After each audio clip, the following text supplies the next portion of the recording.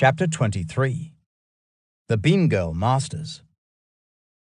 In 2008, it was determined that obsidian tools found at Gobekli Tepe derive from three primary sources, one of them being Gulu Dağ in central Anatolia, where there are several major sources of obsidian, with the other two coming from locations near Bean Girl Mountain. This is a north-south aligned massif, with twin peaks located some 30 miles, 50 kilometers south of the city of Erzurum in the Armenian highlands of eastern Anatolia. A separate survey completed in 2012 determined that another source of the raw material used to fashion many of the obsidian tools and blades found at Gobekli Tepe was Nemrut Dağ, an extinct volcano close to Lake Van, Turkey's largest inland sea, which lies to the southeast of the Armenian highlands. This latest discovery has led to speculation that Gobekli Tepe might have been a cosmopolitan center, a kind of Neolithic Mecca or Jerusalem for people coming from central Anatolia, some 280 miles, 450 kilometers away, and from the Bin Girl Lake Van area, which lies around 200 miles, 320 kilometers to the northeast. Supporting evidence for the cosmopolitan center theory includes the countless flint tools found scattered about Gobekli Tepe's artificial mound, which are hardly likely to have been dropped by the builders. They are everywhere. You cannot help but tread on them. The sheer quantity suggests they are offerings left by visitors across an extended period of time. Clearly, Gobekli Tepe was a center of pilgrimage. However, the presence here of obsidian tools from central Anatolia and the Bin Girl Lake Van area might well have other implications. As we've heard in Mexico, Central Europe, and Greece, obsidian was a prestige item, one endowed with great magical properties, including the ability to produce fire. Its presence at Gobekli Tepe tells us two things. First, that it might have been employed in rituals due to its special qualities, and second, there must have been lines of communication between Gobekli Tepe and the obsidian sources in the Bin Girl Lake Van area.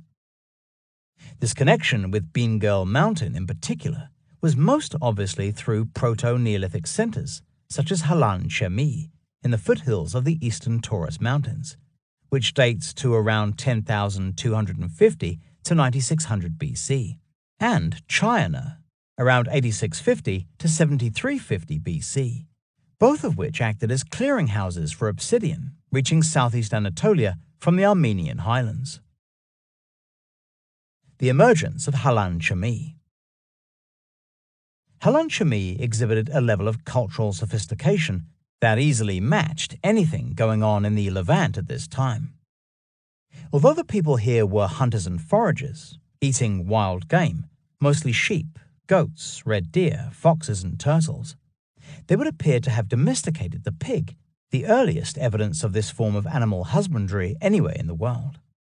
The discovery of a substantial number of stone querns used to grind seeds has led some prehistorians to suggest that the inhabitants of Halan Chemi were engaged in proto-agriculture, or certainly the exploitation of wild cereals. However, very few cereal seeds have been found at the site, casting doubts on this theory. In fact, all the indications are that the main food here, in addition to game meat, consisted of wild lentils, bitter vetch, a type of pea, and nuts. These included pistachios and wild almonds, which had first to be roasted before consumption to remove their toxicity. Evidence of pistachio and almond consumption has also been found at Gobekli Tepe. Excavators at Halan Chemi worked frantically to explore the site from 1991 to 1994, in advance of its disappearance beneath the rising waters of the nearby Batman River, following the construction of a nearby dam. Before its final submergence, they were able to uncover two semi-subterranean circular structures of great significance. Each one was around 20 feet, 6 meters in diameter, with walls faced with sandstone ashlars, as well as stone benches, plastered floors, and central hearths. Archaeologists found inside them a large number of prestige items, including pieces of copper ore and obsidian tools, along with evidence of food preparation, most likely for ceremonial feasts cooked on the hearths. One of the structures contained a massive aurochs skull, which had hung at its northern end, indicating that the building was almost certainly used for cultic purposes. The discovery of this bucranium supports the theory that the north was the preferred direction of orientation of Proto-Neolithic cult buildings, even before the construction of much more complex structures at both Gobekli Tepe and China. Indeed, there is a good case for Halan Shami having some direct bearing on what came later at Gobekli Tepe, as does the basic design and carved art of other cult centers in the region, such as Juf al-Ahmar in North Syria and Gemez Dera in the Jazira Desert of northern Iraq. Halan Shami, where almost half the stone tools found were made of obsidian, is 75 miles, 120 kilometers south-southwest of Bin Girl Mountain, and just under 140 miles, 225 kilometers away from Gobekli Tepe. To date, Halan Shami is the closest known Proto-Neolithic site to Bin Girl, and the sheer amount of obsidian found here has prompted prehistorians to suggest that trade networks must have existed across the region. If so, then Halan Shami was very likely a main distribution center, the raw obsidian arriving here from workshops much closer to the mountain. European takeover.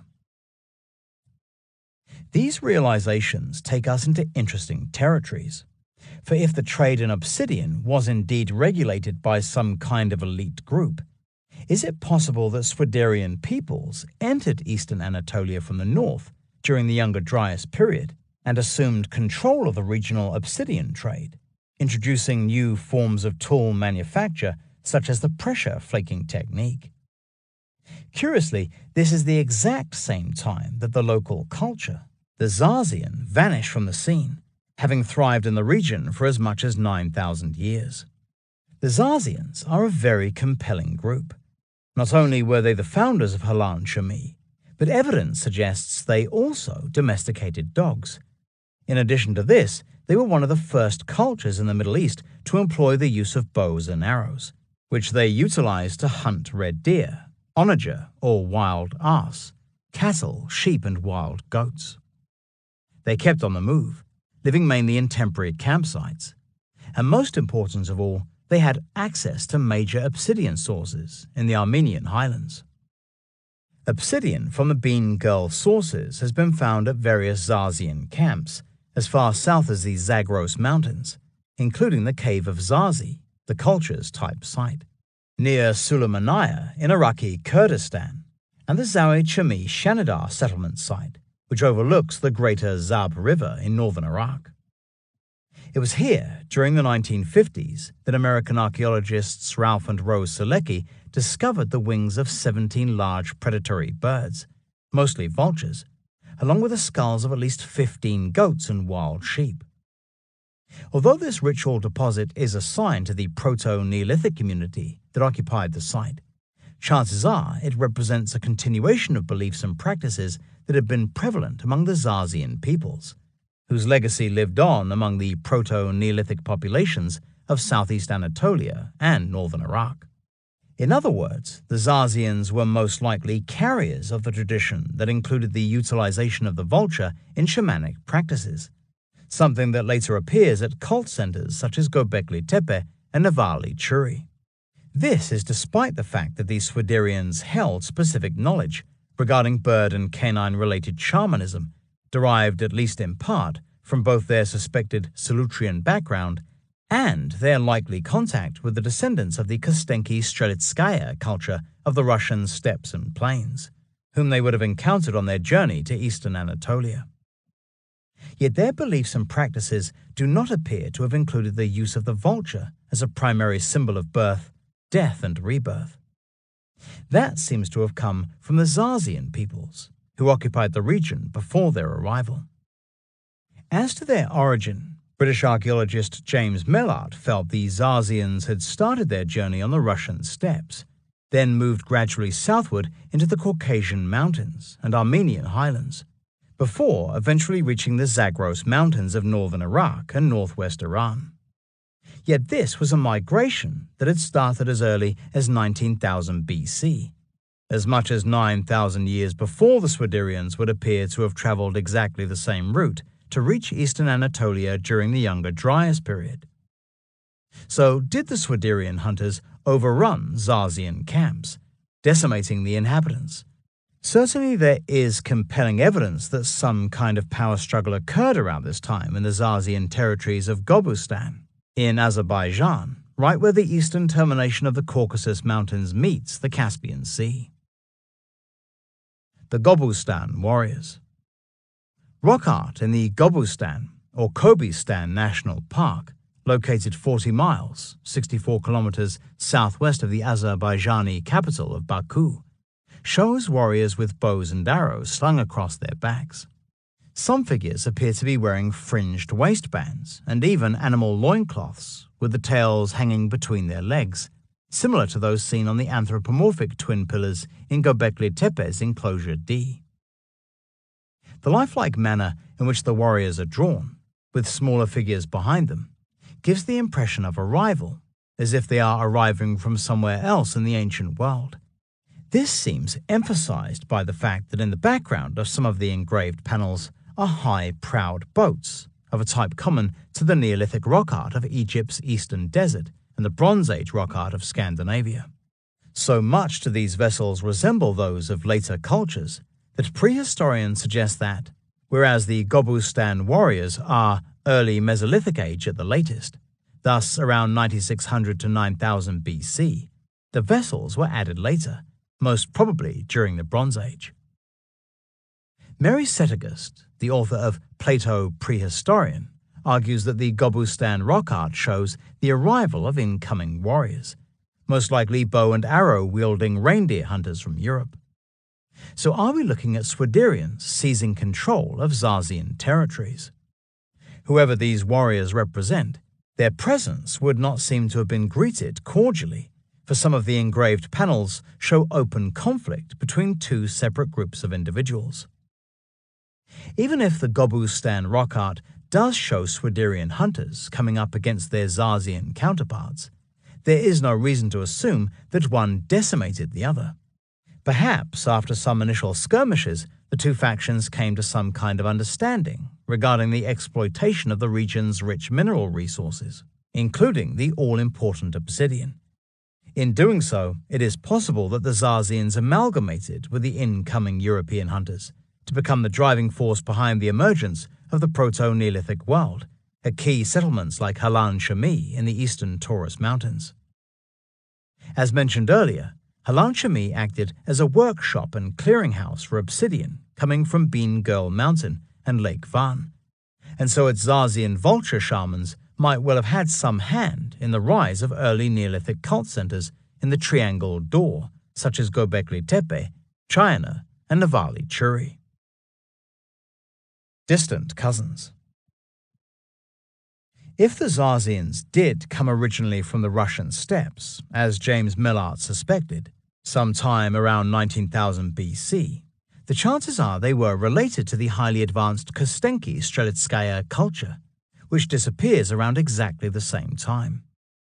So if the Solutreans and their proposed successors, the Swiderians, really were related to the Kostenki Strelitskaya culture, as was proposed by V. Gordon Child, discussed in Chapter 21, then it means the Zazians were in fact distant cousins of the Swiderians, a factor that might just have allowed them to find some common ground.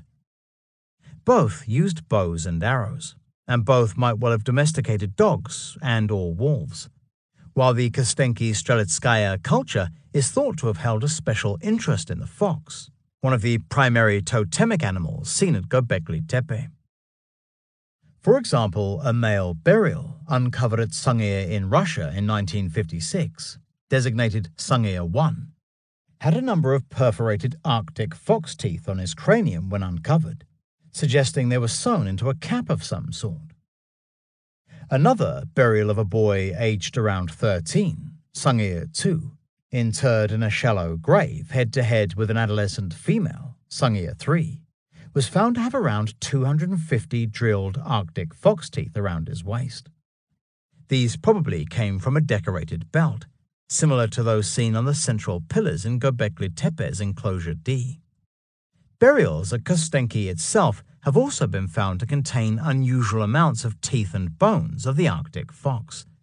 This includes the 150 fox teeth found wrapped around the head of a child, aged about 6 to 7 years old, uncovered at a site known as Kostenki 15.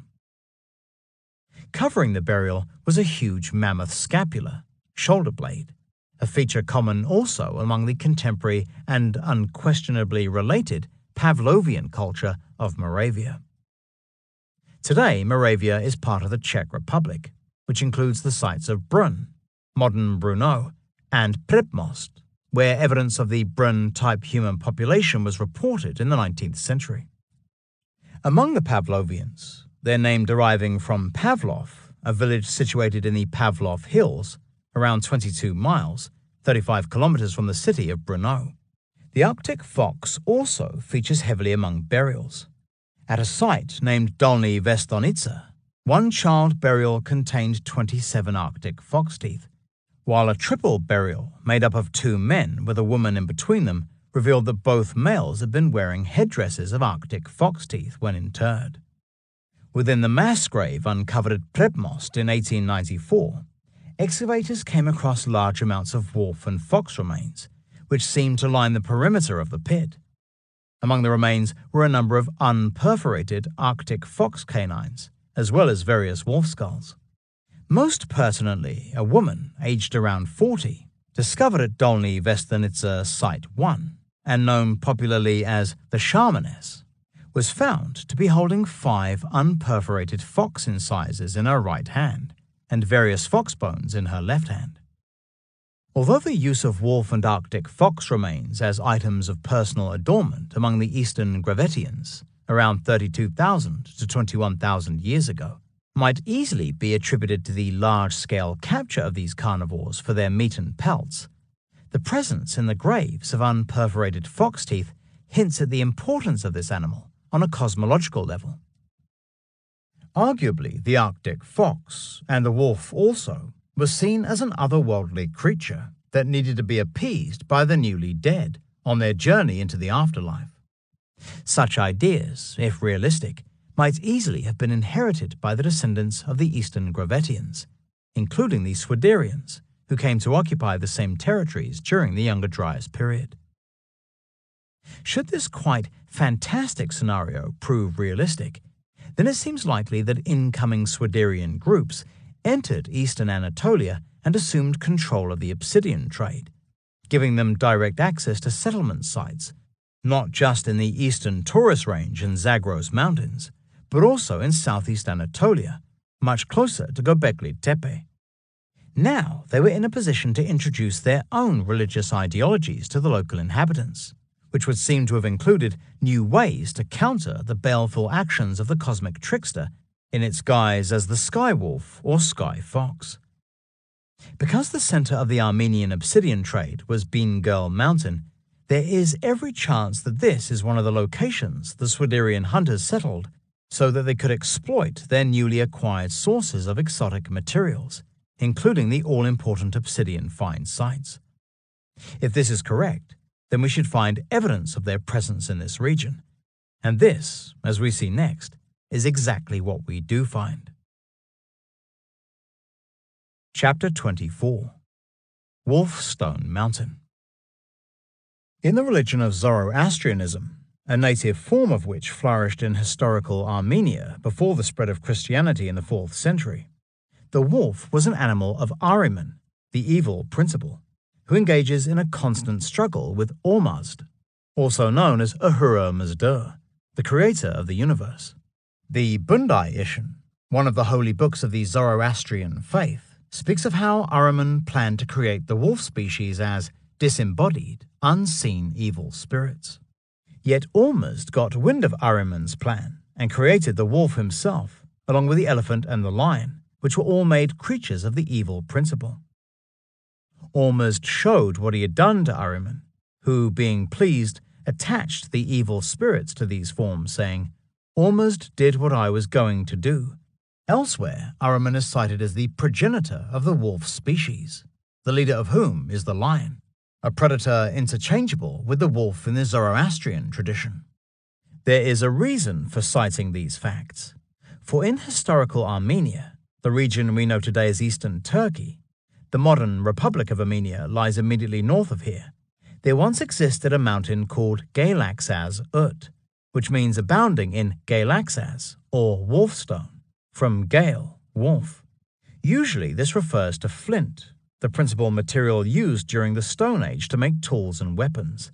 Yet Galaxaz can also mean obsidian, even though in Armenian tradition this black volcanic glass is also known as Satani Elang, Satan's nail, or perhaps Satan's claw.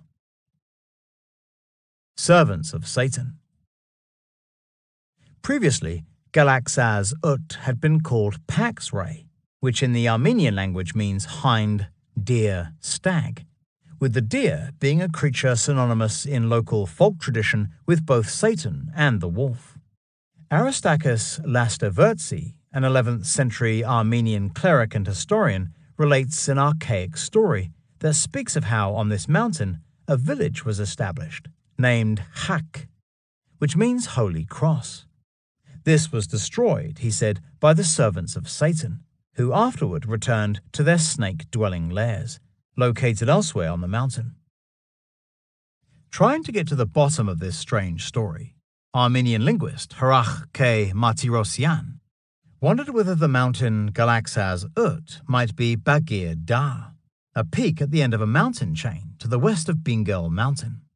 On its eastern side is the ominously named Shaitan Da, Satan's mountain, leading Martisian to ask, bearing in mind that the mountain of Paxray, Galaxaz Ut, is said to be dwelled by servants of Satan in snake-dwelling lairs, one may assume that the devilish fame nature of the mountain is conditioned by the abundance of Galaxaz stones, as is seen in the name of the mountain, and is also reflected in its earlier name, Paxray, if this is indeed identical with Paxray, hind deer.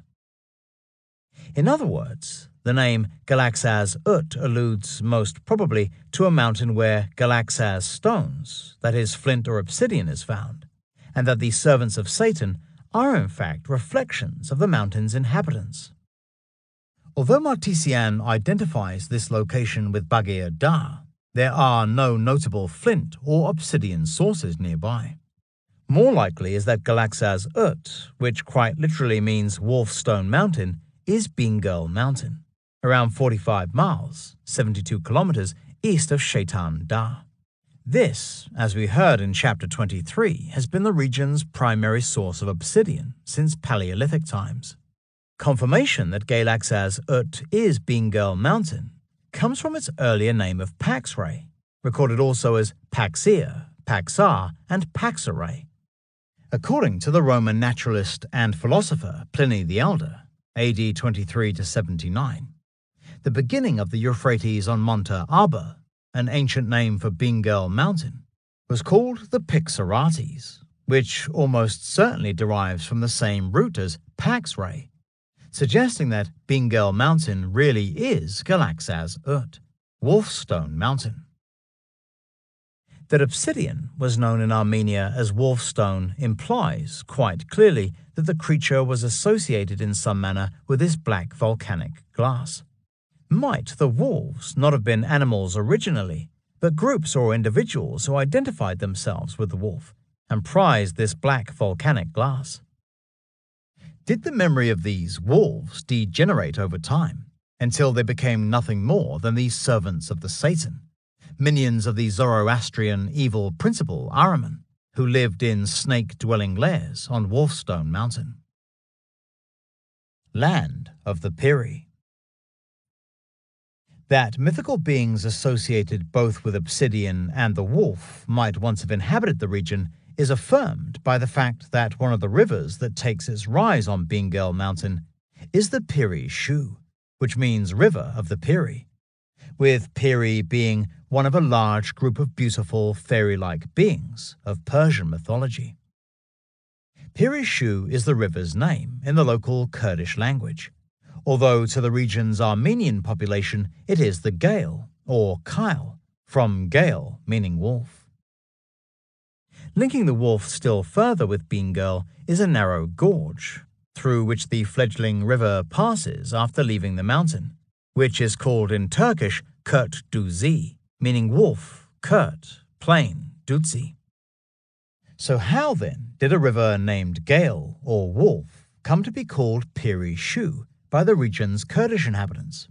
And did this information have any obvious bearing on Bingöl's long association with obsidian? Kurdish folklore asserts that the mountains and valleys around the Piri Shu were once the haunt of the Piri, the offspring of fallen angels in Persian myth and legend. They are said to have been tall, strong, beautiful, superhuman beings that could cohabit with mortal kind. It was even believed that certain communities of Kurds, particularly those that included pale-looking females, were the descendants of the Piri that had mated with mortal kind. According to a Kurd who was born and raised in a rural village close to the obsidian route between Bingöl and Diyarbakir, the Piri were linked to the local obsidian trade in stories once told by the most elderly members of the community. How exactly, unfortunately, has now been lost. Yet the fact that the Piri Shu or Gael River rises on Bingöl Mountain links these various traditions with mythical individuals who might well have been identified not only with the Piri of Kurdish folklore, but also with both the wolf and obsidian. It is even possible that we have here a dim recollection of the arrival in the region of the Swiderian peoples from Central and Eastern Europe. If all this is correct, then how would these European hunters, whose totem animals included the wolf and reindeer, convince the indigenous peoples of southeast Anatolia to embark on the construction of monumental architecture, unlike anything ever seen before in the ancient world? It is time now to examine just how exactly the hunting magic of the Swiderians might have gone on to influence this strange world that emerged at Gobekli Tepe in the aftermath of the Younger Dryas Mini-Ice Age around 9600 to 9500 BC. Chapter 25. Saviors of the World. Polish anthropologist Maria Czaplicka, 1884 to 1921, made a study of the Koryak reindeer herders of Siberia's Kamchatka Krai, which is in the extreme northeast of Russia. A Krai is a federal subject, a political division of Russia. One ceremony she recorded involved the slaughter of a wolf and then the killing of a reindeer. The latter was decapitated and its head and body placed alongside that of the slain wolf on a raised platform. The rite was a sacrifice to Gicholan, the one on high, the Koryak supreme being, upon whom they called to prevent the wolf from attacking the herd. A feast was afterward prepared and eaten, at which the wolf is fed, that is, its spirit was appeased. Czaplicka goes on. The night is spent without sleep, in beating the drum and dancing to entertain the wolf, lest his relatives come and take revenge. Beating the drum and addressing themselves to the wolf, the people say, "Be well, Nimelu Yat Van Vota," and addressing the one on high they say, "Be good, do not make the wolf bad." Yet in answer as to whether this ritual was done to ward off wolves, the Koryak insisted that the animal was not dangerous in its visible state, especially as the northern wolf generally avoids human contact. Czaplicka said it was dangerous only in its invisible anthropomorphic form, that is, as a werewolf, a half-human, half-wolf. With this in mind, she noted that in Koryak tradition, the wolf is a rich reindeer owner and the powerful master of the tundra, and avenges himself, particularly on those that hunt wolves. The reindeer Koryak, who have special reason to fear the wolf on account of their herds, regard this animal as a powerful shaman and an evil spirit. Thus, for the Koryak, the wolf was both a powerful shaman and an evil spirit, a force to be reckoned with on a supernatural level. Wolf Stick Festival. In another ritual celebration practiced by the Koryak called the Wolf Stick Festival, El Horji Chayanwin, A wolf was killed, skinned, and decapitated. Moving across to a hearth, the participants would then place a pointed stick in the ground, to which they would tie an arrow. Alternatively, the arrow was driven into the earth with its point sticking upward. A man would then adorn himself in the wolf skin and walk in circles around the hearth to the beat of a drum played by someone standing nearby. When questioned as to why they conducted this ritual, the Koryak would simply shrug their shoulders and say, "Our forefathers did it this way." The shaman's pole. Chaplika was mystified as to why, during the Wolf Stick Festival, the Koryak stuck a stick in the ground with an arrow tied to it, or used an arrow instead. Yet an explanation is actually quite simple, for it cannot be coincidence that shamanistic practices in Siberia and many other parts of the world involve the erection of a stick or pole that represents the axis mundi, the axis of the earth. The shaman's pole, which can even be the central support of a skin-covered tent, then becomes the means by which the shaman gains entry to the sky world, either by ascending it in astral form or by actually climbing the pole, like some weird circus act in a big top. As Chaplika herself pointed out in connection with the cosmological views of the Chukchi, a Siberian tribe whose territories border those of the Koryak, a hole under the pole star forms a passage from one world to the other, and through this hole, shamans and spirits pass from one to another of the worlds. Such beliefs and practices are likely to have existed in Paleolithic times, and if this is correct, then there is no reason they cannot have survived into the modern era in remote parts of Siberia. The existence of rituals such as the Wolf Stick Festival of the Koryak demonstrates the absolute necessity of a tribal group in countering the malefic intentions of their enemies, not here, but in the spirit world, where they can be confronted head-on by the shamans, who might well take on the mantle of the wolf to deal directly with a feared and respected rival or enemy. Occult battle. These are psychological processes, most assuredly, but it is as well to recall that during the Second World War, British witches and occultists, most famously Dion Fortune, 1890 to 1946, who lived at Glastonbury at the time, became entangled in what they saw as a magical battle of life and death in order to counteract the threat of Nazi Germany to British freedom. Those taking part conducted regular rituals, meditations, and psychic battles to ensure an Allied victory.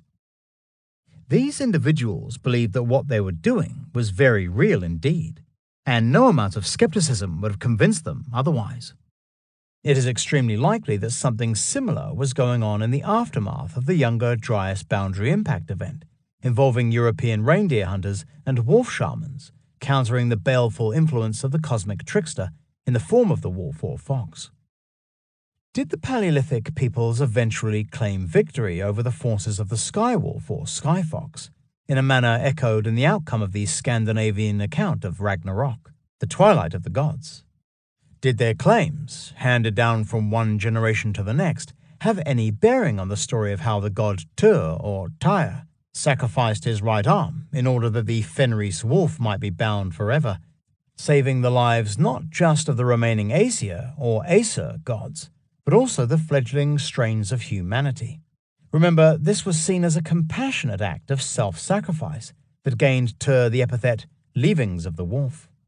Not only was Tyr considered a divine protector of the North Star, or celestial pole, but his symbol, the T-rune, Tivaz, is the outline of an arrow, and, as we heard in Chapter 16, a representation of the vault of heaven held up by the universal column, as well as the Irminsul, or world column of the Saxons that terminates in the pole star. The symbolism is thus the same as the arrow and pole used in the Koryak Wolfstick Festival, with all of it being done to counter the trickster wolf and ensure the future stability of the world. Strange customs of the Sami. Further evidence of this surmise comes from the Sami, the shamanic-based tribal culture, and until fairly recently, reindeer herders who have existed in Finland, northern Scandinavia, and the Kola Peninsula of Russia since Mesolithic times. According to noted Swedish ethnologist Uno Ava, 1882 to 1949, the Sami practiced a strange custom whereby they made sacrifices to a sky god so the sky or the world would not fall down. For this, they erected a forked tree, or tall pole, on the top of which they placed an iron nail, symbolizing the world pillar, next to which an altar was created so that the god could support and keep the world, that it would not grow old and fall from its former position. Ava compared the Sami sky pole with the Irminsul of the Saxons, linking it back to the Tivas rune, which was known both to the Scandinavians and the Germanic peoples. According to an 18th century missionary named Jens Kildal, 1683 to 1767, the Norwegian Sami believed in a high god called Male Men Radian, in whose honor a world pillar, or axis mundi, called Male Men Stitto was erected and smeared with the blood of a sacrificial reindeer oxen. Here we have clear evidence of shamanic rituals taking place among the Sami to preserve the stability of the sky pole or world pillar. The Male Men Stitto was thought to connect with the celestial pole. This was done in order that it might not grow old and fall from its former position, or that the sky or the world would not fall down. That is, so that it would not be destroyed, either through neglect, or might we say through the intrusion of some kind of supernatural agency, such as a sky wolf or sky fox. The reindeer, wolf, and fox are key animals depicted on Sami shaman drums, alongside a central cross variously described as the world tree, Siva Mora, the world pillar, Male Men Stitto, and even the cross of Christ. Finno-Ugric origins. The significant point about the Sami is that they belong to an ethnic group that forms part of the Finno-Ugric language family. Not only is there a relationship between the Finno-Ugric language and both Armenian and Hungarian, but there is evidence also that the Sami inherited traditions from a post-Swiderian culture responsible for the spread of the Finno-Ugric group of languages into Scandinavia, Estonia, and Finland. Thus, there exists some small chance that the beliefs and practices of the Sami owe some debt to those practiced by the Swiderian reindeer hunters, including, we can only assume, shamanic rites to preserve the stability of the sky pole so that the world does not come to an end. With all this in mind, can we go on to imagine Swiderian groups reaching the Armenian highlands in the wake of the catastrophic events that would appear to have affected the world in the 11th millennium BC, and claiming that their hunting magic and their understanding of the sky wolf or sky fox had quite literally brought humankind back from the brink of destruction? Did they offer to reveal how the hunter-gatherers of southeast Anatolia could themselves stabilize the world pillar and counter the baleful influence of the cosmic trickster so that the sky or the world would not fall down? Such speculation might seem crazy, but we have to imagine ourselves in the position of the hunter-gatherers of southeast Anatolia at the end of the Paleolithic Age, and attempt to understand why they might have embarked on mammoth building projects such as Gobekli Tepe.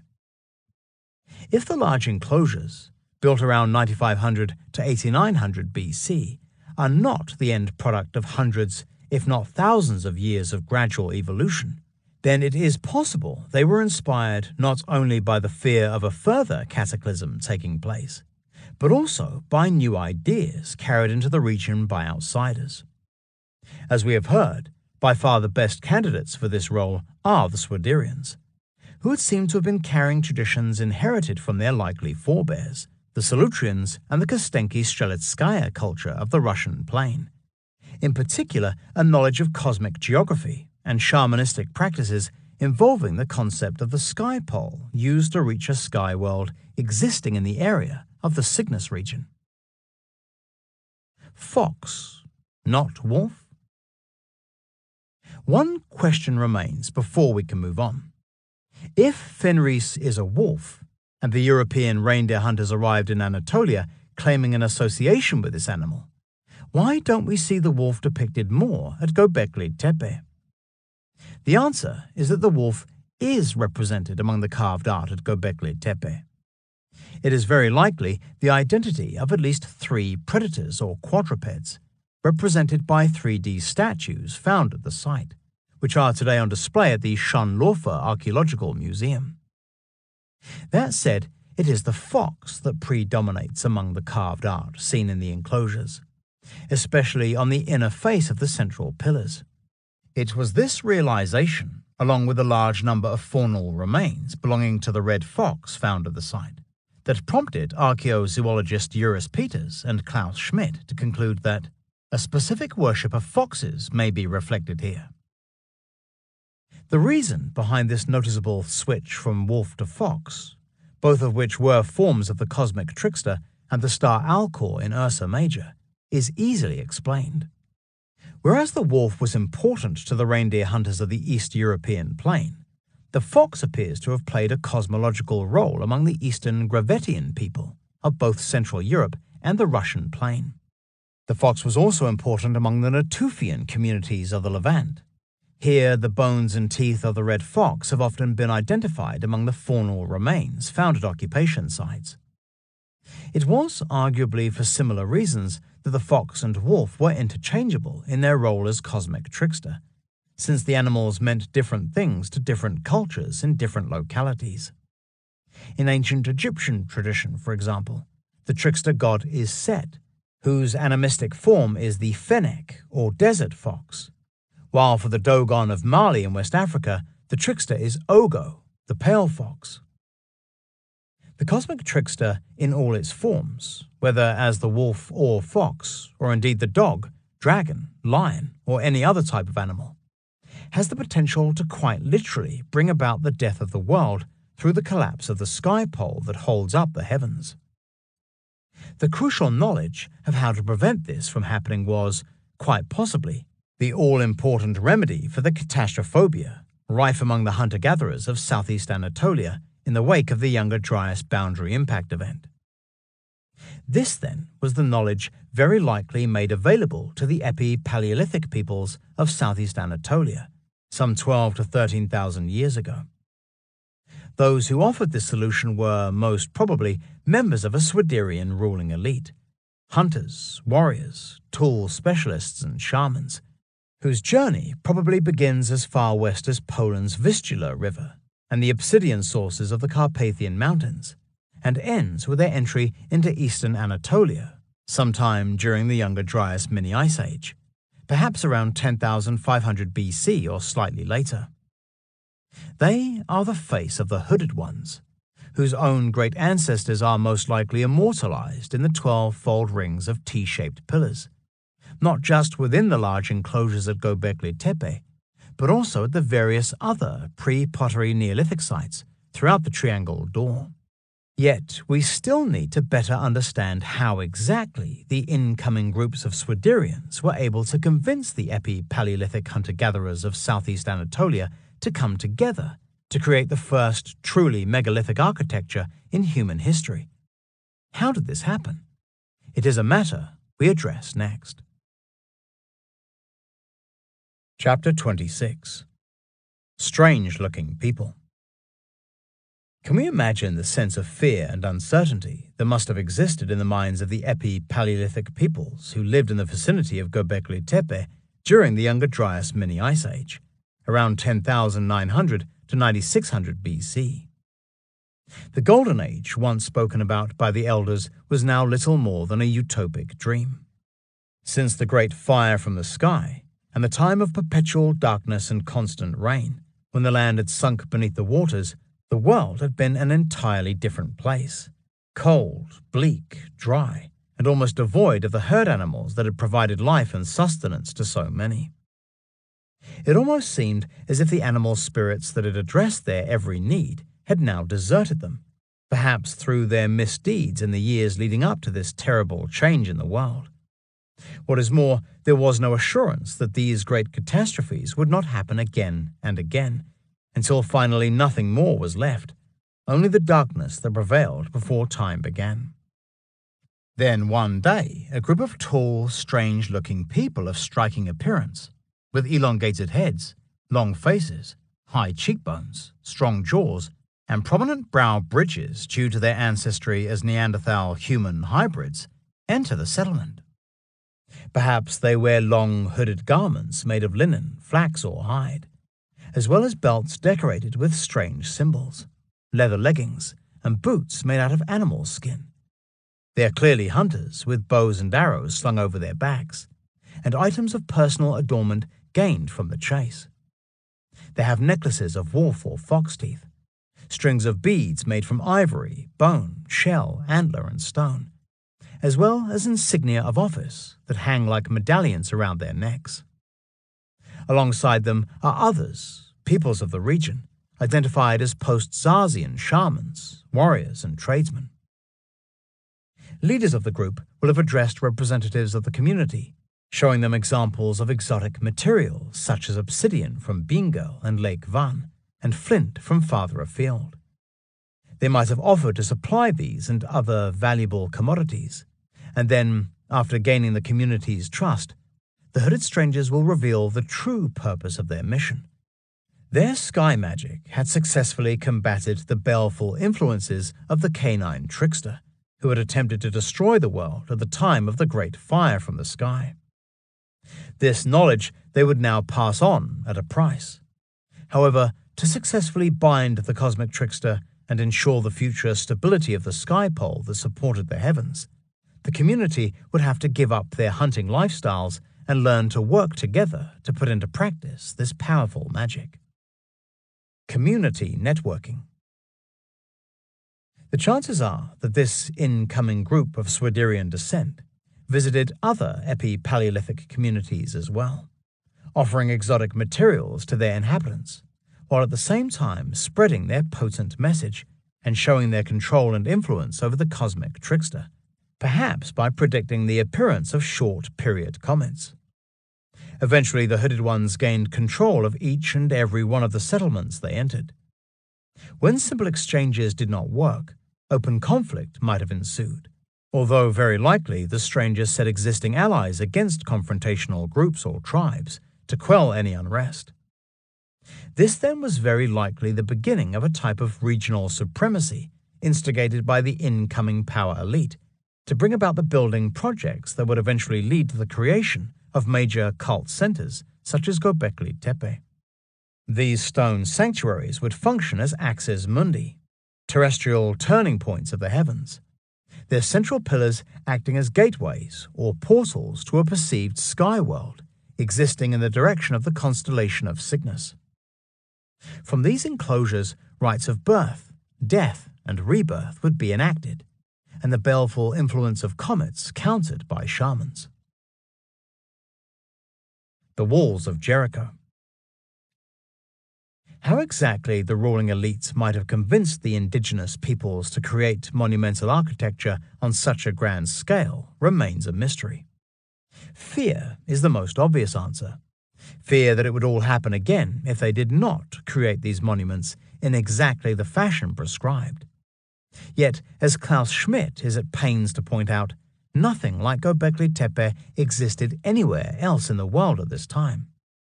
That said, monumental architecture was being built contemporary to the construction of Gobekli Tepe, 420 miles, 675 kilometers away at Jericho, in what is today the Palestinian territories. A Natufian site existed at Jericho during the Younger Dryas period, but it was not until the arrival of a pre-pottery Neolithic A culture that the place was transformed into a major town complex. Very quickly, the inhabitants felt the need to surround the 10-acre, 4-hectare settlement with a stone wall, 10 feet, 3 meters thick, and 13 feet, 4 meters high, which extended around the entire occupational mound for a distance of nearly half a mile, 800 meters. In addition to the Great Wall, the Jericho inhabitants constructed an enormous stone tower, 33 feet, 10 meters in diameter, and 28 feet, 8.5 meters high, accessed through a west-facing doorway that connected with a stone staircase of 22 steps.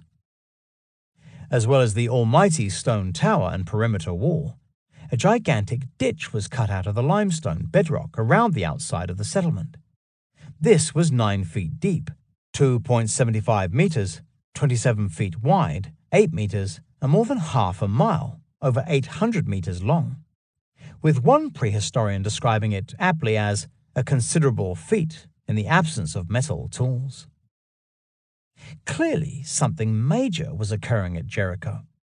The inhabitants seemed eager to keep something out, and it was not simply wild animals or the elements. An aggressor lurked out there somewhere, who was perceived as a potential threat to the well-being and lifestyle of the Jericho population, which numbered in the hundreds.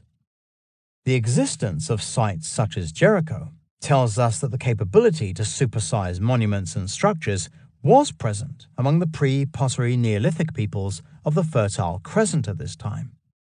Yet, clearly, before the construction of Gobekli Tepe and Jericho, the motivation to create large-scale stone buildings for specific magico-religious purposes was simply not present. Something then changed, and all the indications are that the hunter-gatherers of southeast Anatolia and the Levantine corridor were responding to events happening in their world. And in the opinion of the author, that was the Younger Dryas boundary impact event, and the incredible state of fear it left in the world's human population in its aftermath. However, even then, it had taken the intrusion of a powerful elite of European descent to inspire the creation of monumental architecture with the intent of curbing wide-scale catastrophobia once and for all. Schmidt and the Swiderians. As controversial as these theories might seem, even Klaus Schmidt has had his eye on these Swiderians as being in some way instrumental in what was going on in southeast Anatolia at the commencement of the pre-pottery Neolithic age. Not only does he acknowledge the similarity between the Natufian gazelle hunters and the reindeer hunters of the north, that is, those in Europe, and admit that perhaps there was some kind of connection or communication between the societies of Turkey and those around the Black Sea and the Crimea. But in a paper for the journal Neolithics in 2002, he even names the Swiderians when he writes, "The late Paleolithic Swiderian reindeer hunters of Eastern Europe had a similar hunting strategy to the pre-pottery Neolithic peoples of the upper Euphrates, using the seasonal wandering of reindeer and their crossing of big rivers such as the Vistula, Weichsel." Schmidt obviously recognizes something of the European hunting tradition in the pre-pottery Neolithic world that existed in the lead-up to the construction of Gobekli Tepe and other religious centers in southeast Anatolia during the 10th millennium BC. He singles out the Swiderians as an example of these hunting strategies when he could have mentioned the Hamburgian, Arenbergian cultures of North Germany, the Bromian Lungby cultures of Denmark and Scandinavia, or indeed any one of a number of other Paleolithic hunting traditions that thrived in Europe toward the end of the Upper Paleolithic Age. Why? Was it that he had just read an article on the Swiderian culture and wanted simply to use them as an example of this hunting strategy? Or does he too have a sense of their presence at Gobekli Tepe? The greatest clue is in the German archaeologist's suggestion that perhaps there was some kind of connection or communication between the societies of Turkey and those around the Black Sea and the Crimea. When he said these words to osteoarchaeologist and TV presenter Dr. Alice Roberts, he almost certainly had in mind the incursions of the Polish Swiderian tradition into the Crimean highlands, immediately above the Black Sea. A simple boat journey along its eastern coast, or a gradual migration overland through the Caucasus Mountains and the Armenian highlands, would have brought these European hunters directly into contact with the epi-Paleolithic peoples of southeast Anatolia, and Schmidt knows this very well. However, I suspect that until now he has found nothing concrete at Gobekli Tepe that might help confirm these surmises, despite the fact that worked flints have been found that are more or less identical to Swiderian tanged points. The end of Gobekli Tepe. The world of Gobekli Tepe remains truly bizarre, and so far we have only been able to scratch the surface of what was really going on here nearly 12,000 years ago. Having started with grand structures featuring monoliths 18 feet, 5.5 meters high, the Gobekli builders ended up settling for bathroom-size rooms, with standing stones no more than a few feet in height and communal benches like something you might find in a family-sized jacuzzi. It seems clear that whatever incentive there had been to remain loyal to a particular style and design gradually diminished as the centuries rolled by. It is almost as if the Gobekli builders, although still committed to following an established tradition which included the erection of anthropomorphic T-shaped pillars, were now downsizing in their choice of architectural styles. By the end, they were simply going through the motions, without the original motivation being there anymore. It has been suggested that the entire complex at Gobekli Tepe was buried hurriedly around 8000 BC, as if there was some urgency involved. It has even been speculated that the large enclosures were covered over to protect them from another cataclysm, either a comet strike or some kind of plasma-induced event, brought about by a coronal mass ejection from the sun. As attractive as such disaster scenarios might seem, there is at present nothing that has been discovered at Gobekli Tepe that might support such claims. The site's final decommissioning involved the remaining sanctuaries, cult buildings, shrines, and other structures being buried beneath thousands of tons of imported earth, quarry chippings, and refuse matter. Yet even then, very occasionally, the heads of stones would be exposed by soil erosion and tilling of the land. The rest, however, remained encased within the tell's swollen belly for a full 10,000 years, until Klaus Schmidt realized the site's incredible importance in 1994. We owe him a great debt for bringing back to life this unimaginable stone complex that reveals to us the mindset of our ancestors during an age of uncertainty and change. Yet we cannot end the story here, for even after the final abandonment of Gobekli Tepe, its legacy lived on. And there is every reason to believe that the role its founders and maintainers played in the instigation of the Neolithic Revolution was preserved in the myths and legends of the cultures that thrived in these same regions during much later times. Some of these ancient accounts are still with us today, and it is time now to see how exactly they address the strange world that existed in southeast Anatolia and the Armenian highlands during the formative years of the Neolithic era. As we shall see, they seem to preserve dim echoes of the younger Dryas boundary impact event and the existence of the Hooded Ones, the Swiderian elite whose memory is encapsulated in the rings of T-shaped pillars and twin central monoliths at Gobekli Tepe. For the next part of our journey, the author would like to ask the listener to excuse him as he now switches from a third-person narrative to, where necessary, a first-person delivery that much better fits the quest of discovery that befell him in the wake of an extraordinary sequence of events that will culminate with the finding of Eden itself. Part 5. Convergence. Chapter 27. In the Garden of Eden. The overwhelming aroma of incense hung heavy in the air of the church's darkened interior. Low chanting, almost like a murmuring, filled the open space, where lamps burned, a few candles flickered, and the soft light pouring in through the high windows revealed a strange but compelling sight. Illuminated on the cold stone floor, close to the center of this archaic house of God, was a group of Armenian monks, dressed from head to foot in thick, dark garments. They were the source of the melancholic chanting that continued unabated, like some primal tone, essential to the success of their ritual actions. It was unlike any singing ever heard before, even in the strange secluded monasteries of Mount Athos in Greece. Their combined voices made the whole place seem like a slowly building powerhouse of divine energy. The monks were engaged in a religious ceremony, yet one without any congregation. It seemed to involve the elevation of an object high above their heads, as if offering it up to God to acknowledge its presence here in this monastery. It was an act that had been performed for countless generations to celebrate the gift of eternal life, given to our first parents in the Garden of Eden, but taken away from them at the time of the fall. For these monks believed that their monastery was located on the very spot where the terrestrial paradise could once be found. It was an unerring conviction that, although they could never have realized it themselves, was linked integrally with the location, just a couple of 100 miles away, of the hidden world that would one day be uncovered at Gobekli Tepe, the site of the oldest temple in the world. It was an impromptu dream I awoke from on Wednesday, April 20th, 2011, triggered no doubt by the fact that I had just agreed with a publisher to write a book on the story of Gobekli Tepe and its impact on myth, religion, and the origins of civilization. I had already submitted a detailed synopsis and chapter breakdown, and knew pretty well what I was going to write.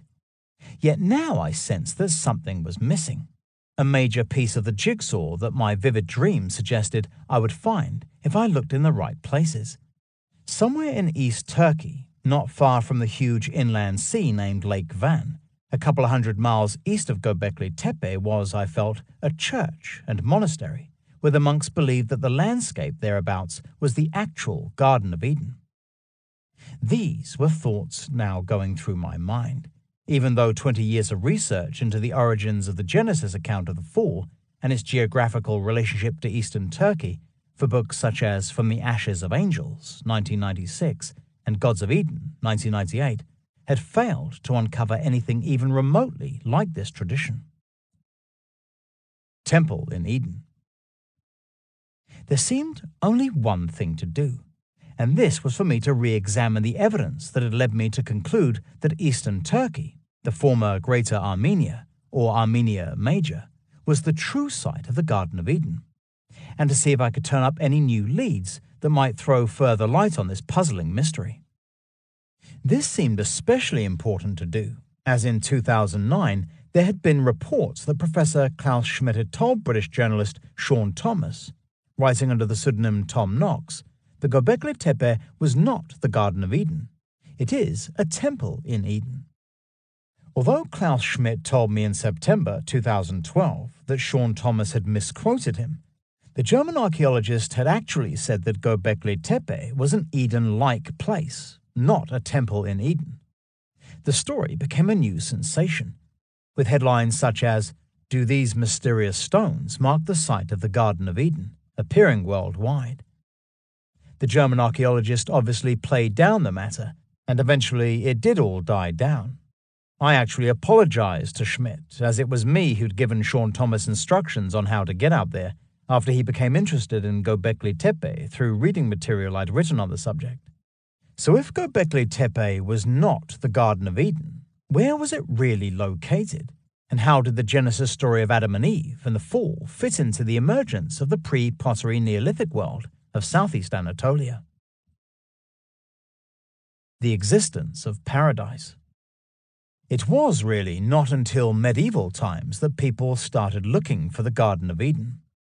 Prior to this time, it was considered a paradisiacal realm created by God for the benefit of our first parents, Adam and Eve, who had lived in a state of perpetual bliss and happiness, not knowing death, pain, or hunger. Yet when they committed the original sin by eating of the tree of knowledge of good and evil, and knew immediately that they were naked, God removed paradise from the reach not only of our first parents, but also of humanity as a whole. Never again would humans gaze upon the garden until the final judgment, when all righteous souls would be reunited with God in the heavenly paradise. In other words, there was no point looking for Eden, as it had no material presence in the mundane world. In fact, so detached from the physical world was it considered to be, that some medieval theologians and church leaders thought that God had removed it to the vicinity of the moon. Even if paradise had existed in a material sense, there was no way it was accessible to humankind. It existed as a place beyond physical existence, almost like a parallel world, guarded by angels called cherubim, whose flaming swords protected its entrances with an impenetrable wall of fire. This was the manner in which paradise was portrayed on medieval maps of the world, as a walled garden surrounded by fire, existing just beyond the eastern limits of the Eurasian landmass. Adam and Eve, the serpent of temptation, the tree of good and evil, and the cherubim with flaming swords would all be present, as if to remind the onlooker where humanity might now be if the original sin had not been committed. Those church leaders or theologians who did propose that the Garden of Eden might once have had a physical existence would be informed that, if this were the case, then it would have been destroyed in the Great Flood, according to the Genesis account. This all-encompassing deluge engulfed the entire earth, right to the highest mountaintops. Only Noah and his family survived, by taking to the ark and eventually finding the sole piece of land that God had set aside to remain above water. And it was from here that the world began anew. The Great Reform. These were the generally accepted views that the Church of Rome held regarding the existence of paradise, and very few scholars or church leaders dared challenge these opinions for fear of being branded as heretics. It was not until the religious reforms of the 16th century and the birth of Lutheranism and Protestantism that attitudes began to change regarding the concept of paradise. This was helped by the discovery of the American continent, which confirmed that the known world was not surrounded by an expanse of water, beyond which there was nothing. A realization that led eventually to the abandonment of the long-held belief that the world was flat. The Earth was a globe, and every part of it could be mapped and explored without fear of falling off into an abyss that existed beyond God's creation. So everything in the world became more tangible and fixed, and even the inspired word of God transmitted through the prophet Moses to create the Pentateuch, the first 5 books of the Old Testament, became subject to question for the first time. Church leaders, travelers, and cartographers began now to find firm geographical clues in the Bible that revealed the true location of the Garden of Eden, which many now concluded had existed in the Bible lands themselves.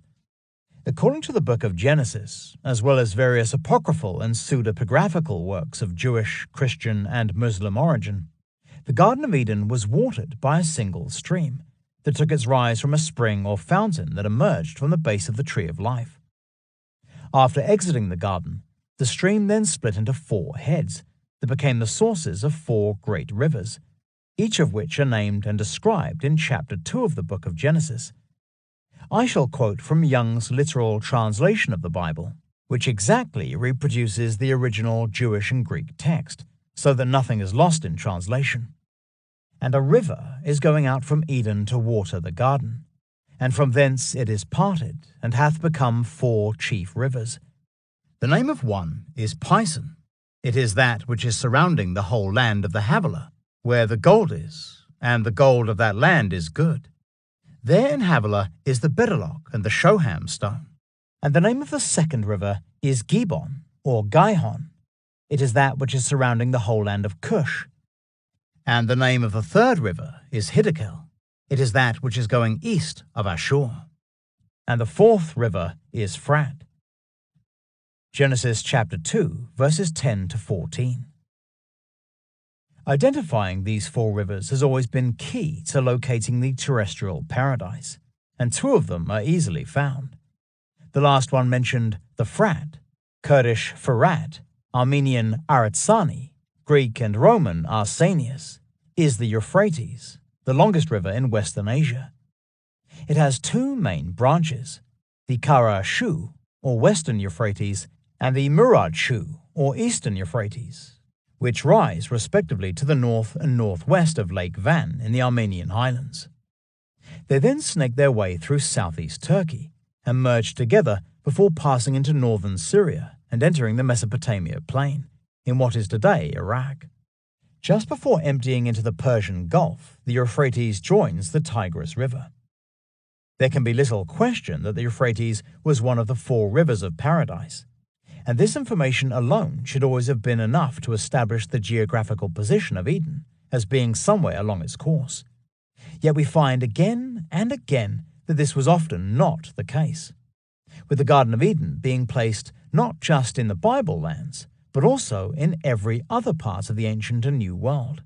Ceylon, the Americas, Equatorial Africa, Australia, and even the North Pole have been proposed as the setting for the terrestrial paradise, based on arguments that seem more related to personal theories and the beauty of the place than to the facts presented in the Genesis account. The Hiddekel. Another river of paradise easy to identify is the Hiddekel, which flows to the east of Ashur, that is, Assyria, in what is today northern Iraq.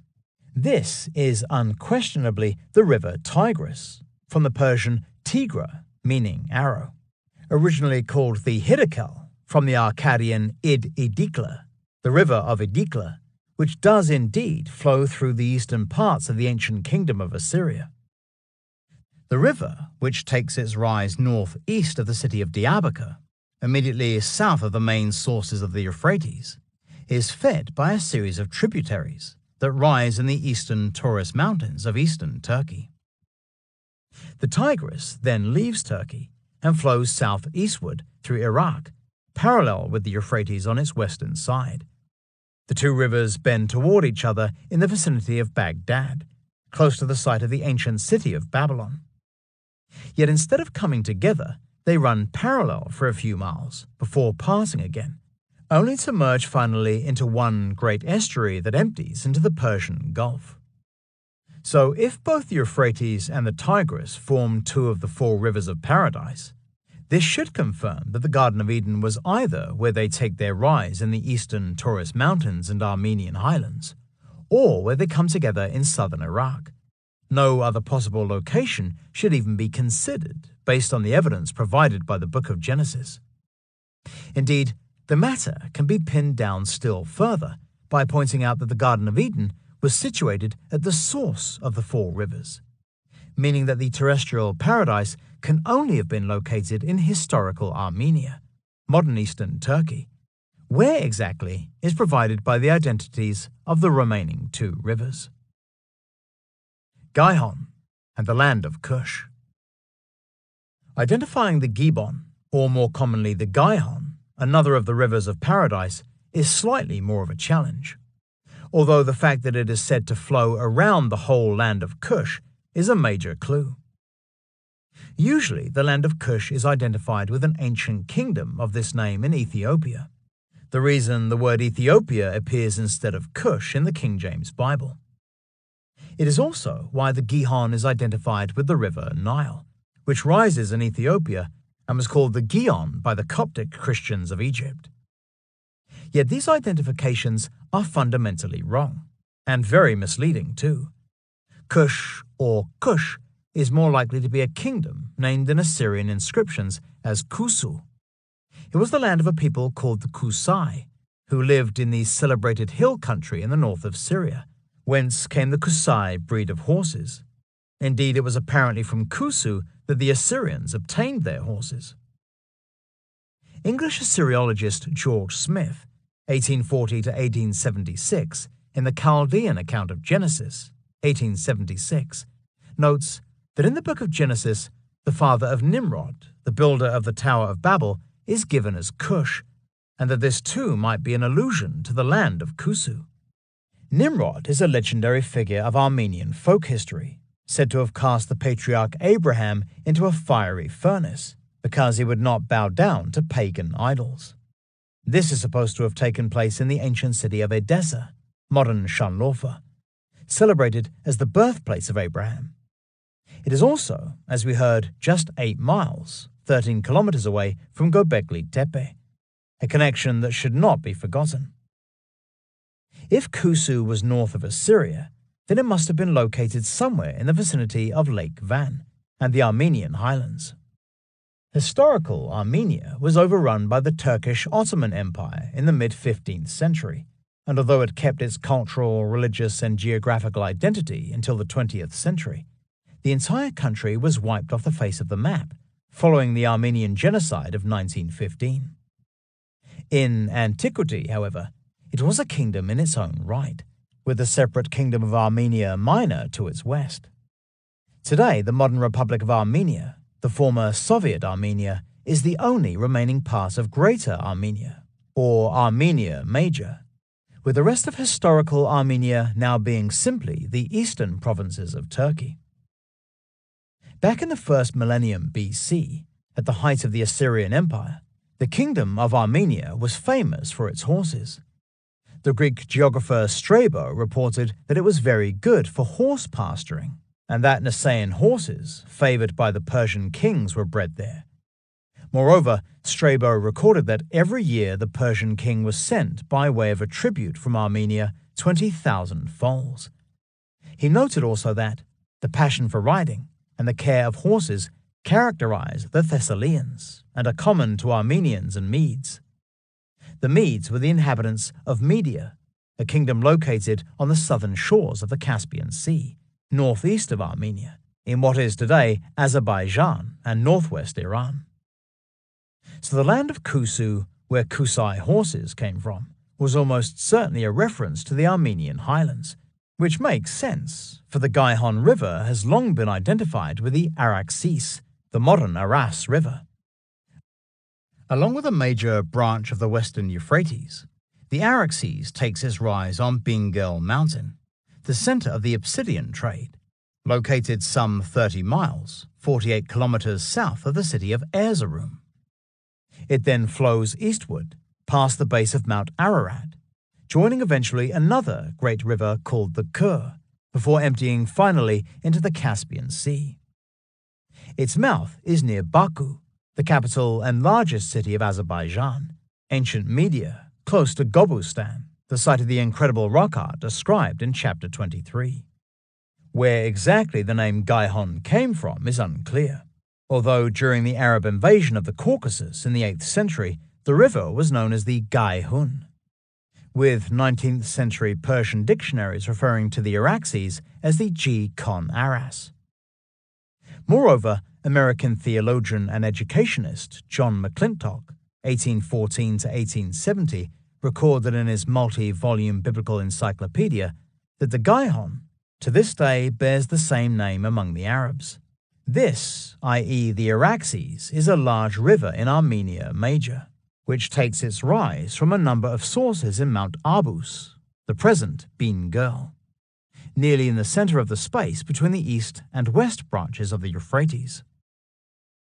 Strangely, not only was the Araxes identified with the Gaihon by Dutch philologist and scholar Hadrian Rieland, 1676 to 1718, more than 300 years ago, but he also proposed that the land of Kush, through which it passed, was the country of the Kusai of the ancients, a perceptive observation that is almost certainly correct. So from the evidence provided so far, we can be pretty certain that if one specific location is being identified as the site of the terrestrial paradise, then it is the Armenian highlands, where the Euphrates and Araxes take their rise, with the source of the Tigris just a short distance to the south. In search of the Pison. The final river of paradise, called the Pison, or Pishon, is a little more tricky to identify, so the clues offered by the book of Genesis are worth examining a second time. The name of the one is Pison. It is that which is surrounding the whole land of Havilah, where the gold is, and the gold of that land is good. There is the Bedelak and the Shoham stone. To begin with, the land of Havilah is completely unknown, although Havilah as a personal name also appears in the book of Genesis, where it is cited, like Nimrod, as being a son of Cush, Genesis chapter 10, verse 9. If these names are, as seems possible, references both to kingdoms and their founders, then the fact that Cush is synonymous with the land of Kusu, an ancient name for Armenia, suggests that this is where we should look for the Pison River. The land of gold.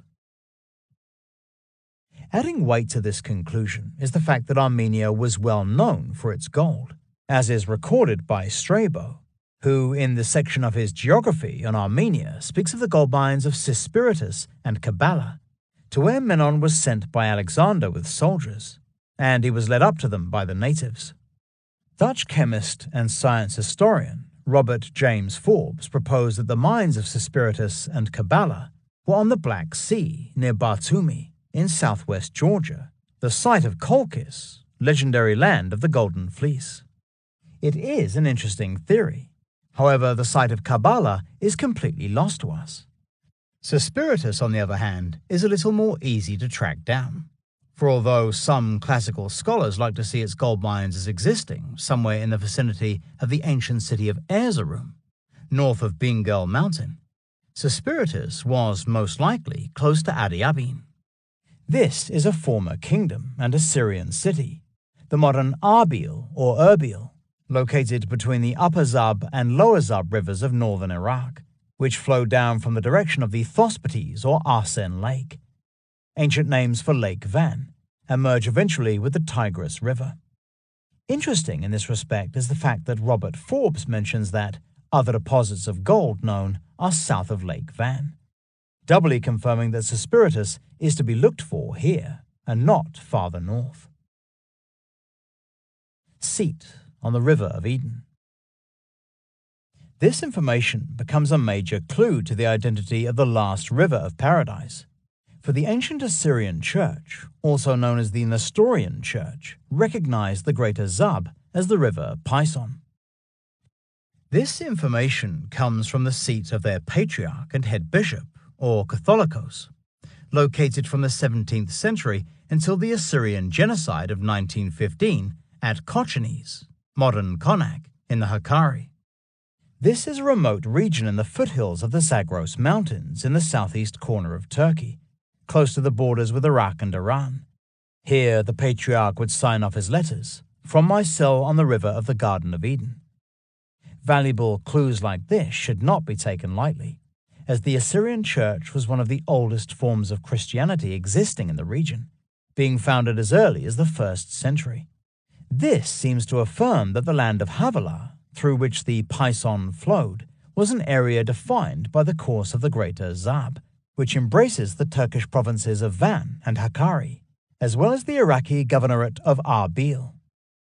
The Bedalock that we are told was found in the land of Havilah can easily be identified as a resinous exudation, produced by shrubs of the Astragalus genus, called gum tragacanth or Astragalus manna.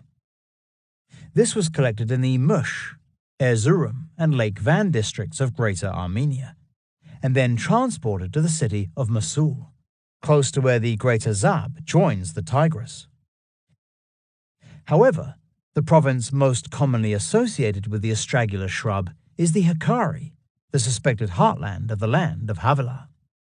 As for the Shoreham stone mentioned in the Genesis account, this is probably a reference either to onyx, its usual identity, which is found in the Ararat district of Armenia, or to obsidian, which was very often confused with onyx in ancient times.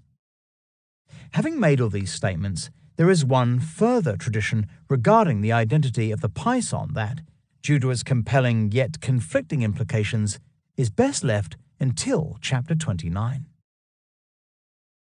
Reland's choice.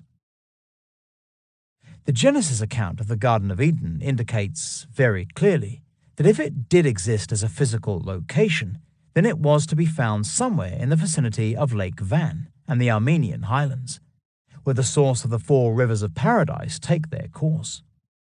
It is a conclusion that anyone can achieve simply by following the clues on offer, and it was something that Dutch scholar Hadrian Reland worked out at the beginning of the 18th century. However, having identified the Euphrates, Tigris, and Araxes as 3 of the rivers of paradise, he chose to correlate the final one, the Pison, with the Pharses, a river mentioned in ancient Greek sources, which is usually associated with the Rion or Rioni, which rises in Georgia and empties into the Black Sea. Choosing the Pharses as the Pison pulls the imaginary epicenter for the terrestrial paradise much farther north, toward the northern extremes of the Armenian highlands, whereas identifying the Pison with the Greater Zab places the epicenter much farther south, close to the northern edge of the plain of Mush, which separates the Armenian highlands from the eastern Taurus Mountains to the south. Was this where I would find the Armenian monastery, where, according to my dream, the monks believed they served God in the Garden of Eden itself? As we shall see next, the Mush Plain becomes one of the most likely candidates for the site of the terrestrial paradise, Information that, although available long ago, has not stopped theologians and scholars from locating Eden everywhere but where the four rivers of paradise take their rise. Chapter 28. The Fountain of Paradise. The book of Genesis' description of the four rivers of paradise indicates very strongly that the Garden of Eden was located in historical Armenia, modern-day eastern Turkey, with the epicenter being somewhere in the vicinity of the enigmatic plain of Mush, a vast expanse of congealed lava created across tens of thousands of years by the outpouring of the various volcanoes that surround it. After crumbling to dust, the lava was transformed into a rich soil that has made Mush one of the most fertile regions in eastern Turkey, noted in the past for its wheat and tobacco. Vineyards were also once numerous, with a fair wine apparently being produced. The Plain of Mush. The plain itself lies at a height of just over 4,100 feet, 1,250 meters above sea level, and is approximately 40 miles, 64 kilometers in length from east to west, and 10 miles, 16 kilometers broad. Visible at its eastern end is the extinct volcano Nemrut Dağ, Mount Nimrod, which takes the form of a gigantic caldera, half a mile, 800 meters in diameter, within which is an enormous crescent-shaped lake. Obsidian from Nemrut Dağ has been found at Gobekli Tepe. The Murad Shu, or Eastern Euphrates, cuts right across the plain, dividing it in two, before vanishing into a narrow gorge at its western end. This creates a pass through the eastern Taurus Mountains, along which the somewhat hazardous road to Diyarbakir winds its way. This was the old Obsidian route from Bingöl and Lake Van to the various Proto-Neolithic and pre-Pottery Neolithic centers, such as Halan Shami, Chayana, Nivali Churi, and of course Gobekli Tepe. Another gorge at the plain's southeast corner forms a pass through the eastern Taurus Range, providing access to the university city of Bitlis, ancient Bagesh, and Lake Van, while another pass, carved out by the Murad Shu, opens the way north toward Bingöl, both the town and the mountain, beyond which is the old Armenian city of Karen, modern-day Erzurum. Monastic foundations. Some miles to the northwest of the town of Mush, the capital of the province of the same name, are the remains of Sub Karapet, or more correctly, Sub Havanis Karapet Vank, the monastery of St. John the Baptist. Before its destruction at the time of the Armenian genocide in 1915, it was a major place of pilgrimage, with Christians coming here from all over Armenia to venerate holy relics belonging to John the Baptist. According to tradition, Armenia's great crusading churchman, Gregory the Illuminator, built the monastery on the site of important pagan temples destroyed by him and his army at the beginning of the 4th century. Today, Sub Karapet, which from old pictures looks more like a fairy tale castle than a monastery, is little more than a few pathetic walls in the middle of a bustling Kurdish village, which has long since lost interest in its rich Armenian heritage. Apparently, several monasteries were once to be found on the plain of Mush, which formed part of a royal kingdom called Taran or Terubaran, where Armenian Christianity had its beginnings, even before the arrival of Gregory the Illuminator in the 4th century. I could find information about just one other notable monastic ruin in the area, and this was Sub Arakelots, Holy Apostles, located in a mountain valley southeast of the town of Mush. However, an examination of what was known about Sub Karapet and Sub Arakelots, or indeed any of the other monasteries that once existed in the region, did not in any way feel similar to what I had seen and experienced in my dream. The Tree of Life. Yet the more I recalled the strange ceremony taking place inside the gloomy church interior, the more I became convinced not only that the Eden Monastery existed, but that the monks there had been elevating an object of great spiritual value. It had been removed from a plain wooden box that acted as a reliquary, a relic holder, As to the nature of the relic, this seemed to be a blackened piece of wood, like a short, round section of a tree branch, some 2.5 inches, 6 centimeters in diameter, and 7 to 8 inches, 18 to 20 centimeters in length. Initially, I thought the monks might have identified this relic as a piece of the tree of knowledge of good and evil, which the Genesis account tells us was to be found in the Garden of Eden. However, this did not sit right with me, and very quickly I realized that I had this wrong. The relic was in fact thought to be a fragment of the tree of life, the other tree in the Garden of Eden. That felt absolutely right, especially as I had seen it being elevated during a ritual that seemed to celebrate life itself. The monks, I suspected, believed that simply possessing this holy relic invoked a sense of the eternal life that Adam and Eve experienced before their expulsion from the Garden of Eden.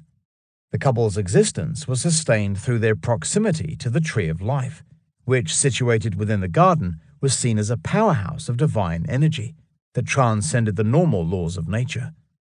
Yet without the benefits of the tree of life, Adam and Eve, along with all their descendants, were doomed to suffer mortality in all its ugly ways, a just punishment for committing the original sin, or so the book of Genesis tells us. That the monks of the monastery drew some kind of spiritual power from what they saw as a fragment of the tree of life made absolute sense. Combining the religious potency of this relic with the fact that the monastery was thought to have existed in the Garden of Eden would only have increased their faith in what they believed they were achieving here in this spiritual powerhouse. No wonder I could so vividly recall this archaic ritual that must have taken place before the assumed destruction of the monastery at the time of the Armenian genocide. I sensed strongly that the monastery in question existed somewhere in the vicinity of the plain of Mush. It was a perfect setting for the Garden of Eden, especially as high mountains surround it on all sides, and from these come streams that feed all 4 rivers of paradise. Finding other Edens. Despite this information, the most often quoted solution regarding the whereabouts of the Garden of Eden stems from the somewhat puzzling conclusion first proposed by influential French theologian and pastor John Calvin, 1509 to 1564, that the terrestrial paradise was located in the vicinity of Basra, in southern Iraq. Here the Euphrates and Tigris rivers were once thought to have come together and then parted again to form all 4 rivers of paradise. The fact of the matter is that although these 2 great rivers do indeed converge here to form the Shatt al-Arab waterway, into which flows Iran's Karen River, which some take to be the Gihon, this hardly fits the evidence offered for the location of the Garden of Eden in the book of Genesis. Others have suggested that the 4 heads of the rivers of paradise refer to their mouths, meaning that we should be looking for the Garden of Eden where the Euphrates and Tigris empty into the Persian Gulf. This has prompted all sorts of complicated theories involving now vanished rivers, with the most persuasive being that the Pison once ran through Arabia's Wadi al-Rumah, emptying into the Persian Gulf, close to the Shatt al-Arab waterway. As far-fetched as these claims might seem, they remain the most popular theories regarding the true site of the Garden of Eden. More incredible still is the view that the holy city of Jerusalem is the terrestrial paradise, based on a few brief references in the Old Testament comparing the city to the Garden of Eden, along with a Jewish legend that speaks of Jerusalem as the center of the world. Once again, this is not simply the belief of lay people, but the opinion of theologians and historians, even though Jerusalem is located nowhere near any of the easily identifiable rivers of paradise. These theories have been put forth despite the fact that Armenian scholars have for many years attempted to convince the outside world that the terrestrial paradise was located in their historical homeland. Their arguments go unnoticed because they are usually written in Russian Armenian, which very few non-Armenians can read. Even when their work is published in English, something is lost in translation, resulting in very few people taking it seriously. The Reverend Marmaduke Carver. Yet, as we have heard, Westerners do occasionally conclude that the area around the sources of the 4 rivers of paradise constitutes the most likely site of the Garden of Eden. Dutch scholar Hadrian Rieland worked this out at the beginning of the 18th century, although he was certainly not the first to do so. One of the earliest individuals to come to the same conclusion was the rather grandly named Marmaduke Carver. He died in 1665. A former rector of Harthill in South Yorkshire, his fascinating work on the subject entitled A Discourse for the Terrestrial Paradise, aiming at a more probable discovery of the true situation of that happy place of our first parents' habitation, was published posthumously in 1666, 1 year after his death. Having learned that the Reverend Marmaduke Carver had identified the site of the Garden of Eden as Armenia Major, I decided to find out more about the churchman's life and theories, so went in search of him and his book, beginning with his former parish of Harthill near Sheffield. Yet here, in the local parish church, I found no mention of him, other than his name entered into a long list of rectors from medieval times to the present day. One thing I did manage to establish was that toward the end of his life, Carver had spent much of his time in the city of York, just 60 miles, 97 kilometers from Harthill. Here he had become chaplain to Sir Thomas Osborne, afterward Duke of Leeds, High Sheriff of the county, delivering sermons in York Minster, the city's famous cathedral. More significantly, I found that on his death in August 1665, Carver's body had been laid to rest in the south aisle of the cathedral choir. So after leaving Harthill, I travelled to York Minster, hoping to find some evidence of Carver's gravesite. Yet no evidence of his interment remains today, not even the wall plaque that marked the spot. This was obviously a great disappointment, so after sitting down briefly in the choir area to meditate on what I should do next, I made the decision to visit the York Minster Library, located within the cathedral grounds. Here I was finally able to find out a little more about the fate of Marmaduke Carver's memorial plaque. Originally, it had borne an inscription in Latin, written by James Torr, an early historian of the Minster, but this had been destroyed during restoration work in 1736. It was subsequently replaced with a new plaque, its inscription now in English. This, however, along with the site of Carver's grave, has since been lost due to subsequent restoration work in the South Aisle. Mercifully, both versions of the inscription have been preserved. As you can see, it is a fitting epitaph to the churchman's life and work, in particular his search for the terrestrial paradise. Reader, if you love piety, if you know how to value learning, you should know what a treasure lies under this stone. Marmaduke Carver, formerly rector of the Church of Harthill, but very well versed in chronology and geography, an accomplished linguist, a fine speaker, the man, to wit, who pointed out to the world the true place of the terrestrial paradise, yet in death made of the object of his admonitions the celestial paradise, which he recommended to the praise of his hearers to attain, which we are filled with great longing. He was translated on this day of August 1665. During his stay in York, Carver had apparently spent much of his time conducting research for his book in the Cathedral Library, which is the largest of its kind in the country. It has a collection of around 120,000 volumes, 25,000 of which were printed before 1801, including 115 incunabula, tracts printed before 1501.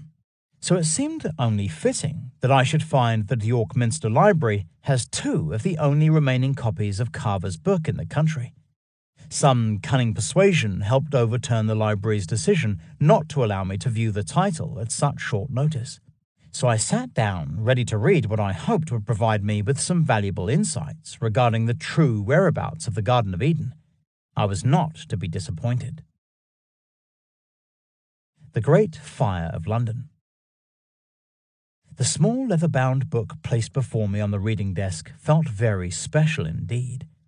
It was printed in April 1666 by James Flesher of London, and sold by one Samuel Thompson, at the Bishop's Head in St. Paul's churchyard. Now, it is important to conjure a vision of the time, for 1666 was the year of the Great Fire of London, which burned from the 2nd to the 5th of September and started in a bakery in Pudding Lane. This is just over 1,000 yards, 1 kilometre away from St. Paul's Cathedral, where Samuel Thompson had his bookshop at the sign of the Bishop's Head, probably located in the inn's thoroughfare. So unless this copy of Carver's book had sold in the months leading up to the fire, it must have been among the stock salvaged after the fire had swept through St. Paul's churchyard, razing the old cathedral to the ground. I almost expected the book to exude a residual aroma of smoke and fire as I began to digest Carver's findings on the true location of the terrestrial paradise. A mere utopia.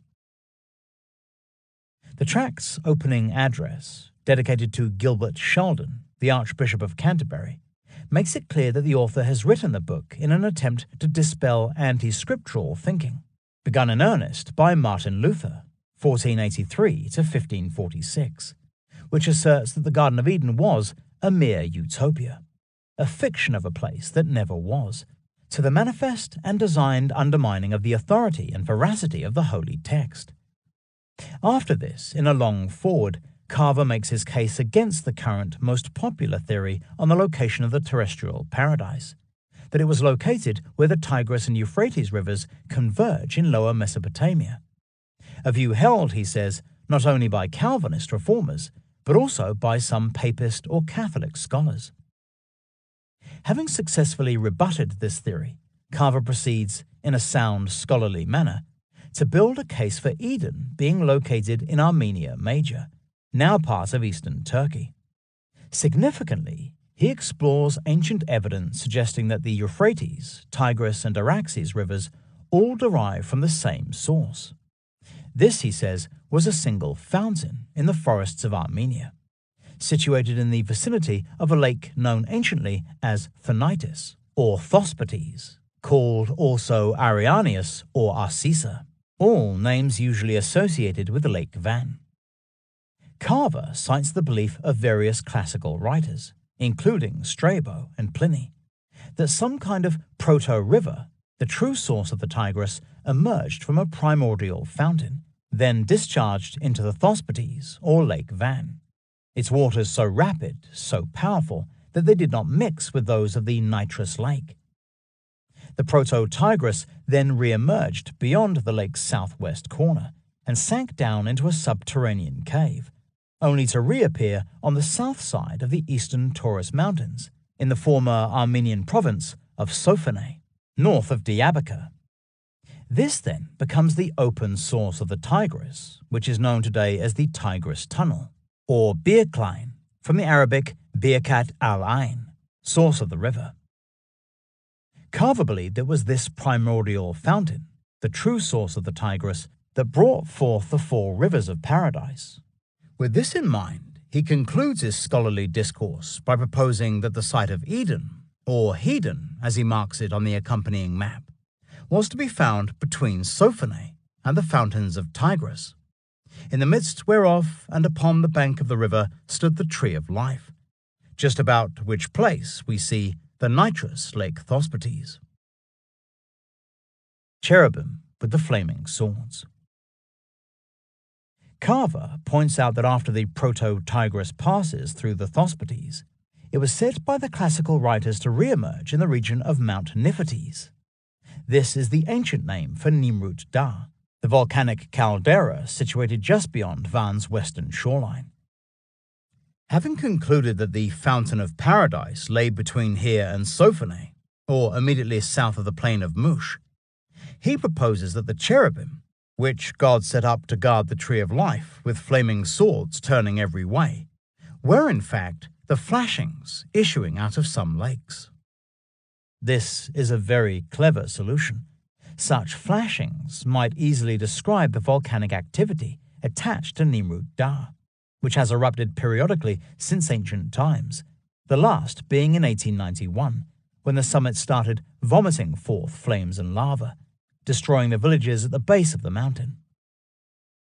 On this same matter, the Reverend W. A. Wigram and Sir Edgar T. A. Wigram, in their book The Cradle of Mankind, published in 1914 following their celebrated travels in Kurdistan, eastern Turkey, northern Syria, northeast Iraq, and western Iran, observed, "It is held by many commentators that the site of the Garden of Eden was near modern Van and Bitlis, round about the headwaters of the Euphrates, the Tigris, the Araxes, and the Zab? If so, then the Garden of Eden now lies buried beneath the lava of these volcanoes. And where could we find fitter antitypes of the cherubim with the flaming swords?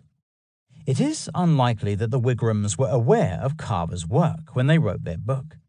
However, their statements suggesting that the volcanoes, as natural boundaries to the Garden of Eden, were themselves the cherubim wielding the flaming swords, echo Carver's thoughts completely. And if the Garden of Eden is not encased in volcanic lava, then it could equally have drowned, for an old Armenian legend asserts that it lies at the bottom of Lake Van, where it has been since the time of the Great Flood. This conclusion reflects the medieval belief that even if a terrestrial paradise had once existed, then it would surely have been destroyed at the time of the flood, which covered everything to the height of the highest mountains. Carver's Map of Paradise. Turning next to Marmaduke Carver's detailed, though rather fantastic map of Greater Armenia, we see the terrestrial paradise marked under the Latin legend Hedon Regio Quae et Anthi, Eden region and caves. These words are sandwiched between the Thospotes, or Lake Van, in the east, and Sophene in the west. Indeed, the inscription appears in the vicinity of the eastern Taurus Mountains, which lie immediately beneath the plain of Mush, with Eden deriving most probably from the Akkadian word Edenu, Sumerian Eden, meaning plain or steppe. Having said this, a recent academic trend sees Eden as stemming from the West Semitic root dun, meaning to enrich, make abundant, which remains possible, although less likely. Mount Abus. Passing across Thospotes Lake on Carver's map are two parallel lines that run north-south, representing the Proto-Tigris flowing unaffected through its waters. They continue as dotted lines beyond the lake's northern shores, indicating that this is the incoming subterranean river alluded to in the writings of classical writers, such as Strabo and Pliny, and that at its source was the primordial fountain, which all four rivers of paradise took their course. Geographically, the lines originate from between a line of mountains, one of which is marked with the legend Abus Mons.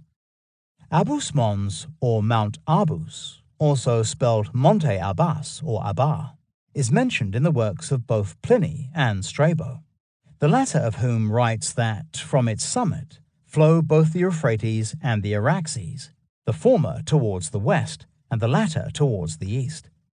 This can only be a reference to Bingöl Mountain, of which it is said the Araxes rises near Erzurum, Turkey, in the Bingöl Dağ region. There is only a low divide separating it from the headwaters of the Euphrates River.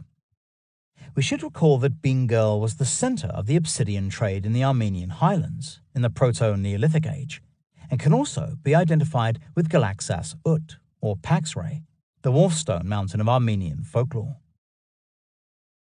The source of many rivers.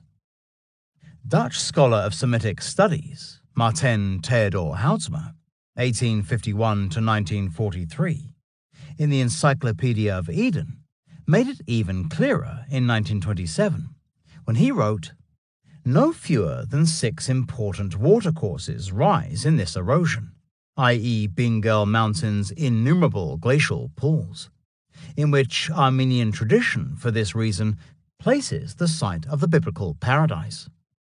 These watercourses are broken down in the following manner. In the northwest is the source of the Araxes. In the west is the Tuzla Shu, which becomes a major branch of the western or northern Euphrates, and the Bingöl or Piri Shu, which, as we heard in chapter 24, was known to the native Armenian population as the Gale or Wolf River. It too rises on the west side of Bingöl Mountain, then heads off in the direction of Begir and Shaitan Dağ. In the southwest part of the massif rises the Gunuk Shu, in the south the Chabugar Shu, and in the east and northeast the Kinis Shu. The last 4 mentioned rivers, including the Piri Shu, all join the eastern or southern Euphrates. What was it that led the Reverend Marmaduke Carver to conclude that the primordial fountain that gave rise to the four rivers of paradise existed in the same mountain range as Abus Mons? In other words, Bingöl Mountain. Was he aware of Strabo's reference to Abus Mons as the source of both the Euphrates and the Araxes?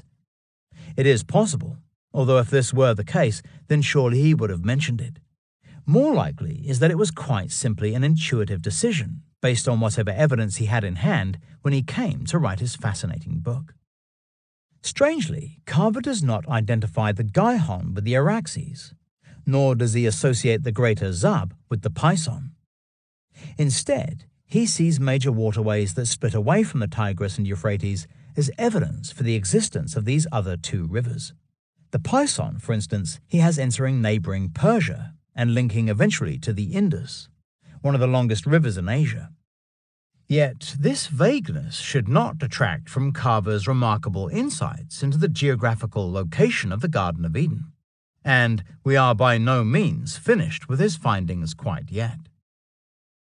I felt the need now to focus my efforts more toward Bingöl Mountain, the Abus Mons of antiquity, in an attempt to better understand why Carver believed that here, somewhere, was the primordial fountain of life, and why the Dutch scholar Maarten Houtsma concluded that this was the site of the biblical paradise. Chapter 29. The World Summit. Bingöl is a Turkish place name that means 1,000, bin, lakes or springs, girl, an allusion to the many mountain streams that take their rise from the glacial lakes that grace its summit. In the Armenian language, Bingöl Mountain is known as Bürrakan, which means a million, bir, bür, eyes, akan, a reference once again to the countless springs or eyes that take their rise on its summit. Although in Chapter 33 I'll give you a clearer interpretation of this Armenian name. Bingöl is mentioned also in Armenian texts under the more enigmatic name of Mount Sermants, or Sermanch. Again, in Chapter 33 we'll discuss the meaning of this name. Described as Ktar-e-Kri, the summit of the earth, or the world summit, or indeed the top of the world, from which flowed the four rivers to the four corners of the world.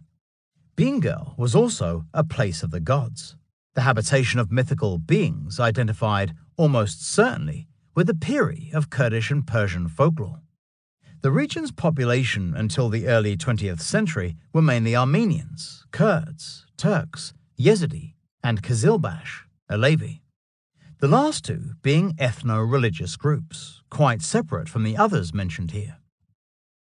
Very probably the Judeo-Christian belief in the four rivers of paradise flowing out of the Garden of Eden is simply a variation of the cosmic mountain theme, preserved in connection with Bingöl Mountain by the Armenian inhabitants of the region. It was probably for this reason that Maarten Houtsma in 1927 noted that Armenians considered it the site of the biblical paradise, which, if correct, should be extended southward to include the plain of Mush, the proposed site of the Garden of Eden itself. Having said this, we know that the Genesis account of the earthly paradise describes real rivers, three of which, the Tigris, Euphrates, and Araxes, were considered to take their rise from the same primordial fountain that existed somewhere in the vicinity of the Bingöl Massif.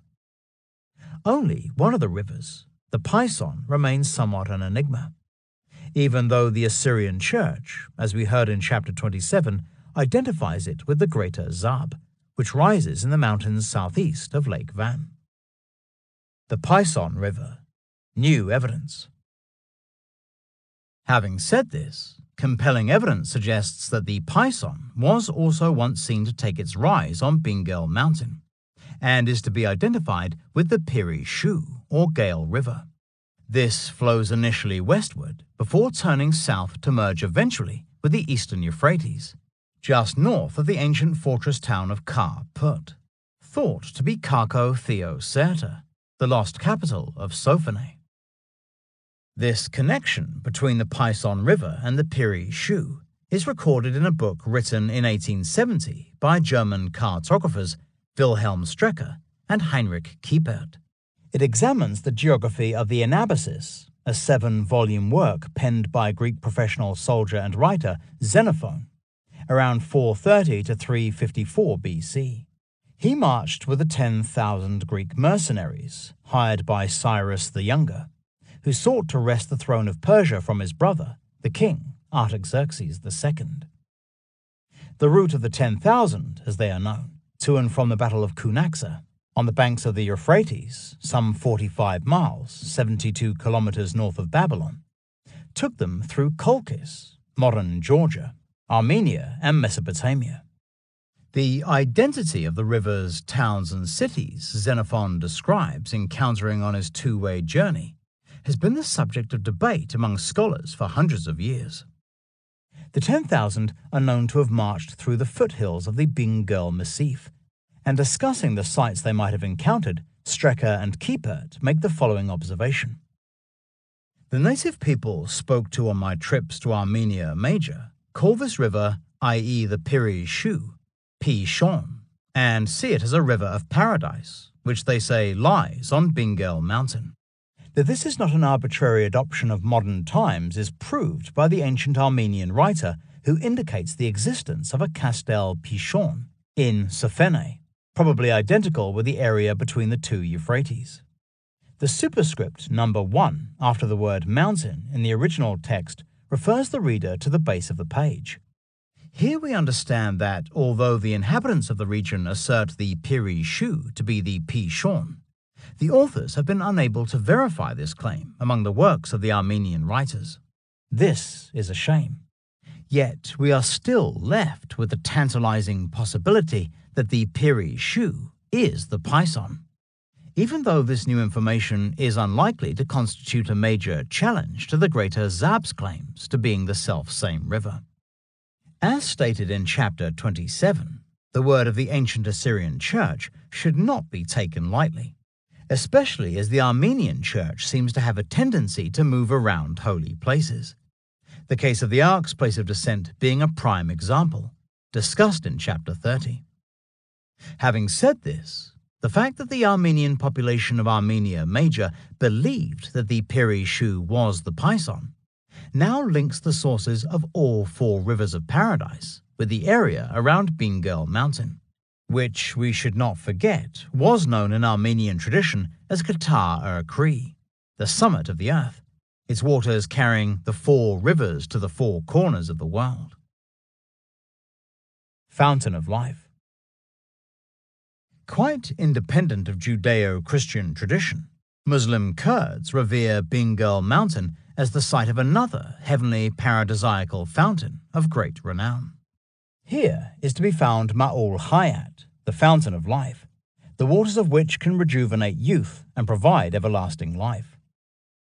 According to popular legend, Alexander the Great, called in Persian Iskandar and in Turkish Zulkarnain, meaning the horned one or the two-horned, a reference to the ram horns on his helmet, traveled to the land of darkness, beyond the setting sun, in search of the fountain of life, which is said to exist in the north beneath the pole star. His guide and vizier on the journey was the mysterious Al-Hudr, a wise man. However, when they came to a fork in the road, both men went in different directions. Only Al-Hudr ended up finding the fountain of life and drinking from its waters, or eating a fish that swims in the fountain in another version. Even though Al-Hudr waited for Alexander to catch up, the fountain disappeared as he approached. Al-Hudr also then vanished, having been granted immortality by Allah.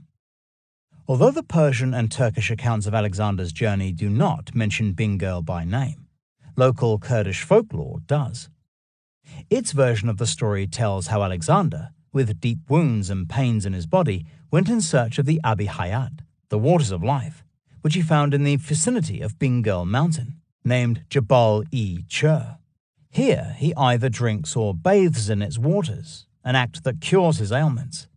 In honor of this miracle, Alexander chooses a spot on a nearby river and builds a castle called Chapak-Chur, this being the old name for the town of Bingöl, which lies a short distance from the mountain. Al-Hudr, the green one. Al-Hudr, called in Turkish Hazir, means the green one. He features in the Holy Quran, as well as in Persian literature and various non-Islamic sources, as a mysterious figure, an ever-youthful servant of Allah, who appears at the right moment to avert a disaster or rectify a fatalistic situation. There are many accounts of people who encounter a bearded holy figure, only to find afterward that it was Al-Khadar. He is a saint and a holy man, as well as the spiritual head of the Sufi movement, the so-called Qutb, the intermediary between Allah and humankind. He is also identified with Saint George and shares the same feast date as him, which is April 23rd. Some even see the presence of Al-Khadar in the proliferation of carved foliate heads, or green men in Norman churches and cathedrals. The cult of Enki. Al-Khadar himself was originally most probably a deity belonging to Mesopotamian myth and legend. Very likely he is linked with Enki, the Sumerian god of creation, water, and intelligence, known in the Akkadian and Babylonian language as Ea. In art, Enki is generally shown as a human figure wearing a horned helmet, with streams of water emerging from his shoulders like twin fountains. Within the flow, fish swim upstream, like salmon trying to reach the source of a river. These twin streams represent the Tigris and Euphrates, over which Enki presides as god of Eridu, an ancient Mesopotamian city located on the shores of the Shatt al-Arab waterway, where the two rivers come together before emptying into the Persian Gulf. However, there is no reason why Enki should not also have been connected with the sources of these mighty rivers. In Sumero-Akkadian mythology, the Tigris and Euphrates were said to take their rise from a primordial water source, a subterranean lake that was the source of all sweet water, called the Abzu, also written Apsu, which came under the patronage of Enki. In his Semitic form as Ea, Enki was venerated in Urartu, the ancient kingdom that thrived between the eastern Taurus Mountains and the Armenian highlands during the last quarter of the second millennium BC, and the first half of the first millennium BC, under the name Haya or Haya. His importance at that time is preserved in Armenia's Persian name, which is Hayastan, and also in its original Urartian name, which is Hayasa. Even today, the Armenian name for Republic of Armenia is Hayastani Hanrapatutiun. This indicates very strongly that this region, which includes Bingöl Mountain, was formerly associated with the cult of Haya, or Ea, the patron of the Tigris and Euphrates rivers, which, as we have heard, emerged as twin streams from his shoulders. In Armenian folklore, Haya was transformed into the culture hero Haik, who was said to have slain Bel, a titan and king of Babylon, synonymous with the biblical character Nimrod. Tradition asserts that before the battle, Haik visited Bingöl Mountain, and here immersed his sword in the icy waters of one of its glacial lakes in order to sharpen it. After Haik had killed Bel on the shores of Lake Van, the titan's body was apparently buried on the summit of nearby Nimrut Dar, which is named in honor of Nimrod. Dilmun, Garden of the Gods. Enki, Ea or Haya were associated with a mythical location called Dilmun, a kind of garden of creation, inhabited by him and his wife in an act that initiated a sinless age of complete happiness, where animals lived in peace and harmony, humans had no rivals, and the god Enlil in one tongue gave praise. It was also a pure, clean, bright abode of the immortals, where death, disease, and sorrow were unknown, and some mortals were given life like a god. One text describes Dilmun as a place where the raven did not croak and wolves and lion did not devour their prey. Even though Dilmun was a name given by the Sumerians to the island of Bahrain in the Persian Gulf, originally it was a mountainous region that overlooked the Mesopotamia basin. One text speaks of the mountain of Dilmun, the place where the sun rises. Some texts refer to Dilmun as the land of cedars. A Mehdad Izadi, professor of Near East Studies at New York University, has successfully shown that this is a reference not to distant Lebanon, the country normally celebrated for its cedar forests, but to the upper Zagros Mountains, as far north as Lake Van. Cedar forests grew here in abundance until the end of the Neolithic area, when they were cut down and used by the Sumerians and Akkadians to build their towns and cities, which thrived down on the Iraqi plain. The Dimli Kurds. The Bunda-Ishan, the holy book of the Zoroastrians, actually locates a place called Dilaman at the headwaters of the Tigris, while the archives of the Assyrian Church, located in the ancient city of Arbil in northern Iraq, refer to Bet Delamai, the land of the Dalamites, as existing in the same region. The Dalamites were a Kurdish tribal dynasty whose original homeland was Dalamon, or Dilamon, a region of the Armenian highlands, where their modern descendants, the Dimila or Dimli Kurds, live today. Their actual territory extends from the city of Erzincan and the province of Tenjele in the west, across to the Murad Shu, or eastern Euphrates, in the east. It is an area that includes Bingöl and the northern parts of the plain of Mush, making it clear that the geographical location of the terrestrial paradise appears to be synonymous with the Mesopotamian concept of Dilmun, the two most likely deriving from the same culture that once saw the region as the location of the Abzu, the primordial water source that fed every river, lake, and sea in the ancient world. The Dimli Kurds are a distinct ethnic community with very few connections to the Muslim Kurds of the region.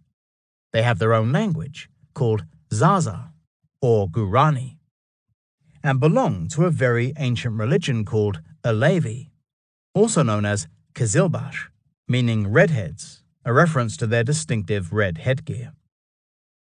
Although considered to have been introduced to eastern Turkey from southwest Iran, Alevism probably contains religious elements deriving from the beliefs and practices of the Aravordi, or Aravordic, the children of the sun, who are classed as a type of Armenian Zoroastrian. They practiced exposure of the dead on rooftops, i.e. excarnation, and entered subterranean pits for their rites, practices reminiscent of the early Neolithic peoples who lived in this same region thousands of years earlier. The Fountain of Hishir. More significantly, the Alevi revere Hishir, the Turkish form of Al-Khada, whose most sacred shrine is Hishir Cheshmergi, the Fountain of Hishir, a mountain spring with accompanying fountain that emerges from the base of a tree in the foothills northwest of Bingöl Mountain, close to the town of Warto, ancient Gamgam. Alevi come from all over Turkey to venerate Hishir at this shrine. They take water from the fountain, which is believed to have rejuvenating properties, and spend the night in a small, unassuming building next door in order to experience dreams of the saint. This practice, known as dream incubation, is an extremely ancient means of communication with supernatural forces, and to find that it still occurs at the base of Bingöl Mountain is quite extraordinary. Whether the Fountain of Hishir is considered to be the original Ma'ul Hayat, Fountain of Life, or the Abi Hayat, Waters of Life, is unclear, although the connection is indisputable. Clearly, this holy spring cannot have been the actual source of the rivers of paradise, because each river rises from a different location on the mountain's summit. Perhaps some kind of primordial fountain, as imagined by the Reverend Marmaduke Carver, was thought to exist within the mountain itself. Perhaps this was seen to feed the glacial lakes that are the true source of the many rivers and streams that take their rise on the mountain, accounting for the name Bingöl, which, as we have heard, means 1,000 lakes, that is, boundless sources of water. Was this also the origin of the concept of the Abzu, the primordial water source of Mesopotamian mythology, presided over by Enki, who lived with his wife in the paradisiacal realm of Dilmun? Was the Alevi shrine of Hishir Cheshmergi, the Fountain of Hishir, some distant echo of these beliefs, which we can only assume sprang from this very region many thousands of years ago? The fountain's current genius loci, certainly among the Alevi, is Hishir, a figure that can almost certainly be identified with Haya, the Armenian form of Enki, or Ea, guardian of the Abzu. Might the Alevi, as the descendants of the Dalamon or Dilamon, hold some special knowledge regarding the former existence in their midst of Dilamon? As we see next, this paradisiacal realm was synonymous with another location in Mesopotamian myth and legend, this being the Duku Mound, birthplace of the Anunnaki gods. Chapter 30. Rise of the Anunnaki. Klaus Schmidt may have regretted talking to British journalist Sean Thomas, who would later write that the German archaeologist claimed that Gobekli Tepe was a temple in Eden. It has not, however, stopped Schmidt from speculating about the effect the site might have had on the civilizations that flourished on the Mesopotamia plain from around 3000 BC onward. In his book Gobekli Tepe, a Stone Age sanctuary in southeastern Anatolia, published in its English-language version for the first time in 2012, Schmidt speculates that the Gobekli builders may have derived from a shamanic society, and that the T-shaped pillars perhaps represent their great ancestors. Much later, the memories of these powerful individuals were transformed into stories relating to deities called the Anuna gods of heaven, An and Earth Ki, known also as the Anunnaki. According to the myths and legends of the Sumerians and Akkadians, the people that thrived down on the Mesopotamia plain during the 3rd millennium BC, the birthplace and abode of the Anunnaki was the Duku, a Sumerian word meaning holy mound. Here was created the first sheep and grain, which were then given by the gods Enki and Enlil to humankind, who lived down below. This is very clearly an allusion to the origins of animal husbandry and agriculture, which, as we have heard, took place in the triangular door at the time of the Neolithic evolution, as Klaus Schmidt puts it himself. Can these arguments be connected? Is it possible that behind Gobekli Tepe there hides Mount Duku? And are the anthropomorphous pillars of Gobekli Tepe, suddenly surprisingly real, the ancient Anuna gods? Incredibly, these same ideas regarding the origins of the Anunnaki being a memory of the prime movers behind the Neolithic revolution in southeast Anatolia were put forward by the current author in his book From the Ashes of Angels, published in 1996, and written as Schmidt was surveying the mountaintop sanctuary of Gobekli Tepe for the first time. That the German archaeologist now also believes the catalyzing events of the Neolithic Revolution might well be preserved in the accounts of the Duku Mound and the Anunnaki giving humankind the rudiments of civilization is highly significant. Consequently, it is essential to ascertain the foundation points of these mythological traditions, and to find out whether they really do relate to Gobekli Tepe and its enigmatic T-shaped pillars. Although in the Sumerian language Duku means holy, ku, mound, dul, the equivalent of dul in Akkadian is tilu, cognate with the Arab tel, that is, an occupational mound, very like Gobekli Tepe itself.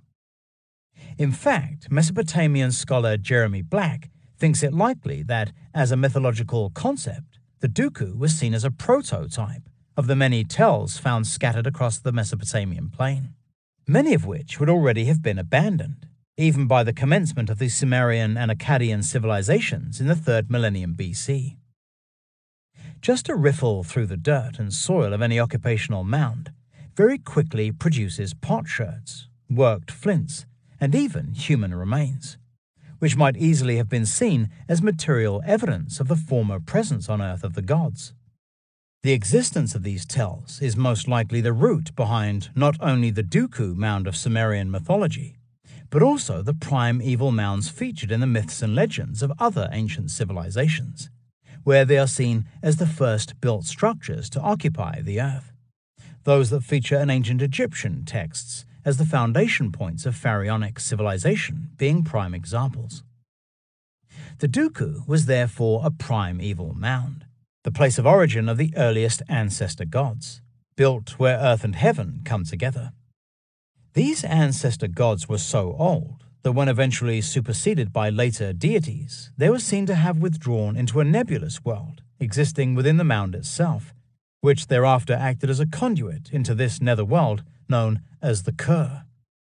The Holy Mound thus became an entrance to the Kur, a word meaning also foreign land and mountain. Indeed, some scholars see the word Kur as the origin of Kurd, the name given to the foreign inhabitants of the north, from which we derive the term Kurds and Kurdistan. Yet having said this, the Duku also came to be identified, like Dulman, with the mountain of the spring, from which the sun emerged each morning. This association comes from the fact that, like the sun god in ancient Egyptian tradition, who was thought to pass through the Duat, or underworld, from sunset to sunrise, the sun god in Mesopotamian tradition similarly passed through the Kur, or netherworld, to emerge from a cave-like opening in the Duku Mound. Thus the Kur, as both the mountainous land of foreigners and the realm of the dead, came to be associated with the land of darkness, in other words, the north, the only direction that the sun does not reach in the northern hemisphere. Although ancient Mesopotamian cities often possessed their own representations of the Duku Mound, somewhere out in the mythological world was the original one, where the genesis of the Anunnaki gods took place. So, was Schmidt correct to identify the Duku with Gobekli Tepe? Mountain of the Gods. Ancient texts tell us that the Duku Mound existed as part of a much larger hill or mountain called Karsag, or Husa, known as Karsag Gal Kukura, Great Mountain of all lands. It acted as a support on which the heavens rested and around which the stars revolved in an unerring fashion, showing it to be a cosmic mountain or world mountain. Although Karsag, like the Duku Mound, is sometimes described as the Mountain of the East, an allusion to the direction of the rising sun, it is also occasionally situated in the north, the direction of the eastern Taurus Mountains and the Armenian highlands. So where exactly was Karsag, if indeed it was a physical location? The Nippur Foundation Cylinder. One Sumeru Akkadian inscription, dating to around 2600 BC, and found on a terracotta cylinder, and deposited in the foundations of the mountain house, Kur of the god Enlil, in the city of Nippur in southern Iraq, speaks of Karsag in direct association with the Tigris and Euphrates rivers. The Holy Tigris, the Holy Euphrates, the Holy Scepter of Enlil, establish Karsag. They give abundance, his scepter protects. To its Lord a prayer, the sprouts of the land. Unless this is a reference to the mouths of the Tigris and Euphrates, it implies that the two great rivers were seen to sprout forth from Karsag, the mountain of the world. That Karsag might be an actual mountain to the north or northeast of Mesopotamia has long been realized, although most usually it is identified with Mount Ararat, a sacred mountain in eastern Turkey of paramount importance to Christian tradition. It was here, we are told, that Noah's Ark came to rest after the Great Flood, although this, as we shall see, is a complete misnomer.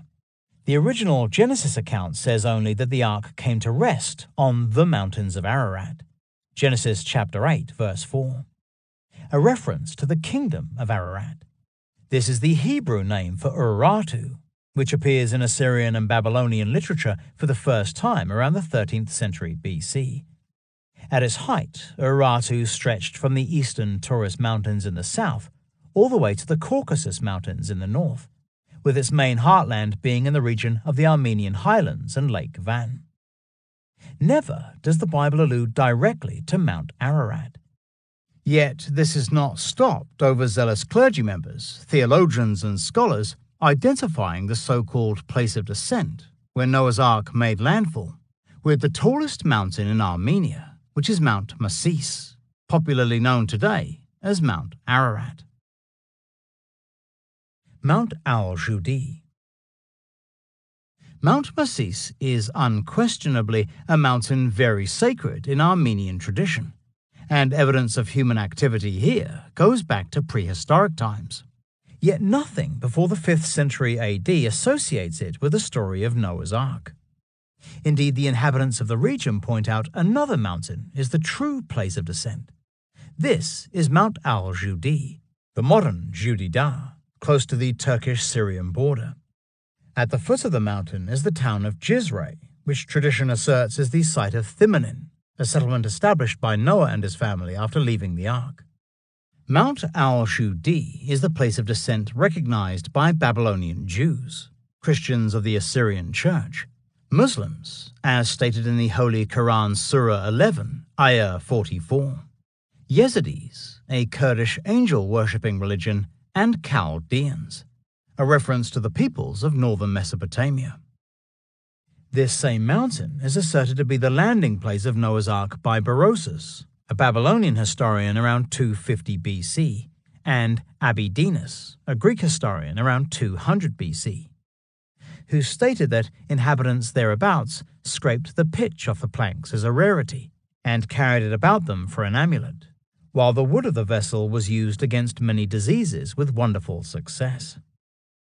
According to English Orientalist George Sale, 1697 to 1736, who made an English translation of the Holy Quran, published in 1734, relics of the ark were seen here in the time of Epiphanius, a famous church leader who lived at the end of the 4th century AD, if we may believe him.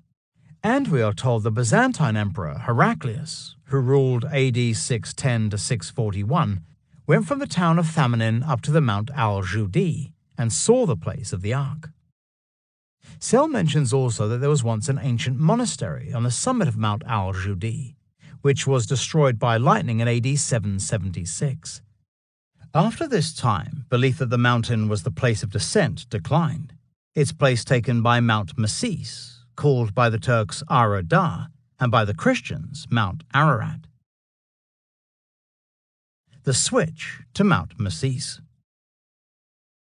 The Armenian Church was directly responsible for transferring the place of descent from Mount al-Judi to the more northerly Mount Masis, a holy mountain under the jurisdiction of the Mother See of Holy Echmiadzin, a church and monastery located in Varashapat, near the city of Yerevan, or Yerevan, the capital of the Republic of Armenia. As the seat of the Catholicos, or head of the Armenian Church, Holy Echmiadzin is to the Armenians what the Vatican is to the Catholic Church. When viewed from Echmiadzin, Mount Masis seems to rise up from the surrounding plain to dominate the southern skyline. The change in location of the place of descent from Mount al-Judi to Mount Masis was almost certainly political, and occurred following the ruling of the Council of Ephesus in 431, which banned the ancient Assyrian Church from the Orthodox Catholic Church because of its unorthodox views on Christ's dualist nature. At the time, Mount al-Judi was under the jurisdiction of the Assyrian Church, the Armenian Church's southern rival, so a switch of interest away from Mount al-Judi to Mount Masis was deemed appropriate, as the Armenians did not want the Assyrians to have control of this important place of pilgrimage. Yet before this time, the Armenian Church was seemingly happy to accept Mount al-Judi as the site of the place of descent. This is brought out in an Armenian chronicle known as the Epic Histories, attributed to the Armenian historian named Faustus of Byzantium, who lived in the 5th century. The book chronicles the visit of Jacob, or James, the second bishop of Nisibis in northern Mesopotamia, to Mount al-Judi. Here the Armenian saint, who was born at the end of the 3rd century, is said to have found the wood of Noah's Ark. Today, only Christians believe that Mount Ararat is the site where Noah's Ark came to rest. Yet the sheer potency of this belief remains so strong that it has inspired a number of high-profile attempts to locate the remains of the Ark on the slopes of Mount Ararat. All of these expeditions have either come to nothing or resulted in clandestine video footage of the alleged remains of a petrified boat, which becomes impossible to verify. The reason for diverting from the main theme of the chapter to cite these facts is that the Christian belief in the power of Mount Ararat has, over the past 300 years, seriously clouded scholarly judgment regarding the geographical placement of legendary locations connected with either northern Mesopotamia or the Armenian highlands. For instance, it was almost certainly the Christian obsession with Mount Ararat that led to its being identified with Karsag, Yet no major rivers take their rise there, especially not the Tigris and Euphrates mentioned in the inscription recorded on the Nippur Foundation cylinder. Since it was anciently believed that the Tigris and Euphrates stemmed from the same source, it is more likely that Karsak should be identified with the Bingöl Massif, which is located around 150 miles, 240 kilometers west-southwest of Mount Ararat. Just as the Armenians saw Bingöl Mountain as the place of the gods, the Sumero-Akkadians saw Karsag as where the gods were born, or where the gods had their seat, an allusion to the presence thereabouts of the Duku Mound, which, as we have heard, was very likely envisaged as a tell, an abandoned occupational mound dating back to the age of the gods. Interestingly, some accounts of the Duku Mound speak of something called the Ancient City, which was believed to have been built right on top of it, underneath which was the Abzu. Although scholars consider that this account relates to the ancient city of Eridu, which was under the patronage of Enki, and had its own representation of both the Duku Mound and Abzu, chances are that the concept of the ancient city relates to a built structure existing on the original Duku, one that was seen to sink down into the hill when its ancestor gods withdrew into the mound. The Nippur Foundation cylinder. In the 1980s, British historical writer and geologist Christian O'Brien, 1914 to 2001, made a careful study of the Nippur Foundation cylinder, correctly entitled the Barton cylinder, after George A. Barton, 1859 to 1942, the Canadian clergyman and professor of Semitic languages, who first translated its text. He concluded that its inscription alluded to some kind of settlement of the Anunnaki existing in Karsag, which he interpreted as meaning principal fenced enclosure or lofty fenced enclosure. It was a conviction reinforced by the fact that the Akkadian word Eden, meaning plain, plateau, or steppe, is twice used in connection with this highland settlement. Was this the ancient city existing on top of the Duku Mound? Among the Anunnaki named in the Nippur Foundation cylinder is the great Lord Enlil, along with Enki, whom we have already met, Utu or Ugmesh, the sun god, Anu, whose name means heaven, and Enlil's, usually Enki's consort, Ninhursag, a name that translates as Lady of the Sacred Mountain. Significantly, she appears also under the Akkadian name Shir, the equivalent of the Sumerian Mush, meaning serpent, and is given the epithet Bear-Lit, meaning divine lady. Even though Mesopotamian scholar George A. Barton assumed that Shir was a serpent goddess, venerated in the city of Nippur, O'Brien interpreted her name meaning serpent lady, and identified her as one of the Anunnaki living in Karsag. Cult of the Snake. It is curious that Ninhursag, also called Shir or Mush, the wife of Enlil or Enki, is seen as one of the Anunnaki living at Karsag, for a cult of the snake is known to have thrived on the plain of Mush. A medieval translation of a work by the 4th century Armenian abbot Zenob Glak says that snake worship was introduced to the kingdom of Taran, the ancient name of Mush, by Hindus, who arrived from the east in 149 BC. They built cities and temples here that were destroyed by Gregory the Illuminator during his crusade against the pagans at the beginning of the 4th century AD. Apparently the temples were located at Ashtishad, close to the road between Mush and Bingöl Mountain, where afterward Sub Karapet, the monastery of St. John the Baptist, was built. This story suggests that Mush derives its name from the Sumerian Mush, the Akkadian Shir, both meaning snake, even though in Armenian popular tradition, Mush, as the word Mashush, means fog, a name deriving from a story in which the Armenian goddess Anaiata raised a mist so that her daughter Astrik, goddess of love and beauty, could bathe without any mortal setting eyes on her nakedness. If so, then the ancient snake cult known to have existed at Ashtishad, the principal seat of the goddess Astrik, whose symbol was the Vishab, a word meaning snake or dragon, probably predates the arrival of the Hindus and most likely relates to a time when the region was under the control of one of the Mesopotamian civilizations. If so, then this has profound implications for the identification of Karsak with Bingöl Mountain and the Garden of Eden with the Mush Plain. For in his book, The Genius of the Few, Christian O'Brien argues that the account of Karsak, preserved in the Nippur Foundation cylinder, was perhaps the origin of the Genesis account of the terrestrial paradise.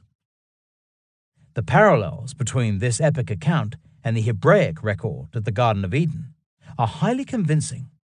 Not only is Eden twice mentioned, but the reference to the serpent lady as an epithet for Ninhursag is clear confirmation of the scientific nature of the work carried out by the equivalent serpents in the Hebrew account.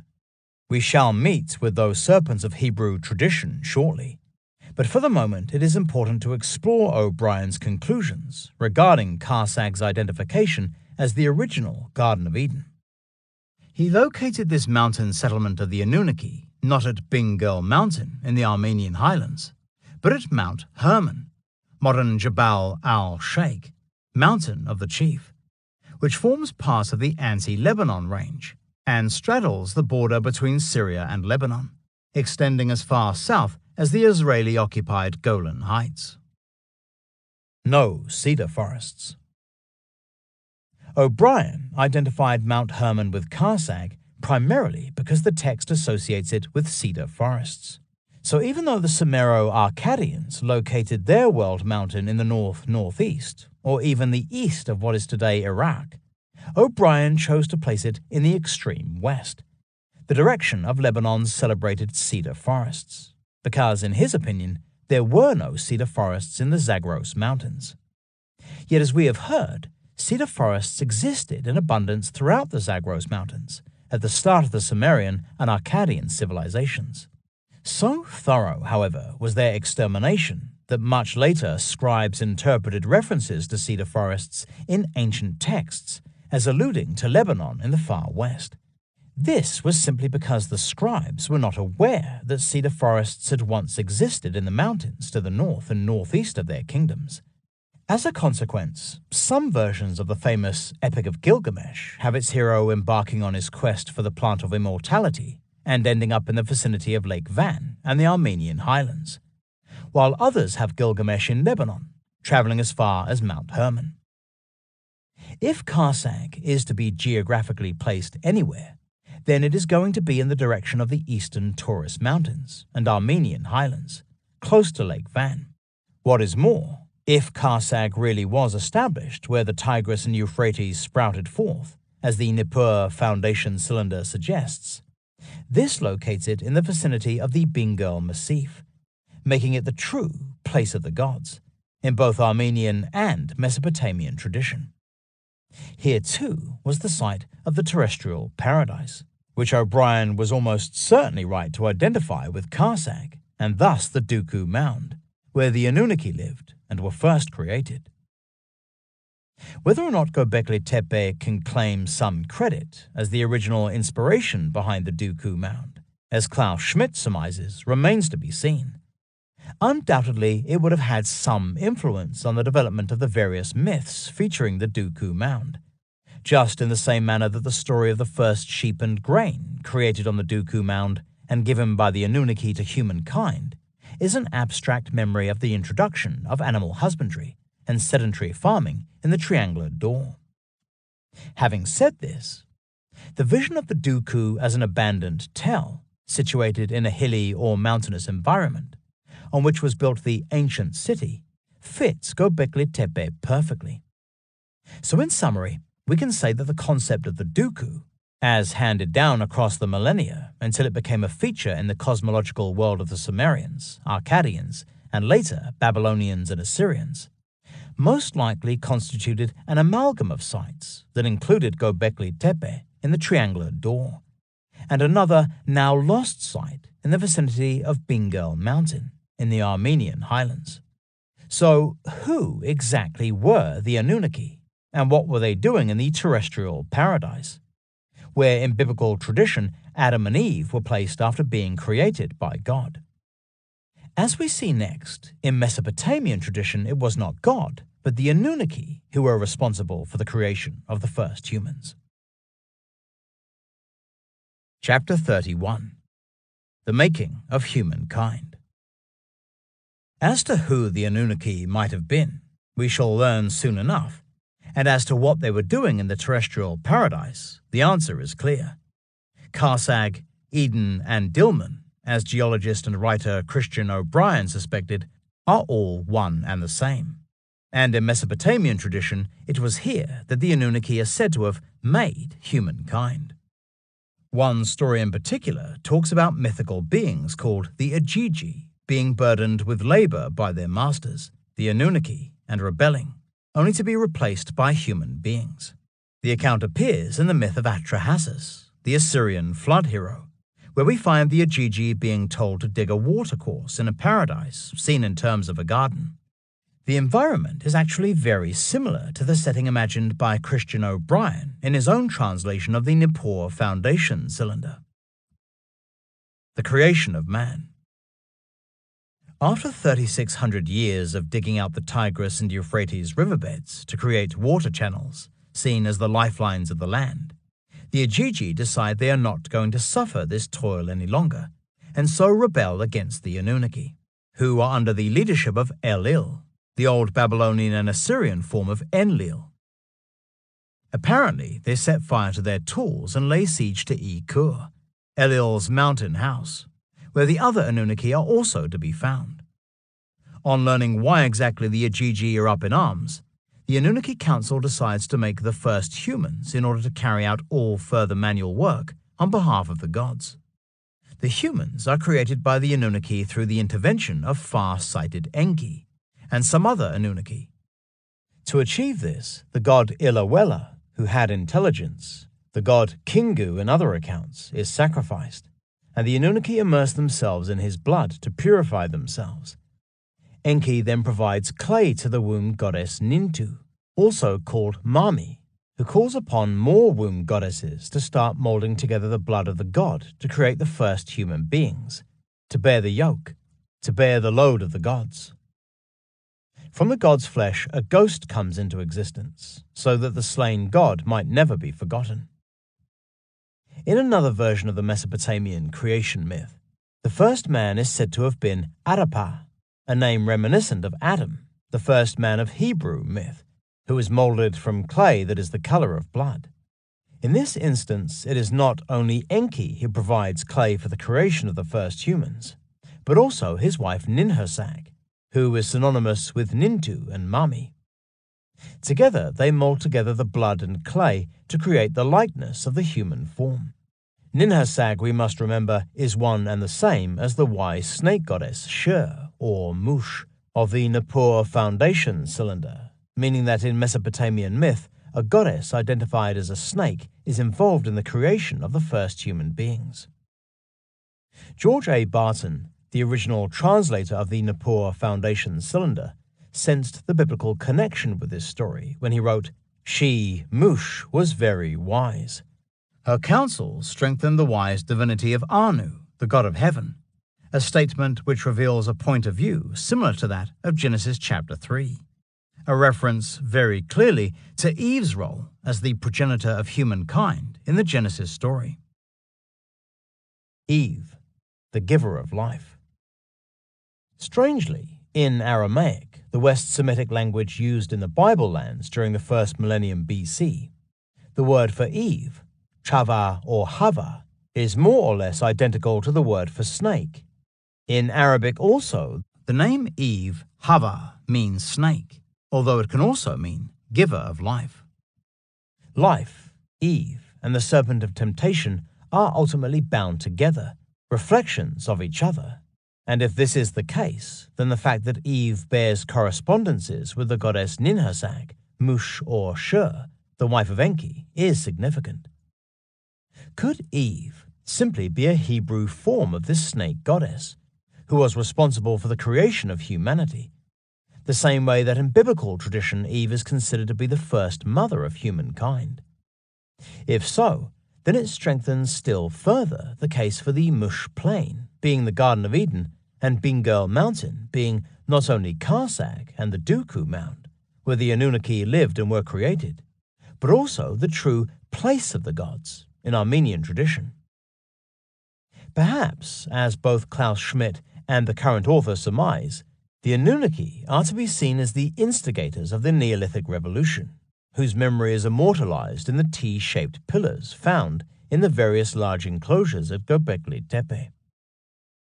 As we have heard, there is every chance that these divine ancestors are a memory of Swiderian groups who entered eastern Anatolia sometime during the Younger Dryas Mini-Ice Age, around 10,900 to 9,600 BC, and went on to catalyze the Neolithic Revolution in the Triangular Door. Yet there remains a stratum of activity concerned with the transformation of humanity from simple hunter and forager to animal herder and agricultural laborer that needs addressing. And this is the memory of the founders of civilization, contained in the forgotten, fringe, and often heretical literature of the Judaic world. Here, the mythical beings that provide humanity with the rudiments of civilization are named as Irin, watchers. As we see next, their story is told in the Book of Enoch, one of the strangest yet most compelling holy books ever written. Chapter 32. The Coming of the Watchers. While researching the myths and legends of Bingöl Mountain, I became intrigued by its ancient name of Sumants, or Sumanch, which appears occasionally in old Armenian texts without explanation. In Greek, I found it written Sumantou, which I asked writer and journalist Jonathan Bright, a colleague from Greece, to investigate on my behalf. He possesses a sound understanding of the origins of the Greek language, and stood a good chance of identifying the root component behind this curious place name. Without knowing anything about my findings concerning Bingöl Mountain, he felt compelled to respond in the following manner. I cannot avoid noticing the resemblance of the word Samantu with the Enochian Sherman-tu, Sherman, Herman, Hermom, where the 200 watchers have supposedly descended. So although Mount Hermon is identified as the one standing at the borders between Syria, Lebanon, and Israel, Golan Heights, one cannot help but wonder. One cannot help but wonder indeed. Mount Hermon does indeed feature in Enochian texts, such as the enigmatic Book of Enoch. This is a pseudepigraphical, falsely attributed work of immense age, the oldest fragments of which have been identified among the Dead Sea Scrolls, which in their earliest form date to the 3rd century BC. One of the Book of Enoch's internal texts, known to scholars as the Book of the Watchers, tells the story of the Irin, a name given to angels in certain Hebrew works of early manufacture, and meaning something like those who are awake, or those who watch. In Greek, Gregoroi, in Latin and Slavic, Grigori, and in English, watchers. It is said that 200 of their number came together in an assembly on top of a mountain and swore an oath of loyalty before descending to the plains below. Here they took mortal wives and revealed to them the secret arts of heaven. For this they became outcasts, rebels, and reprobates, the first fallen angels, a crime for which they were rounded up, incarcerated by the heavenly angels, and forced to watch the slaughter of their giant offspring, the Nephilim, a word that means those who have fallen or fallen ones. Firsts for humanity. The secret arts and sciences of heaven revealed to humanity by the rebel watchers, as I first noted in From the Ashes of Angels, correspond with a number of firsts for humanity in the centuries and millennia after the initial Neolithic Revolution. This we can see beginning with the construction of Gobekli Tepe in the mid-10th millennium BC, and continuing in one form or another across the Near East and Middle East for the next 4,000 years. In addition to the earliest expression of animal domestication and agriculture, the earliest use of beaten and smelted metal took place in the Near East, as did the earliest manufacture of linen fabric, the first brewing of beer and fermenting of wine. Some of the earliest creation of figurines using fired pottery occurred in this region, as did the first known construction of stone buildings for both secular and religious purposes. This very same epoch saw the first use of stone drills, arguably made of flint, to penetrate large polished beads made from semi-precious stones, such as quartz, agate, and carnelian, to create beautiful necklaces. At the same time, we find the first use of green malachite powder for cosmetic purposes. Interestingly, the Watchers are accused of teaching women how to beautify themselves, just as they are said to have introduced humanity to working with metal, something that took place for the first time at China in southeast Anatolia. The Sons of God. So who were the Watchers, and how do they fit into the bigger picture? Bible scholars are convinced that the Book of Enoch and other similar examples of Enochian literature derive from a few brief passages in Genesis chapter 6, which speak of how the Bene Ha-Elohim, the sons of God, who are synonymous with the Watchers, came upon the daughters of men, and finding them fair, lay with them to produce Gibborim, giants, generally interpreted as alluding to the Nephilim. However, this is the original account. The fallen ones, Nephilim, were in the earth in those days, and even afterwards, when sons of God, Bene Ha-Elohim, came in unto the daughters of men, and they have born to them, they are the heroes, who from old are the men of name, Gibborim. Genesis chapter 6, verse 4. Clearly, the Nephilim were actually already existent when the sons of God, that is, the Watchers, took mortal wives. And there is good reason to suggest that the Watchers and Nephilim are simply different names for the same antediluvian population that thrived in the Bible lands prior to the flood of Noah. Yet to think that these meager lines should have inspired the story of the Watchers in the Book of Enoch seems unlikely. More plausible is that this was the other way around. The few lines in the book of Genesis are interpolations, later insertions, based on quite separate source material, most likely some variation of the Watcher's story. After reading the Book of Enoch, I became convinced that these Watchers, or fallen ones, like the Anunnaki of Sumero-Akkadian tradition, were very powerful human individuals who lived during some distant age of humankind. They were advanced enough to give us the rudiments of civilization, recalled in the manner in which the fallen angels revealed to mortal kind the forbidden arts and sciences of heaven.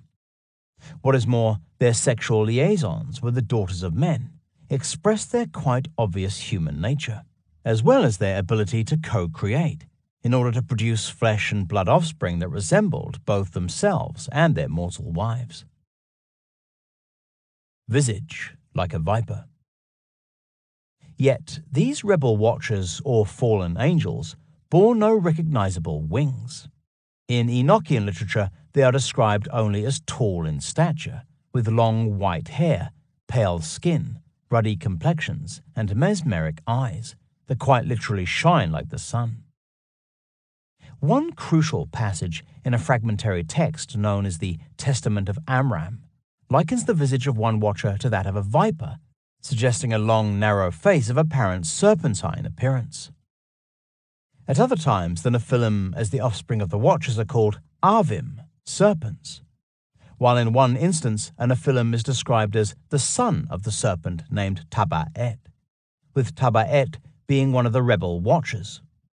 A Watcher named Gadriel is even cited as the serpent that led astray Eve, implying that the serpent of Eden was in fact a Watcher or fallen angel. More crucially, these strange beings are occasionally described as flying like birds, or they are described as wearing iridescent dark cloaks, or garments with the appearance of feathers. Very clearly, it suggests the Watchers are in fact quite human shamans, or some kind of ruling elite, and not simply heavenly beings that have become flesh and blood in order to lie with mortal women. As we have heard, vultures feature heavily in the early Neolithic art of Central and Eastern Anatolia, often in humanized form, where they seem to be associated with the passage of the soul into the sky world, a path taken also by the shamans after entering trance-like states. It is likely that to achieve these astral journeys, the shamans put on the paraphernalia of the vulture, like the articulated wings found at Zawi Chami Shanidar in the Zagros Mountains of northern Iraq, a site more or less contemporary with Gobekli Tepe. Human angels. Is it possible that the memory of how a shamanic or ruling elite seen as responsible for humanity's sudden leap forward at the beginning of the Neolithic Age has been preserved in Judaic literature as the story of the Watchers and Nephilim? Were these fallen angels remembered in Mesopotamian myth as the Anunnaki, the gods of heaven and earth that fashioned the first humans from blood and clay, and later revealed to us the rudiments of civilization? Once again, we find that Klaus Schmidt has had something interesting to say on the subject. Having separately speculated on the myths of the Anunnaki being some distant memory of the divine ancestors, portrayed as the T-shaped pillars at Gobekli Tepe, in an interview given to the Turkish Times in 2006, he spoke of the stones as representing the watchmen of the period. Watchman is simply another form of the name Watcher, and actually appears in the Book of Enoch. And I related before them all the visions that I had seen in my sleep, and commenced to speak those words of justice, and to upbraid the watchmen of heaven. Whether Schmidt had in mind the watchers of the Book of Enoch when he said these words is not clear. Either way, it is an interesting admission, and one that does make complete sense. For instance, Christian O'Brien, in The Genius of the Few, not only identifies the Anunnaki with the Watchers, but concludes that the Anunnaki's highland settlement of Karsak was one and the same as the earthly abode of the Watchers described in the Book of Enoch.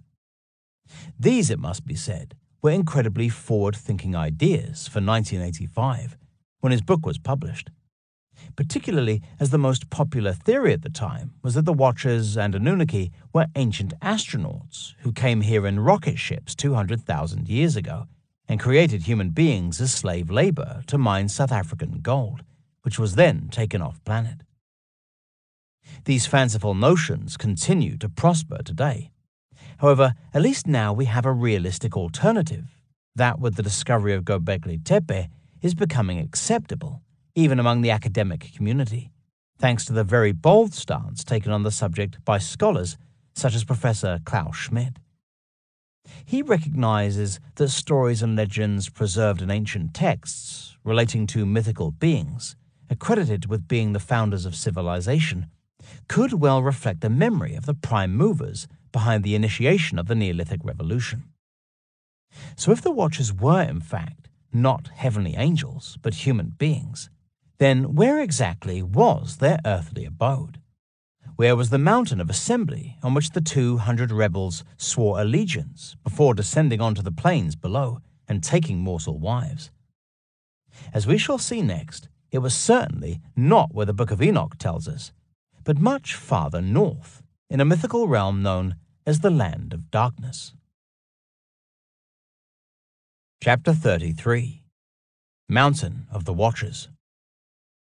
There is a general belief that the events portrayed in the Book of Enoch, if they do have geographical correspondences in the real world, must have occurred in the vicinity of Mount Hermon, where the Watchers are said to have made their pact before descending onto the plains below. Indeed, some of the place names featured in the text can be found in the foothills around the mountain, which lies on the northern border of Israel in the anti-Lebanon range. There is no denying that the stories acted out in the Book of Enoch are meant to be seen as having occurred in the Promised Land of the Israelites, occupied in the wake of Abraham and his family's departure from the city of Haran. More likely, however, is that the setting for the events featured in the Book of Enoch was eastern Anatolia, historical Armenia, where almost all the stories contained in the Book of Genesis prior to the age of Abraham are played out. Not only is it the suspected setting for the fall of Adam and Eve in the Garden of Eden, but it is also where Noah's Ark came to rest, where Abraham was brought up in Ur of the Chaldees, which was most likely Shan-Lufa, and not a city in southern Iraq, as is generally believed today, where Enoch built the first city, identified with Shan-Lufa, discussed in chapter 34. and where Nimrod, the builder of the Tower of Babel, came up against Abraham and was later defeated by the Armenian cultural hero Haik. All of these biblical characters supposedly lived their lives in this region. Their shrines and monuments still revered today. So if Eastern Turkey is the geographical setting for the stories of the Book of Genesis, then this is where we should start looking for the home of the Watchers and Nephilim, and not the area around Mount Hermon in the Levant. Amen, not Hermon? Although such an assumption might seem ludicrous to some, there is confirmation of this surmise in the Book of Enoch itself. Whereas in some extant copies, Mount Hermon is cited as the mountain where the rebel watchers assemble to swear allegiance, in others it is called Amen, which introduces an entirely different ballgame. For instance, the translation of the Book of Enoch by German scholar Andrew Gottlieb Hoffmann reads, "There, i.e. the rebel watchers' whole number was 200, who descended in the days of Yared upon the top of Mount Amen. Therefore they called the mountain Amen because they had sworn upon it, and bound themselves by mutual execrations." Now, it could be argued that Amen is simply a corruption of Hermon, but this was not the conclusion of John Beatty, who made an English translation of Hoffmann's German language edition of the Book of Enoch, published in 1836. He was sure that using the name Mount Amen for the Watchers' Mountain of Assembly revealed its true geographical significance. For Amen, the name the evil angels called that mount in Hebrew signifies both the top of a mountain and the residence of a famous chief, adding that the land of Armenia received its name from Amen, the third of the leaders of the evil angels, who taught the signs of the earth. This, he felt, confirmed the origin of the name, for the land of Armenia is in Hebrew the land of Ararat, and Mount Ararat of the Armenians has been clearly shown to be the mount on which the angels swore, the top of which was called Amen. Mount Ararat again. So here Beatty not only locates Amen in Armenia, but identifies it also with Mount Ararat, the tallest mountain of the region, which, as we have heard, is taken by Christians to be the landing place of Noah's Ark. Yet, as outlined in chapter 30, much older traditions, accepted by Babylonian Jews, Muslims, and Assyrian Christians, as well as indigenous Kurds belonging to various ethno-religious groups, identify the Ark's place of descent as Mount al-Judi, the modern Judida, near the town of Cizre in southeast Turkey. This absolute conviction in Mount Ararat's role as the resting place of Noah's Ark has allowed it to be identified with all manner of legendary mountains thought to be located in this region. Any story relating to a non-specific holy mountain in either northern Mesopotamia or Armenia is automatically assumed to refer to Mount Ararat, simply because it is seen as the sole piece of land that God set aside to become the place of renewal of humanity, following the receding of the waters at the time of the flood. In the eyes of the Christian faith, no other holy mountain even comes close to the religious significance played by Mount Ararat in the emergence of humankind. So much did Ararat become a sponge for myths and traditions attached to the mountains of Armenia that Abus Mons, or Mount Abus, modern Bingöl Mountain, the acknowledged source of the Euphrates and Araxes rivers, has been assumed to be Mount Ararat. This is despite the rather obvious fact that the source of the Euphrates and Araxes do not take their rise on this mountain. The closest source of the Euphrates to Mount Ararat is 50 miles, 80 kilometers away, while the Araxes flows only through its foothills, having taken its course some 150 miles, 240 kilometers to the west on Bingöl Mountain, the true site of Abus Mons. So absurd did this situation become that some maps of Armenia show a mountain in the approximate geographical position of Bingöl, from which emerge the Euphrates and Araxes rivers. However, instead of its being labeled Bingöl or Mount Abus Mons, it is named Mount Ararat. This general confusion even led, as late as 1907, to the Araxes being cited as rising in Mount Ararat, when clearly its source is on the Bingöl mountain. Mountain land of the Minyas. Bearing all this in mind, Beatty's assertion that the Book of Enoch's Mount Armon has been ably identified as Mount Ararat is completely groundless. Despite this, he was probably right to link this mythical location where the Watchers swear their allegiance with Armenia. In the Book of Enoch, Armon, the root of the name Armenia, is the name of one of the rebel Watchers. He is said to have taught the signs of the earth, this being a form of divination whereby the perturbations of the heavens are reflected also on earth, and vice versa, the rudiments, of course, of astrology. The name of this Watcher derives most probably from another mythical figure named Armon, who is considered to be the legendary founder of Armenia. Quite possibly, the inclusion of Armon's name in the Book of Enoch relates to an Armenian location mentioned by classical writers under the name Armon or Armana, a corruption of Ha-Mini, that is, Mount Mini, with variations such as Minyas and Minyadis. In this form, it is found in the Bible's book of Jeremiah, which reads, "Lift ye up an ensign in the land, blow a trumpet among nations. Sanctify against it nations, summon against it the kingdoms of Ararat, Mini, and Ashkenaz." Here, the Armenian kingdoms of Ararat and Ashkenaz are clearly separate to that of Mini. So where exactly was it to be found? English lexicographer William Smith, 1813 to 1893, in his celebrated Bible Dictionary, published in 1884, states on the matter, "In the Bible, Mini only occurs in Jeremiah, chapter 51, verse 27. It is probably identical with the district Minyas in the upper valley of the Murad Shu branch of the Euphrates.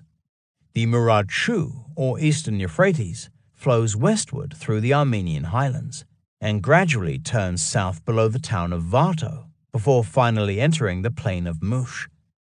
This places Minyas, or Mini, in the vicinity of the town of Varto, immediately south of the Bingöl Massif, implying, if correct, that Ha-Mini, or Mount Mini, was most likely Bingöl Mountain itself. Heavenly Mountain.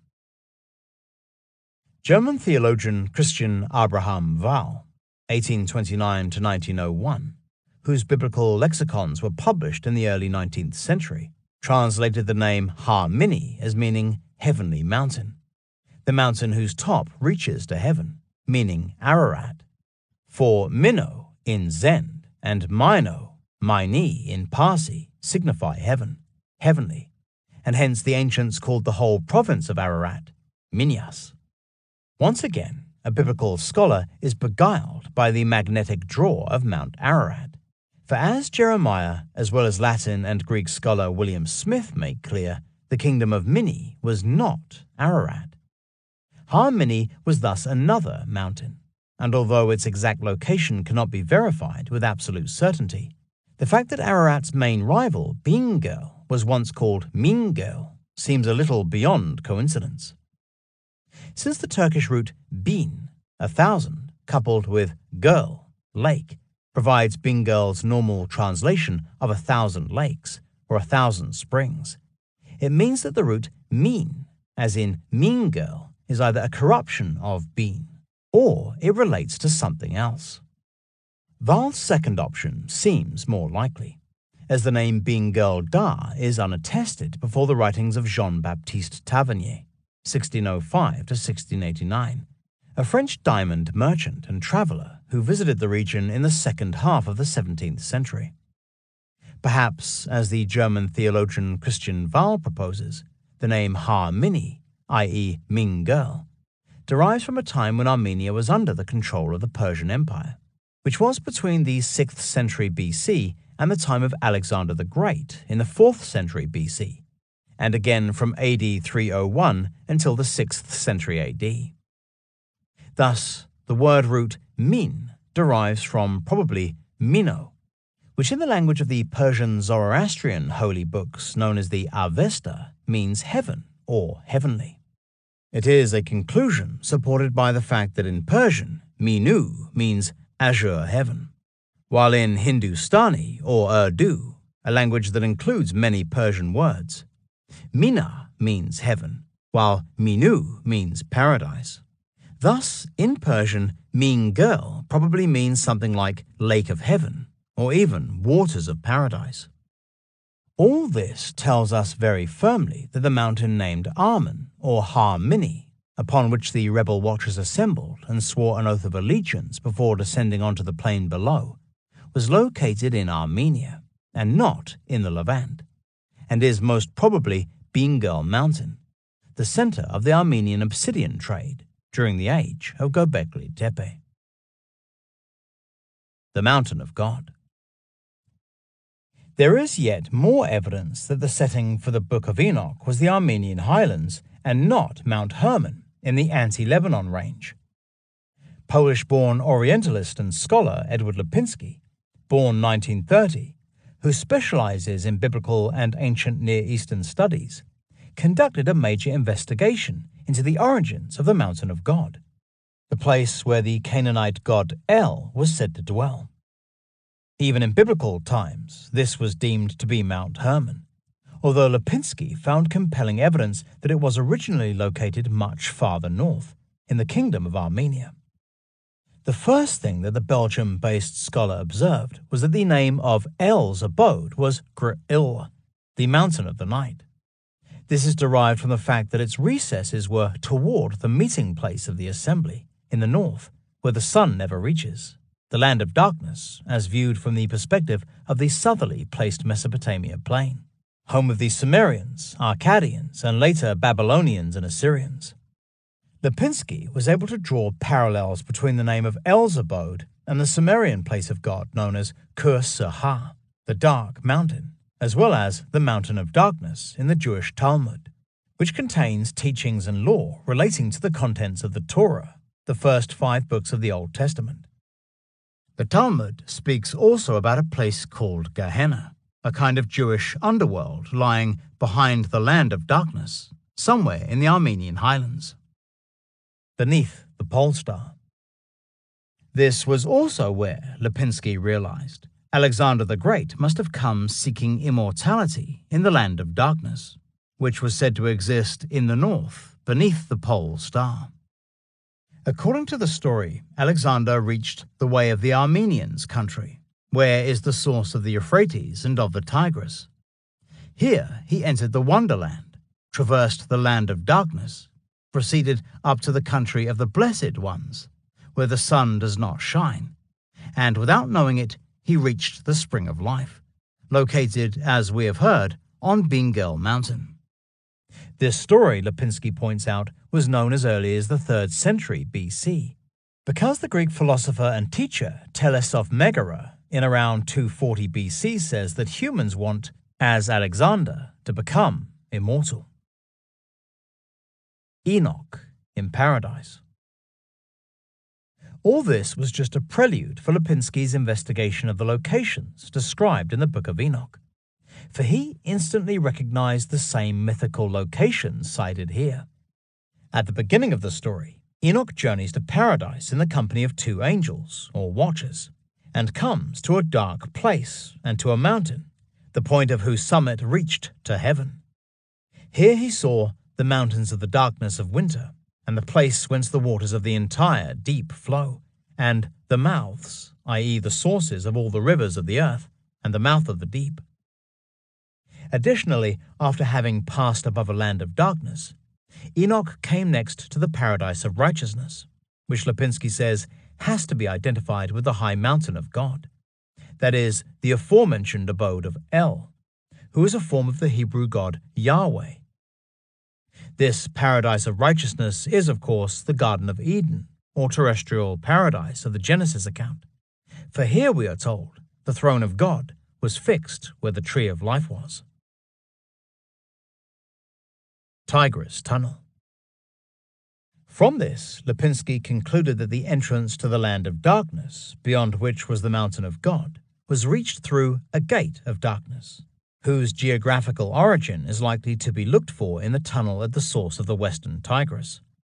This, of course, was the Reverend Marmaduke Carver's western corner of his proposed terrestrial paradise, its eastern corner being Lake Van, with its apex in the mountain range that included Abus Mons, that is, Bean Girl Mountain. The Tigris Tunnel, through which the river passes, was originally about a mile long, 1.5 kilometers, and ran all the way through the mountain, although today it has been shortened due to landfalls at its northern end. Yet thousands of years ago, this mysterious passage, which is in part a deep gorge, was seen as a symbolic gateway from the world of the living to a realm of myth and legend, a wonderland beyond which was paradise itself. The Mount of Assembly. It would be impossible to do full justice to Lipinski's incredible contribution to this subject. For instance, he shows that the Tigris Tunnel features in the Epic of Gilgamesh as the long tunnel through which the Mesopotamian hero, on his quest to discover the plant of immortality, passes to reach the land of the ever-living, situated in a region of perpetual darkness. However, I'll let him give you his conclusions on the presence in Armenia of the mountain abode of the god El.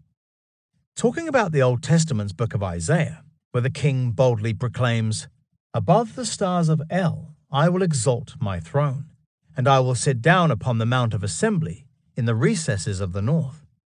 Isaiah chapter 14, verse 13. Lipinski writes, "The recesses of the north are here the high mountains of Urartu, the Armenian highlands, where the divine assembly, presided by El, was believed to gather." In the light of these mythological allusions to the abode of the gods in the mountains of Armenia, the only explicit mention of El's abode at the sources of the Euphrates acquires new dimensions. In other words, as he says himself, El's abode is not to be looked for near Mount Hermon in the Levant, but midst the mountains of Armenia, near the sources of the Euphrates. Babylonian map of the world. Strengthening the case still further for the Mount of Assembly of the rebel watchers existing somewhere in the vicinity of the Armenian highlands, is the oldest known map of the ancient world. Dating from the 6th century BC, it is contained on a Babylonian clay tablet found during the 19th century at the ancient city of Sippar in southern Iraq and currently on display in the British Museum, BM 92687. The map shows a large central disk, representing the known world, beyond which is a circular band labeled Mara Tum, which means ocean, this being the primordial waters that were thought to exist beyond the world landmass. Various triangles extend from the ocean, like the rays of a star, each representing a Nagu, or region, either a mythical realm or a distant land. Smaller circles positioned just inside the perimeter of the disk indicate real geographical locations, as observed from the perspective of Babylon, which is marked as a large rectangle just above the center of the map. Running through the landmass are parallel lines representing the Euphrates River, which begins at the top of the circular landmass within a semicircle labeled Sa-du-u, meaning mountain, a reference to the northerly placed eastern Taurus range. This identification is confirmed by the presence just below and to the right of the semicircle labeled city, next to which is the word Urartu, the ancient kingdom that embraced territories from the eastern Taurus Mountains north to the Armenian highlands, the land of Ararat of the Bible, and beyond to the Caucasus Mountains. Just below this, to the south, is another small circle labeled Ashur, Assyria, which, like Urartu, is correctly placed. Yet it is what lies outside of the semicircle, marked mountain, that is of interest here. For the triangle extending away from the primordial ocean bears the name Bag-Gul-La, meaning Great Wall, accompanying which is the legend 6 leagues in between where the sun is not seen. Its location, in the north, corresponds perfectly to the direction of Lake Van and the plain of Mush. suggesting that the Great Wall is in fact a seemingly impenetrable wall of mountains, either the Armenian highlands or perhaps even the more northerly Caucasus Mountains, which do indeed form a virtually impenetrable barrier stretching from the Black Sea in the west to the Caspian Sea in the east. That the sun does not shine here shows it to be, as Mesopotamian scholar Wayne Horowitz surmises, a region of perpetual darkness in the extreme north. Like Lipinski, he thinks it likely this is the same wonderland encountered by the hero Gilgamesh on his journeys, and mentioned also in literary traditions concerning the travels of the celebrated king of Akkad, Sargon the Great, who ruled around 2334 to 2279 BC. Almost certainly this distant Nagu, or region, was thought to be accessed, as Lipinski also realized, through the fabled Tigris Tunnel, which acted as a kind of passage or gateway from the material world in the south to the otherworldly realm of darkness existing beyond the eastern Taurus Mountains. Here was the abode or throne of God, the garden of righteousness and the paradisiacal realm visited by Enoch in the company of angels. God's Promised Land. All this compelling evidence brings us to one powerful conclusion, that the original earthly abode of the Watchers was not Mount Hermon in the Levant, but a place much farther north, in the Armenian highlands, with Bingöl Mountain being the most obvious candidate. As the Armenian World Mountain, it bore the title Ktar Ekri, summit of the earth, and was seen as the abode of the gods, who were most likely the role models for the Anunnaki of Mesopotamian myth and legend, as well as the Watchers of the Book of Enoch. As Greek writer Jonathan Bright intimated in connection with Bingöl's Armenian name Samantz or Samanch, written in Greek Samantu, perhaps we have here the original form of the name Hermon, the mountain of the Watchers. It is a surmise strengthened in the knowledge that Samantz or Samantu, which can also be written Sermantz, is a place name derived from the Armenian root serm, meaning seed, as in the offspring of a progenitor, and the suffix ans, which means either place of or abounding in. When applied to Bingöl Mountain, Samantz reflects its role as a place from which the seeds of life sprang forth. Interestingly, the Armenian word serm is connected with the word root her, or herm, used in the old Armenian language known as grabar, to denote the word father, through its association with another word, hare, or hare, which means the root of a hare. This word association is crucial, for it backs up Jonathan Bright's suggestion that Sermantz reflects the name Hermon, for in Armenian, Hermontz or Hermans means place of the father, or place of the progenitor of the seed of life, exactly the same as Sermantz. So both Sermantz and his variation Hermontz not only help explain Bingöl's classical name of Abus Mons, which means mountain, Latin mons, of the father, Aramaic and Greek Abba, but they also make better sense of the mountain's most common Armenian name, Björraken. This, as we heard in chapter 29, means a million, björ, eyes, aken, with eyes here meaning sources, most obviously the countless springs that take their rise on the mountain's summit. However, Armenian correspondent Gagik Avagyan has informed the author that there is a much deeper meaning behind the name Björraken that expresses the idea of the mountain being the root, source, or fount of life itself. He says that this same sentiment is conveyed in the mountain's suspected Persian name, Mingöl, which means heavenly waters or the waters of paradise, with paradise or heaven being the source of all life on earth.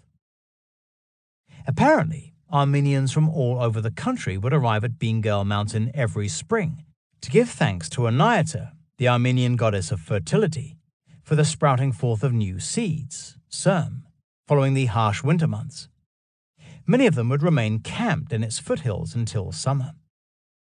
So in the context of Bingöl's role as the source of the four rivers of paradise in Judeo-Christian myth and legend, we can now see that in Armenian tradition, this concept related to the mountain being the place of beginning, the place of original creation, the garden of God himself. He was the Father who brought forth the seed of all life, which was then symbolically carried toward the four directions by the rivers themselves. How exactly Bingöl gained this wondrous association is today lost. Most probably it is connected with the fact that the mountain was the center of the region's obsidian trade during the age of Gobekli Tepe, and that it was from here that the forerunners of the Gobekli builders, identified as incoming Swiderian groups, emerged as the ruling elite sometime around 10,500 BC. It was the memory of their deeds that were mythologized into the stories of the Anunnaki, who dwelt in Duku, Karsak, or Dilmun as the Watchers, the human angels who descended from Mount Hermon to take mortal wives and reveal the forbidden arts of heaven. That the Armenian highlands were also once known as Yakir Nairi, land of the Watchers, supports this theory. Curiously, the name Anunnaki itself might also be of Armenian origin. From the old Grabar language, which bears some comparisons to Akkadian.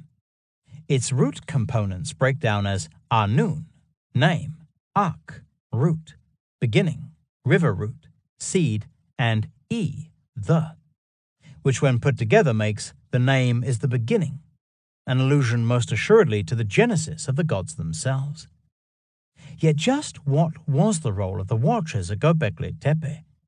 Could it really be said that the Watchers, or indeed the Anunnaki, are immortalized in the dozens of anthropomorphic pillars being uncovered there today? Chapter 34. Walking with Serpents. So who exactly were the Watchers of the Book of Enoch? Their recorded appearance as being extremely tall like trees, with long white hair, pale skin, ruddy complexions, eyes that seem to shine like the sun, and visages with the appearance of vipers, conjures a strange creature indeed, and one that has all the hallmarks of an albino. So were the Watchers albinos? It is a compelling theory, although there is a far easier explanation. Such distinctive traits might simply be exaggerated descriptions of the Swiderian population, whose suspected presence in eastern Anatolia in the aftermath of the Younger Dryas boundary impact event might well have catalyzed the creation of Gobekli Tepe and the later accounts of mythical beings such as the Watchers and Anunnaki. As we heard in Chapter 20, Swiderian communities certainly included tall, long-headed, and thin-faced individuals, while among the post-Swiderian groups of central Russia and the Baltic region were peoples of increased height, with elongated, hyperdolichocephalic skulls and narrow faces. Additionally, Swiderians would also seem to have carried the distinctive physiognomy of the Brun population. They too possessed heads that were long and narrow, plus they bore traits that marked them as likely Neanderthal human hybrids, most obviously prominent brow ridges. Similar traits were identified in the Swiderian-linked Kabale skull, found in Lithuania in 1948, suggesting that among the Swiderian groups entering eastern Anatolia were strange-looking people indeed. In fact, the unique physiological features of the Brun population derived, most probably, from prolonged contact with Neanderthal communities, either in Central Europe or at places like Kostenki and Sangir in central Russia. The first settlement sites at Kostenki go back at least 40,000 years, arguably even earlier.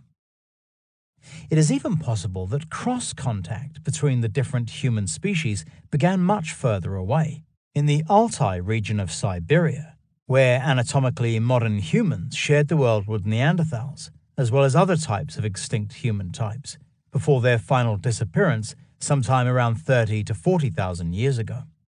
All this tells us that when the Swiderians entered eastern Anatolia, their striking physical appearance might have contrasted greatly with that of the local Epi-Paleolithic population. Did this lead, eventually, through consistent storytelling, to gross exaggerations that have made the Watchers into superhuman albinos the size of trees, If so, then we can understand also how the Swiderians' elongated heads led to their being represented not only as abstract statues with T-shaped heads at Gobekli Tepe, but also as human angels with visages like vipers in myths and legends. Was it a memory that across the millennia became so abstract that eventually they became avim, quite literally walking serpents? It is a staggering possibility.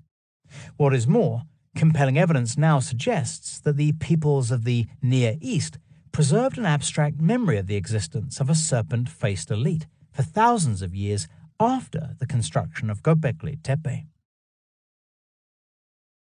The mystery of Tel Arpashaya.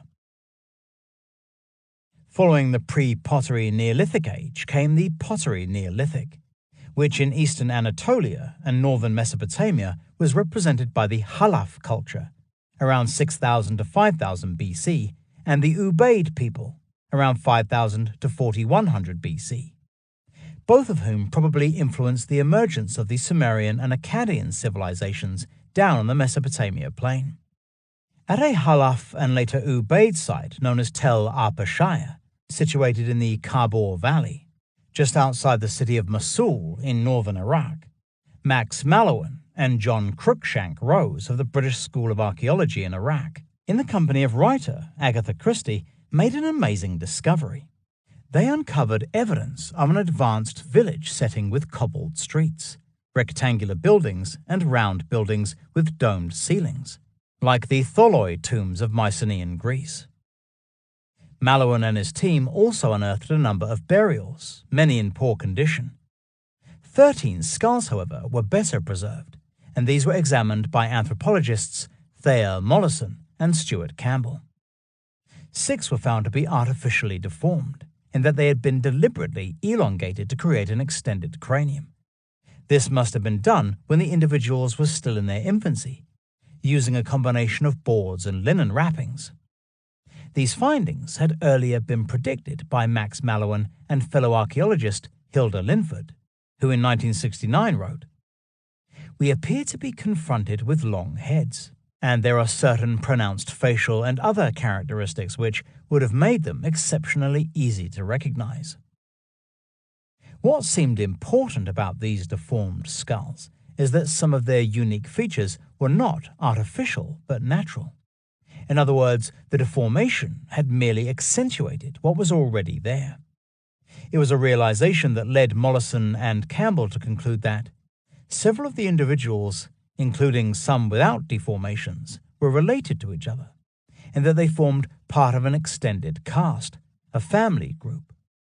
Moreover, because the site covered the transition phase from Halaf to Ubaid, around 5200 to 4500 BC, and the characteristics were present in remains belonging to both cultures, there was evidence of a direct genetic descent from one culture to the other across an extended period of time. Snake-like heads.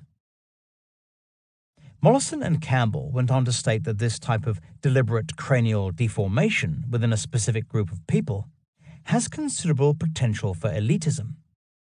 In conclusion, they wrote that head accentuation among the Halaf and later Ubaid peoples were done to demarcate a particular elite group, either social or functional, who were of close genetic relationship, and as such were part of a hereditary group that was closely inbred. Furthermore, Mollison and Campbell speculated that the shapes of the head may have had some meaning, adding, incredibly, that these individuals were perhaps recalled in the fired clay figurines found in various Ubaid cemeteries, which have snake-like heads. In addition to this, they wrote that a number of small ceramic heads with elongated cranial features and strange coffee bean eyes, dating from the Halaf period, were also most likely representations of this elite group. Cult of the Snake. So who exactly were these long-headed individuals, who would seem to have been members of a genetically related group seen as snake-headed in appearance? The greatest clue comes not from the ancient world, but from Central America. Among the Maya of Mexico's Yucatan Peninsula, a hereditary line of priests called the Shan, or serpents, would deliberately deform the heads of their infants to give them what was known as a polkan, an elongated serpent-like head. Doing this made the child eligible for a hereditary priesthood known as the People of the Serpent, who perpetuated the cult of the rattlesnake. They honored Itzamna, or Zamna, a form of Awa Khan, the lordly serpent, a great wisdom bringer and legendary founder of the Shan priesthood. Had something similar been occurring at Tel Apashaya in northern Iraq, a hereditary group, arguably an elite caste, that deliberately elongated the heads of their children so that when they came of age, they were demarked as special among the communities in which they moved? Was this done to honor or celebrate a divine ancestor, or a specific group of ancestors believed to have possessed very similar serpentine features? Did they represent these divine ancestors as snake-headed figurines of the type found in Ubaid graves? More pertinently, were these human serpents the watchers of the Book of Enoch, who were believed to have had serpent-like faces, visages like vipers, as the Testament of Amram so aptly puts it? Was their memory confused with the envisaged fall in the terrestrial paradise through the serpent's temptation of Adam and Eve? Remember, the Book of Enoch tells us that the watcher named Gadriel was the serpent that led astray Eve. Elite Ritual Center. No further information is available concerning the genetic background of the skulls found at Tel Apashaya, which is now thought to have been an elite ritual center. Yet it is worth considering whether the elite family group or caste that deformed the heads of their children among the Halaf and later Ubaid peoples might not have been descendants of Swiderian groups who entered eastern Anatolia from the north some 4,000 to 5,000 years before the foundation of Tel Apashaya, around 5200 BC. Intriguingly, overwhelming evidence indicates that the Halaf culture controlled the Lake Van and Bingöl obsidian trade, distributing the black volcanic glass throughout the Near East from a series of centers in eastern Turkey, northern Syria, and northern Iraq, including Tel Apashaya. In other words, the elite group here might have seen itself as the direct successors of the walking serpents that had controlled the obsidian trade in the distant past. Perhaps the Halaf even saw themselves as their lineal descendants, the reason they chose to accent their cranial features to make their children look more serpent-like in appearance.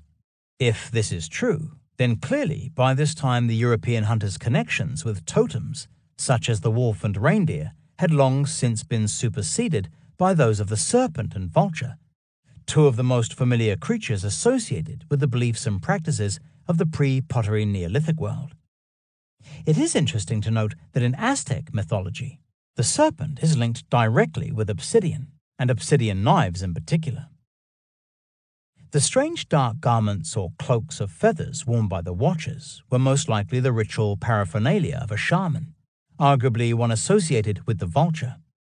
This probably led eventually to claims that these individuals were bird people, or that they bore wings, something that was added to the description of angels as late as the 4th century AD.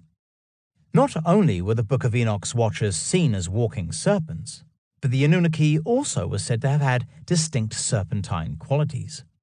For instance, Christian O'Brien points out that Ninhursag, the wife of Enlil in the Nippur Foundation cylinder, bears the epithet Serpent Lady, while Enlil himself is described as the splendid serpent of the shining eyes. Remember, it is the Anunnaki that Klaus Schmidt proposes are perhaps represented by the T-shaped pillars at Gobekli Tepe. So are these anthropomorphic pillars representations of the Watchers as well? City of Enoch.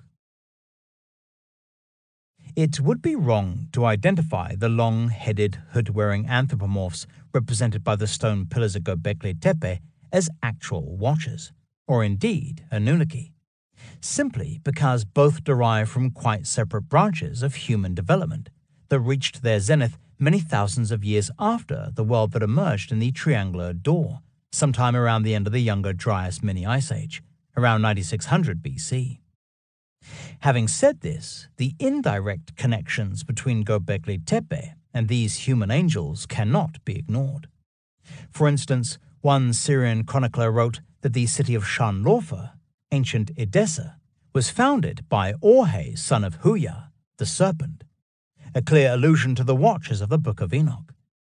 Remember, Gobekli Tepe is just 8 miles, 13 kilometers away from the center of Şanlıurfa, where a pre-pottery Neolithic settlement dating to 9000 BC was investigated in 1997, following the discovery in Yeni Yol Street of a life-size human statue with obsidian discs for eyes. This was discovered in the same area of the city where Nimrod is said to have built his fortress, and Abraham was born in a cave, the latter being the reason the whole area is considered sacred in Muslim tradition. Strengthening the link between Enoch and Şanlıurfa still further is the fact that Bar-Hebraeus, 1226 to 1286, a historical chronicler and bishop of the Syrian Church, wrote that the prophet Enoch founded the city of Edessa, that is, Urfa or Orpha, even though, in fairness, he attributes the same role to Nimrod elsewhere in his writings. This is interesting, as Enoch was said to have been visited in his dream vision by 2 watchers, who took him on a tour of the 7 heavens, one of which contained the abode of the angels, while in another was the Garden of Righteousness. As we have heard, the geographical setting for the patriarch's amazing journey would appear to have been the eastern Taurus Mountains and Armenian highlands. So was Enoch's place of departure on this great adventure Şanlıurfa. The Piri and Jinn.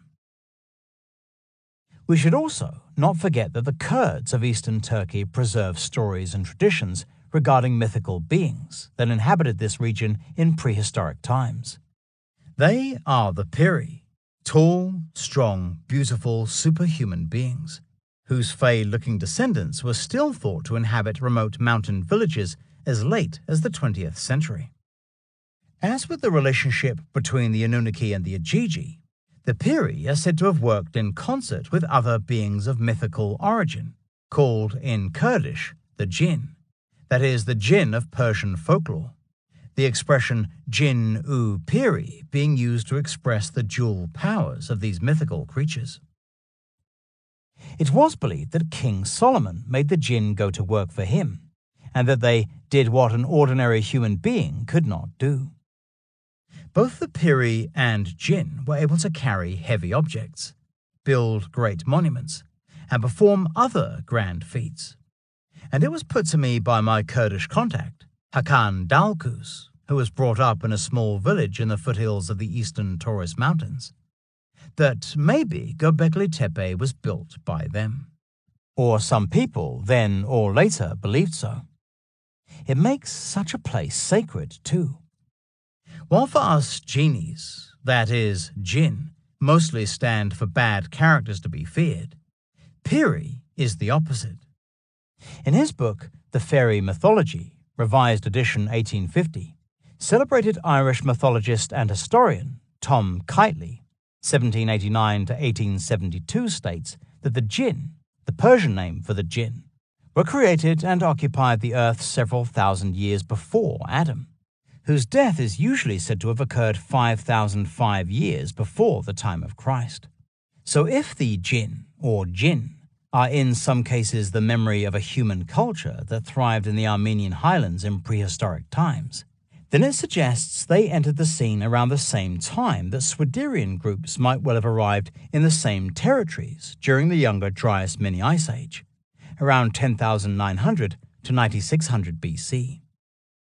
One of the leaders of the jinn was Azazel, a fallen angel who was also a leader of the rebel Watchers, according to the Book of Enoch, showing that traditions regarding the Watchers probably derive from the same origins as those of the Piri and Jinn.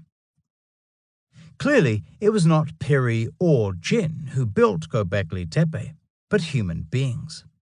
However, there is an outside chance that, in their archaic stories about the Piri and Jinn, the Kurds may have preserved the memory of incoming peoples of strange appearance, who inspired the building of monuments and sacred places.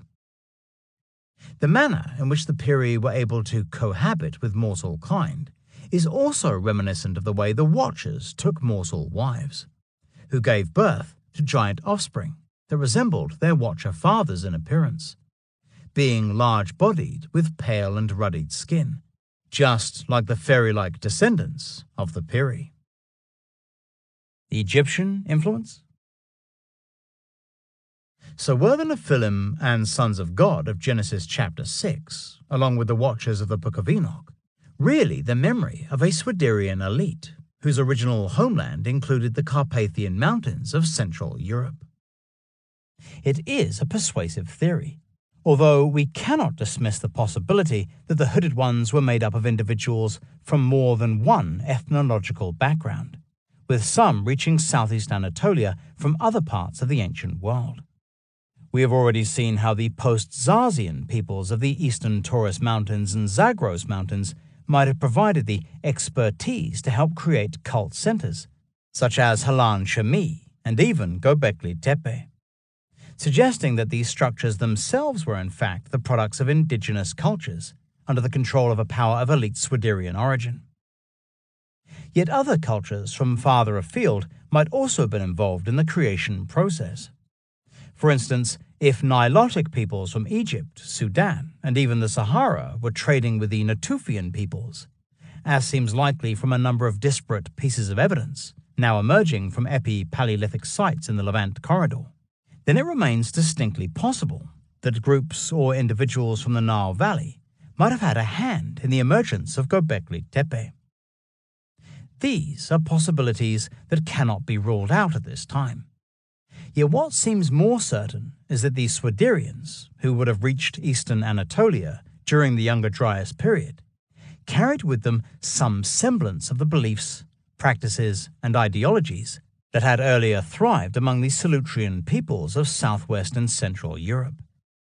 They were also, very likely, carriers of magical traditions, derived from the Kostenki Strelitskaya culture, whose descendants they would have encountered as they crossed the Russian steppes on their way to the Caucasus Mountains and Armenian highlands. The Kostenki Strelitskaya people's own successors most probably included the Zazians, who had followed a very similar route as the Swiderians, southward from the Russian steppes to eastern Anatolia, as much as 10,000 years earlier. All of these influences are interconnected and came to bear, eventually, on the construction of Gobekli Tepe, around 9500 to 8000 BC. Our journey is almost over, yet I still needed to make the link between Gobekli Tepe and the presence, some 200 miles, 320 kilometers away, of the Garden of Eden. How did one affect the other when they existed in separate millennia, many thousands of years apart? Those living in either biblical times or much later during the formative years of Christianity cannot have known of Gobekli Tepe, even if they did recognize Armenia as the genesis point of human civilization. So what linked all these disparate elements together? The answer for me came with the confirmation of a dream. Part 6. Completion. Chapter 35. A Quiet Corner of Eden. Thursday, March 1st, 2012. Finally, after nearly 11 months of searching, I had found the monastery of my dream, the one in which the monks were celebrating life itself through the elevation of a holy relic, thought to be a fragment of the Tree of Life. Called Urtut or Urtuti, the monastery was located 13.5 miles, 21.5 kilometers west of the town of Mush, in the foothills of the eastern Taurus Mountains, overlooking the plain of Mush and the Murad Shu, or eastern Euphrates. Eden-like woodland. Evidence of the existence of this monastery, destroyed during the Armenian genocide of 1915, had utterly eluded me until now, even though I had consulted ample books on the history of Taran, the ancient Armenian kingdom that embraced the plain of Mush. Yet of all places, it was on Wikipedia that I first found reference to Erdut. It had its own entry, and under the subheading Legends, the following lines stood out to me.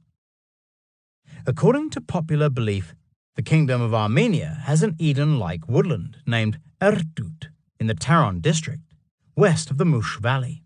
It is believed that old men who come there from Mush Valley and spend some time in that corner of unearthly beauty would become 20 years younger. This Eden-like woodland called Erdut, where local men would come to be rejuvenated, sounded very much like the claims attached to the Fountain of Life, Ma'ul Hayat, or Waters of Life, Abi Hayat, identified in Kurdish folklore as being in the vicinity of Bingöl Mountain, 35 miles, 56 kilometers north of this area. Was this Armenian account simply an echo of these same legends? Or could Erdut relate to the presence in the region of the terrestrial paradise? Clearly, Eden-like did not mean Eden itself, although I had a hunch there was far more going on here. The disciple, Thaddeus. That day, I searched online and found 2 web pages on Erdut's history and legendary background, written in Russian-Armenian. What they contained simply stunned me and changed everything I thought I knew about Armenia's place in the story of the Garden of Eden. Apparently, the 4th century Armenian churchman, Zenob Glak, who wrote a history of Taron, recorded a quite fantastic story regarding the origins of the Erdut monastery. It begins with the well-established account of how in AD 29, Thaddeus, one of the 70 or 72 disciples of Christ, traveled to the city of Edessa, modern Şanlıurfa, in northern Mesopotamia at the behest of its king, Abgar, who wished to be cured of a serious skin malady. According to early Christian legend, the king, having heard of miracles being performed by Jesus, sent out a request for this wonder worker to cure him of his illness. In response, the disciple Thomas dispatched Thaddeus of Edessa, who had earlier traveled from his homeland in northern Mesopotamia to Judea, where he'd been baptized by John the Baptist in the river Jordan, and then, following the Baptist's death at the hands of King Herod, became a follower of Jesus. So when Jesus was still alive, according to the story, Thaddeus, also known as Adai, arrived in Edessa, his native city, carrying with him a handkerchief that Jesus is alleged to have wiped across his face, leaving behind a face-like impression. It was the power of this holy relic, known as the image of Edessa or the Mont de Lion, that is said to have cured Abgar of his malady. The account goes on to state that Thaddeus afterward baptized King Abgar, who thus became the first monarch to adopt the Christian faith.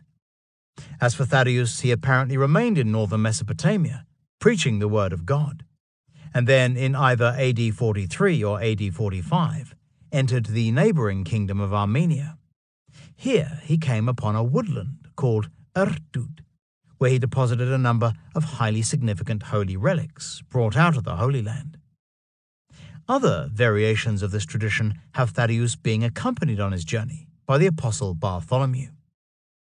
Fast forward to the 4th century, and the writer Zenob Glak now has the celebrated Armenian churchman Gregory the Illuminator being led by God to retrieve the holy relics left behind by Thaddeus 3 centuries earlier.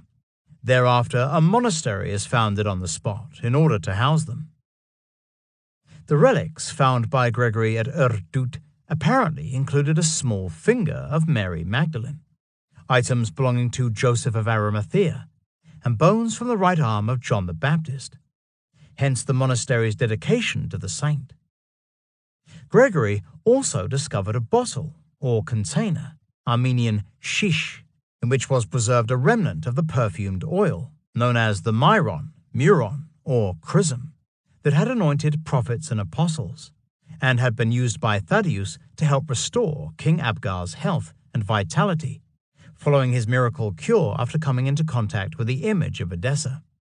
For this reason, the monastery bore the alternative name of Shishugo, which means of the oil bottle, or Shurugo, young branch of the oil tree. Eden and the Tree of Life. In Christian tradition, such relics, if considered genuine, would be deemed highly significant. However, for me, they paled into insignificance when compared with what else Thaddeus supposedly deposited at Erdut. For, according to Armenian tradition, he came bearing a fragment of the Tree of Life, which, after its discovery, became a key focus of veneration at the monastery. More incredibly, I discovered that Erdut was believed to have been located not just in an Eden-like woodland, but in a corner, or one corner, of Eden, which can also mean the Garden of Eden.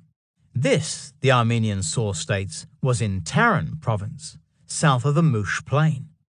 And it goes on to say that the place was called Erdut, and here the elderly man would travel to become younger by 20 years. As soon as I read these words, my stomach churned, and I knew inside that this was the monastery I had glimpsed in dream the previous year. Both the reference to the presence there of a piece of the Tree of Life and the monks' belief that their monastery stood in some quiet corner of the Garden of Eden seemed to confirm this fact.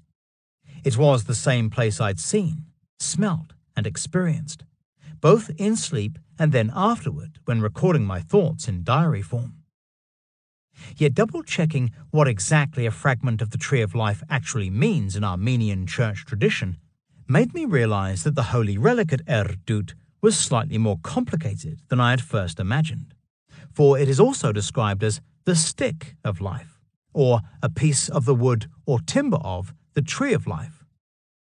It is a term that derives from a gradually evolving legend that has its inception in the 1st century AD, and revolves around what happened to Adam and Eve following their expulsion from paradise.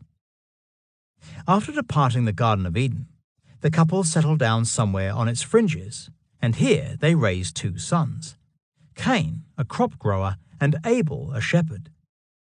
As the book of Genesis tells us, Cain kills Abel, creating the first murder and death in human history. As a consequence, Cain is cast out and lives the rest of his life in the enigmatically named land of Nod, while Adam and Eve's 3rd son, Seth, is born. He becomes Adam's rightful successor and the inheritor of his heavenly wisdom and knowledge. The Oil of Mercy. So far, this is the basic story in the book of Genesis. However, Jewish and later Christian works compiled between the 3rd century AD and medieval times, containing what scholars refer to as primary Adam literature, continue where the Bible account leaves off. The most well-known of these are the Latin Vita Are et Ave, the life of Adam and Eve, and the Greek Apocalypsis Moses, Apocalypse or Revelation of Moses. Both these texts, and others like them, relate the story of how, when Adam was on his deathbed, he asks his son Seth to approach the gates of paradise and beseech God to part with a little of the oil of mercy that flows from the Tree of Life, in order that he might sustain his life. Obeying his father, Seth departs for paradise in the company of Eve, and implores God to give him some of the oil from the tree of his mercy, in order that he might anoint his sick father. After some time, an angel appears. Usually this is Michael, although not always. He refuses their request, saying that the oil of mercy is reserved for the final days, adding that in 5,500 years a Saviour will come, who will be baptized in the river Jordan. Thereafter he will anoint from the oil of mercy all that believe in him.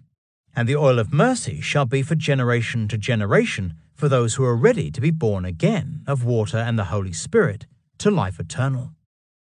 Then the most beloved Son of God, Christ, descending on earth, shall lead thy father Adam to paradise, to the tree of mercy, that is, the tree of life. Holy anointing oil. In other words, the text prophesied that, following his baptism in the river Jordan at the hands of John the Baptist, Jesus would somehow become the vessel of the oil of mercy, which would be spread by the Holy Spirit. The Armenian Church believes that this power was given originally to Moses, who was instructed by God to make something called the holy anointing oil. Exodus chapter 30, verses 22 to 33. This was afterward used to anoint many generations of Old Testament prophets, and eventually it found its way into the hands of John the Baptist.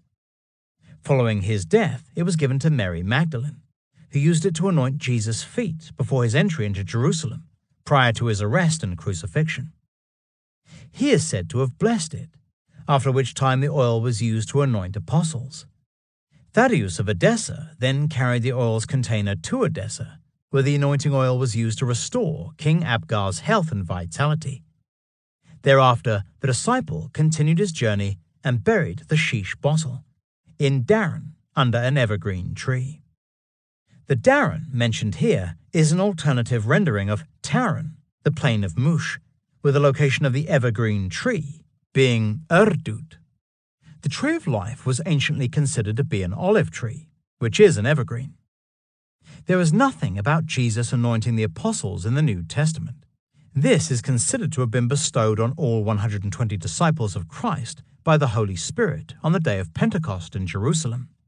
However, the Erdut legend states that the holy anointing oil deposited there by Thaddeus had been used to anoint prophets and apostles. The angel's gift. In the story contained in the Latin Vita Are at Ave, composed sometime between the 3rd and 7th century using earlier source material, Seth and Eve depart from the garden empty-handed. However, in alternative and arguably later accounts, the angel gives Seth seeds or saplings from the tree of life to take away with him. He and Eve then return to Adam, revealing what the angel said and what has been given to them. Thereafter, Adam dies, and his body is laid to rest with the help of angels. Prior to Adam's final internment, Eve and Seth place the seeds from the tree of life in his mouth, or alternatively, they plant the saplings over the position of Adam's skull. The accounts vary. These grow into either a single tree or 3 trees that wrap around each other to become one. Eventually, the tree is cut down and the timber utilized for a number of quite fantastic purposes. It is used to fashion the rod of Moses. It becomes a beam in King Solomon's temple. Or it is used to make a bridge over which the Queen of Sheba passes. As this happens, she realizes the sanctity of the wood and demands that it be taken up and placed inside Solomon's temple as a sacred relic. The true and living cross. Afterward, the holy wood, or holy timber of life as it is called in the Western Church, finds its way into a carpenter's shop, where it is used to fashion the cross of Calvary, known in medieval tradition as the Holy Rood. After Christ's crucifixion on Golgotha, the cross is buried nearby. Here also is Adam's skull, concealed during a much earlier age either by Shem, Noah's son and heir, and or by Melchizedek, the first king of Salem, that is, Jerusalem. The blood trickling down the cross from Christ's body reaches Adam's skull, finally bringing redemption to Adam for causing the original sin. The symbolism between the burial of Adam's skull and Golgotha, which means the place of the skull, is purposeful. It is for this reason that we see a skull at the foot of the cross in crucifixion scenes, and also on crucifixes. Accordingly, the elderly Empress Helena, mother of Constantine the Great, the first Roman emperor to adopt and legalize Christianity, visits Jerusalem in AD 327 or AD 328, and is led by miraculous means to discover the remains of the cross of Calvary beneath a Roman temple of Venus now occupying Golgotha Hill. As fragments of the Holy Cross are found to constantly sprout forth new green shoots, due to the wood originating from the earthly tree of life, it becomes known as the true and living cross. It is because of this regenerative power that fragments of the true cross are thought to have the power to restore life in a sickly person. Clearly, the fragment of the tree of life possessed by the Erdut monastery must have come from a separate branch to the one used to create the cross of Calvary, as this piece is said to have reached Armenia in either AD 43 or AD 45, a mere decade after the crucifixion and nearly 3 centuries before the Empress Helena discovered the Cross of Calvary. The only other thing I could discover was that Erdut's precious holy relic was kept in a reliquary box, and, I could only assume, was brought out and elevated during special ceremonies, in the absolute conviction that here was a true fragment of the Tree of Life in the Garden of Eden. Yet there was more to this story than simply the existence at Erdut of the Tree of Life fragment and the vessel containing the holy anointing oil. For after the foundation of the monastery in the 4th century, the monks would manufacture their own myron, or holy anointing oil, always mixing it in the bottle that had contained the original oil created by Moses. This was done so that the new anointing oil would forever contain the essence of the original holy anointing oil, used to bless prophets and apostles. Apparently, Erdut's sacred oil would be transported to the mother see of holy Echmiadzin in Varashapat, Armenia, where it was used in the inauguration of the Catholicos, the head of the Armenian Church. Naturally, I wanted to know more about Erdut and his monks, who I felt sure played heavily on their illustrious heritage and location on the edge of Eden itself. It was incredible to think that this monastery had thrived in the foothills of the eastern Taurus Mountains, just 170 miles, 274 kilometers away from Gobekli Tepe, a true site of the genesis of civilization. Yet what was Erdut's connection with Gobekli Tepe? And more pressingly, where was this monastery? It did not appear on any detailed maps of Taran, and unless its location was found, there could be no absolute confirmation that this was the place of my dream. Chapter 36. The Red Church. I needed to know where exactly the Erdut monastery was located, so I attempted to use the geographic coordinates provided by Wikipedia to find the site. Yet wherever engineer Rodney Hale and I looked on Google Earth, nothing could be seen. The coordinates were later found to be wrong. All I knew was that Erdut lay somewhere in the vicinity of a village called Kizilaj, a part Turkish, part Kurdish name meaning Red Cross, a sure sign that a Christian edifice lay nearby. The break came at the end of March 2012, when I learned from my Kurdish contact, Hakan Dalkus, who had managed to contact the person running the Kizilaj Facebook page, that in nearby mountains were Armenian ruins called Deir Sor, Kurdish for Red Church. It took further three-way correspondence to pin down the geographical location of Deir Sor. Then, on Friday, April 6, 2012, appropriately Good Friday in the Western calendar, I saw for the first time on Google Earth an enormous rectilinear structure on a forested mountain ledge, 2.25 miles, 3.6 kilometers, southeast of Kizilaj, and 1.5 miles, 2.5 kilometers, west-southwest of the village of Suluja, located at the coordinates 38 degrees, 45 minutes, 1.37 seconds north, 41 degrees, 20 minutes, 24.69 seconds east. The ruins appeared to consist of an outer shell around 70 yards, 64 meters in length, and just over 40 yards, 37 meters in width. From what I could make out from the shadows cast by the remaining sections of the wall, they remained fairly high in places. The foundation of a second structure in the southeast quadrant of the perimeter wall was also just visible, its axis skewed slightly more toward north. Immediately outside Deir Sor's exterior walls were traces of other rectilinear features, showing that this had to have been a monastery of some considerable size, situated in the northern foothills of the eastern Taurus Mountains, overlooking the plain of Mush and Murad Shu, or eastern Euphrates River.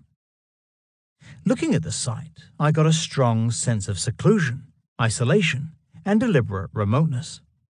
Unlike monasteries such as Sub Karapet and Sub Arake lots elsewhere in the Mush district, this one cannot have received many visitors, unless it was for a very good reason indeed. Although I was able to confirm that the Google Earth ruins were those of Deir az-Zor, the Red Church, I had no way of knowing whether they belonged to the Erdoot monastery. Further correspondence between my Kurdish contact and the man from Kizilaj drew a complete blank. No one seemed to know anything about Erdoot or its history. I tried syncing the geographical position of the Red Church with some old maps of Armenia, one of which had the word Arkavank, meaning King's Monastery, probably a reference to Jesus as King of the Jews, in the approximate same position, while another actually had a small diamond marking the position of Erdoot. They correlated pretty well, suggesting that Deir az-Zor, Arkavank, and Erdoot were all one and the same. Strange decree. Something else pretty curious was then discovered about Erdoot by a researcher colleague named Janet Morris. On my behalf, she had been studying and, where necessary, translating accounts of European travelers who had crossed the plain of Mouche over the past 400 years.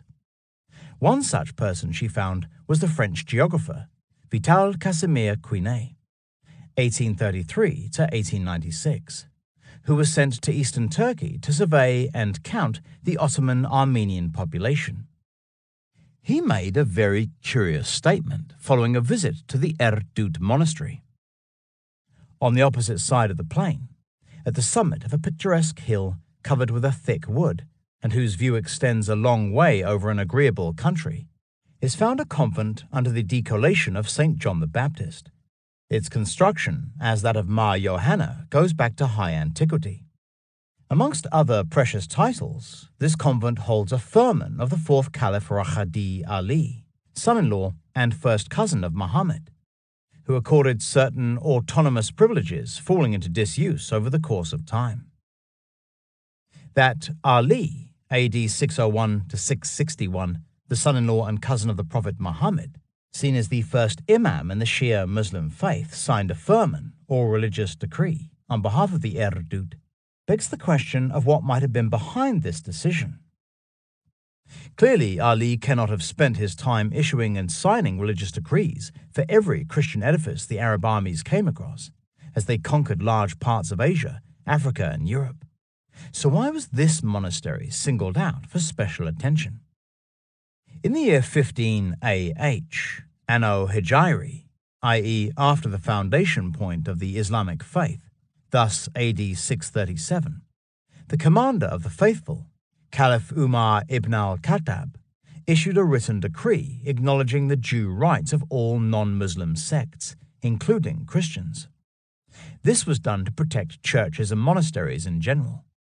Yet the one issued for Erdoot seems entirely different, and suggests that, like St. Catherine's Monastery in the Sinai, which was issued a firman by Muhammad himself, it was believed to contain important holy relics.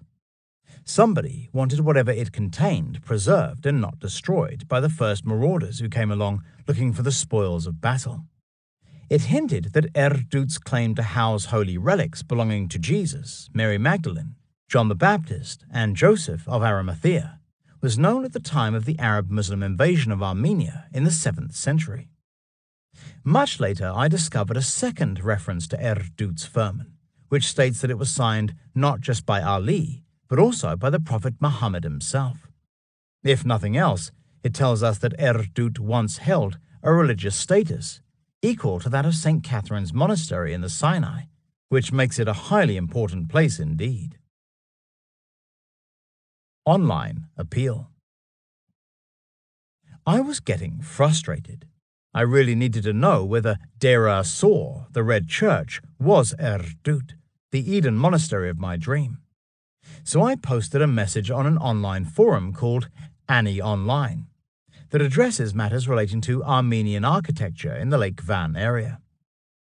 I asked for confirmation of the monastery's exact geographical coordinates and anything else anyone might come up with, citing exactly what I knew already. As I awaited for a response, my Kurdish correspondent Hakan returned with more information on Deir az-Zor from the Facebook contact in Kizilaj. It is easy to reach the Red Church from Sulujar and Kizilaj. Walls and 2 arches stand. They say Red Church was a monastery. Monks, priests, and sisters, etc. were educated there. It was a very rich monastery. Farmers of the surrounding lands were giving 50% of their crops to the monastery. No other info.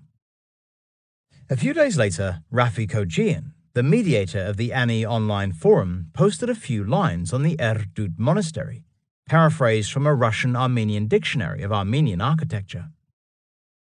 From the monastery, the following were visible: Aradzani and Mechrahet, both rivers; Es Karapet Monastery, a few villages and mountains, that is, Burakin, being girl, Nimrut, Da, Ka, Saipan, Sufan Da, and in the further distance, the grey top of Masis, Mount Ararat.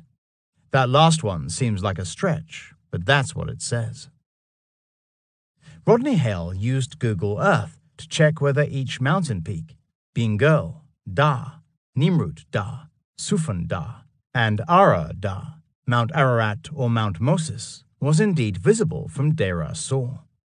Sure enough, if one were to stand on the mountain ridge immediately above the monastery ruins, all the peaks mentioned would have been visible on a particularly fine day.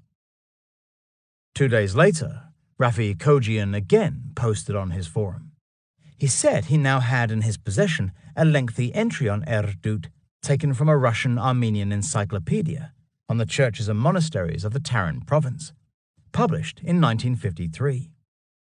He had uploaded the opening lines to the Erdut webpage on Armeniapedia, the online database for Armenian church architecture, which were now available to read. Clicking the link, I found the following. Located 4 to 5 hours west of Mush, in front of Es Garabed, Karapet Monastery, in front of Es Haraped, Karapet Monastery, in Yahirit's region, Yagir, on Sim Mountain, Simlur, or on Black Mountain, Sev Sar, on the south side of Yaprat River, i.e. the Murad Shu on eastern Euphrates. The location of the monastery is unmatched. On 4 sides are cold springs and forest. The air is pure but cold. The view is indescribable. Almost all of Mush's plain is flat like a floor. Its green worked fields open up before your eyes. This place sounded incredible.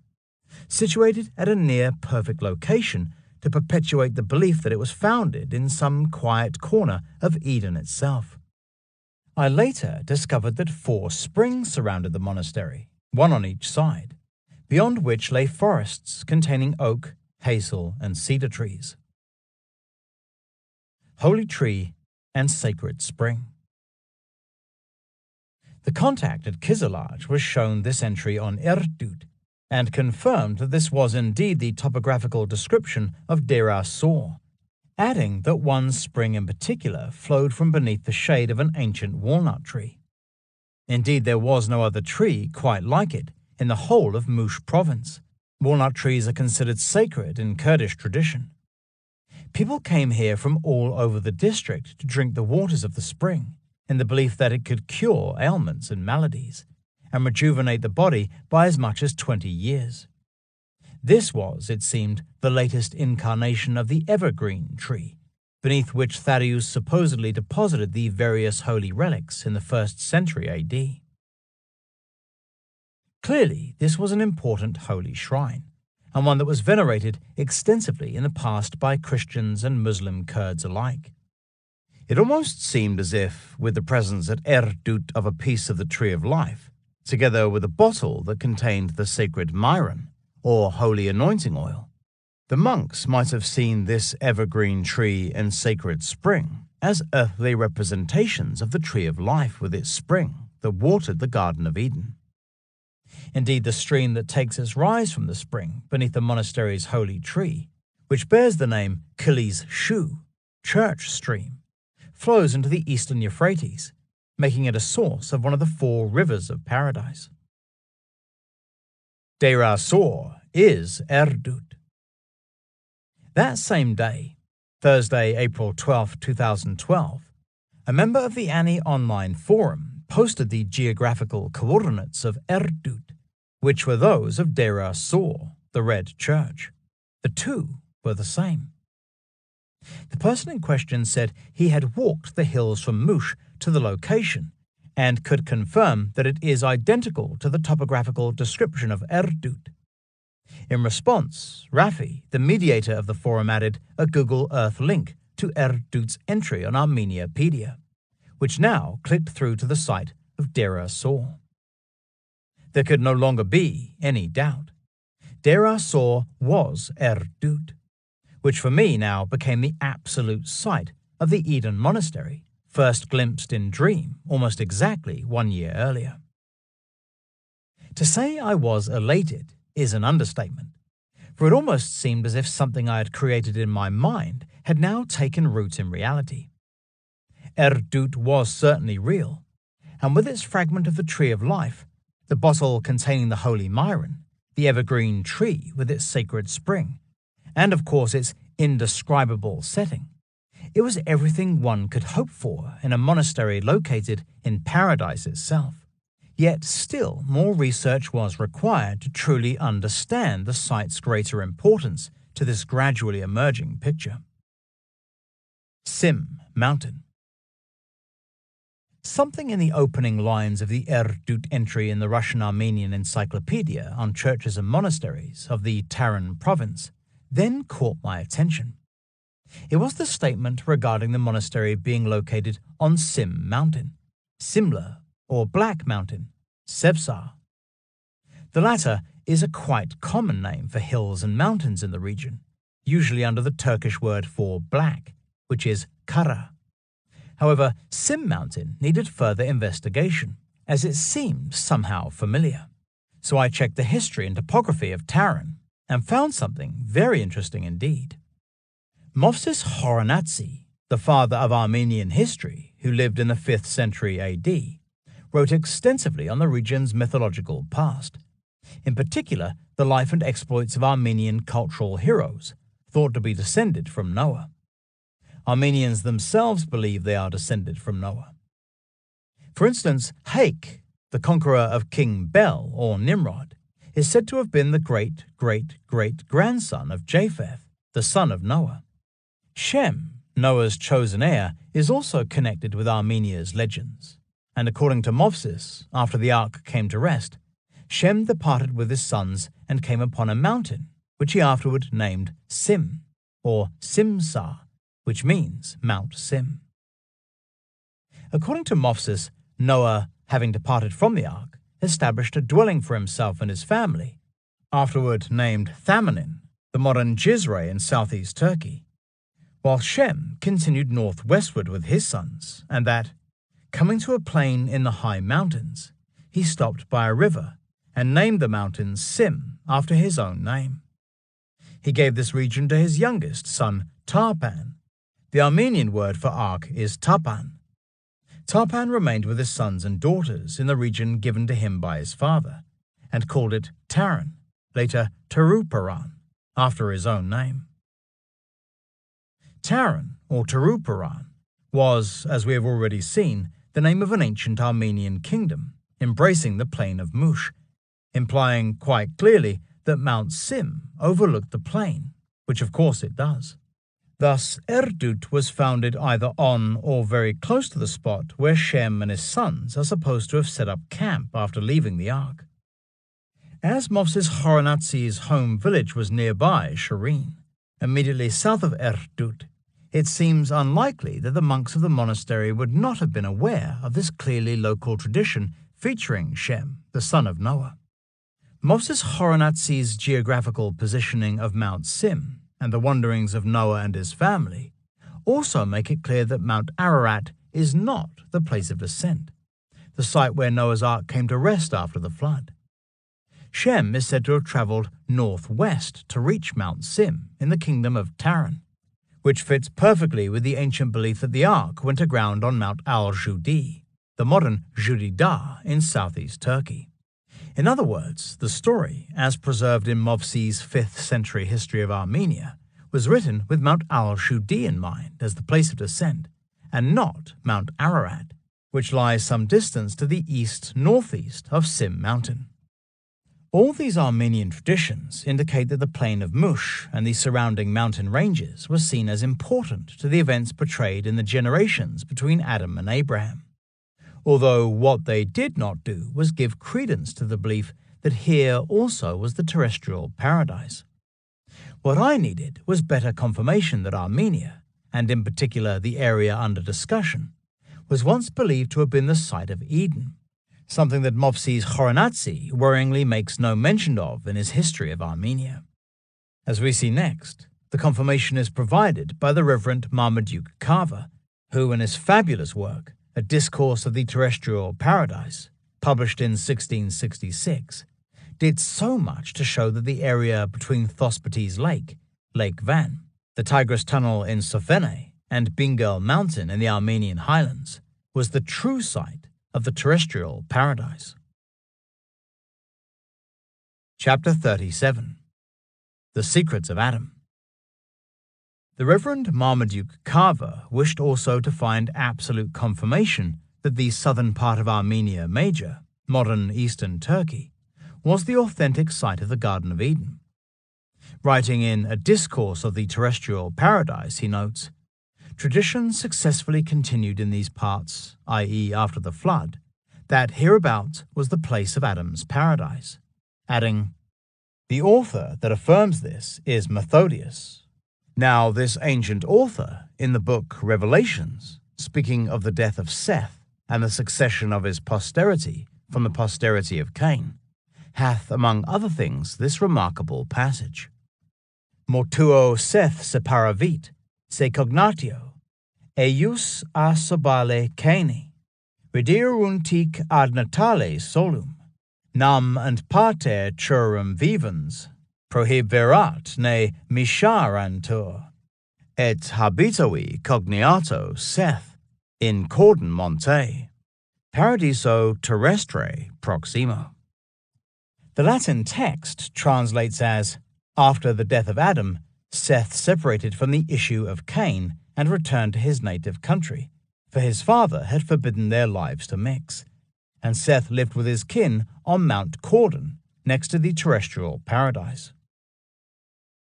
Having cited Methodius's words, Carver notes, "If the terrestrial paradise were near the Mount Cordon, and that Mount Cordon or Gordius stood in the same place where Ptolemy hath set it, then we may rest assured that the happy seat of our first parents' habitation was at or about the very place that we have described." The Revelations of Methodius. Very pertinent words indeed. So who was Methodius, and where was Mount Cordon or Gordius? Methodius of Olympus was a theologian and prolific writer of the early 4th century. He died around AD 311. The quotation cited by Carver, or variations of it, is from a work accredited to Methodius, entitled The Apocalypse or Revelations, Revelatio. It contains a commentary on the book of Genesis, and an account of the coming of the Antichrist and the inevitable end of the world. However, there is a problem, as there is no record of Methodius ever having written such a book. Moreover, it is quite clear from its contents that the Apocalypse was written in response to the Arab invasion of Asia Minor in the second half of the 7th century AD, 300 years after Methodius's death. In other words, its author was most likely a Christian writer of the 7th century, who wanted to bolster the tract's value by accrediting it to Methodius. Exactly who penned this pseudepigraphical or falsely attributed work is unclear.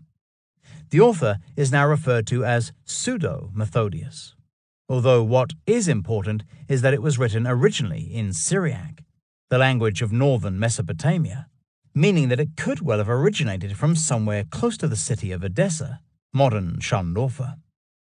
This seems certain, as just a year or two after its initial circulation, modified versions, known today as the Edessene Apocalypse, were being produced in the area, quite possibly in one of the monasteries locally. Where is Cordon Monte? Which version of the Apocalypse the Reverend Marmaduke Carver consulted for his book is not cited. Most likely it was a volume in the York Minster Library, where the churchman did much of his research for a discourse of the terrestrial paradise. Yet, if we accept Carver's translation as authentic, and I have certainly found a Latin version of the Apocalypse with a date of 1593 that contains these exact same lines, it implies that in the late 7th century, an accomplished theological writer, living close to Edessa and the site of Gobekli Tepe, possessed knowledge implying that Seth and his father Adam, his mother Eve, and their extended family group inhabited Cordon Monte, or Mount Cordon. Even more significant is his conviction that this mountain was situated proximo, or next to the terrestrial paradise, that is, the Garden of Eden. Carver assumed that Cordon Monte was a reference to the Gordius Mountains, also written Gordyin or Corduene, which he says the Greco-Roman geographer Ptolemy, AD 90 to 168, located in the district of Armenia Major. Apparently, Ptolemy saw them as the same latitude with the springs of the Tigris. Strabo joins them with Mount Taurus. Today, this mountain range is identified with the Kardu Mountains, which are further south and include Mount Al-Judi, the traditional resting place of the Ark. Yet the classical writers located the Gordius Mountains north of here in the eastern Taurus range, which borders the plain of Mush on its southern side. So this fixed the mythical world of Adam, Eve, Seth, and their extended family firmly within reach not just of the source of the Tigris, but also Sim Mountain, where Shem and his sons settled, and the Erdut Monastery was founded in the 4th century AD. Is this where Adam and Eve came to rest after being expelled from the Garden of Righteousness, somewhere in the vicinity of Erdut, where afterwards Shem established his own home? Interestingly, it was Shem who Noah sent to retrieve Adam's skull from its place of burial in order that it might be brought onto the ark, even though the bodies of Eve, Seth, and all the other early patriarchs were left in situ. Apparently, the site of Adam's burial was the Cave of Treasures, located on a holy mountain that was said to overlook the site of the original Garden of Eden. Did this cave exist somewhere near Erdut, and could it be found today? Of course, the historical validity of such material is at best questionable, and yet there is no denying that the power of belief in a fictional mythos can be just as real, as if not more real than a tangible, mundane reality. Moreover, mythical data can encode within it kernels of truth that can manifest in the real world, and so nothing should be ignored or dismissed out of hand without due consideration. The seed of Seth. So, to suddenly find that Adam and Eve's homeland after their expulsion from the Garden of Eden was somewhere in the vicinity of the eastern Taurus Mountains was very compelling indeed. Moreover, the introduction of Seth to the story was also highly significant, as it was the seed of Seth, or Seth's descendants, who were to inherit God's kingdom after the death of Adam. This belief is derived from a passage in Genesis chapter 4, verse 25, which reads, "And Adam again knoweth his wife, and she beareth a son, and calleth his name Seth. For God hath appointed for me another seed instead of Abel, for Cain had slain him." The words "another seed" is interpreted as meaning that through Seth, the third son of Adam, God created a new branch of humanity that some Jews and early Christians believe was the only truly righteous tribe of God. Everybody else was descended of Cain, Seth's evil brother, and was thus wicked by descent. Many Gnostic sects that thrived in the first 5 centuries of the Christian era saw Seth as the first of 3 manifestations of Christ himself. The others would seem to have been Shem, the son of Noah, and Jesus Christ himself. Indeed, the heavenly Seth was seen to have manifested in this world through the incarnation of Jesus, the two being synonymous with each other. The Nag Hammadi Library. Gnostic followers of Seth, or Sethites as they were known, flourished among religious sects and secret groups that thrived in regions such as Palestine, Syria, Asia Minor, Egypt, and Armenia. They had their own Gospels, or scriptures, many of which were found together inside a cave near Nag Hammadi in Middle Egypt in 1945. What became known as the Nag Hammadi Library is the most important collection of Gnostic and Sethite texts ever studied.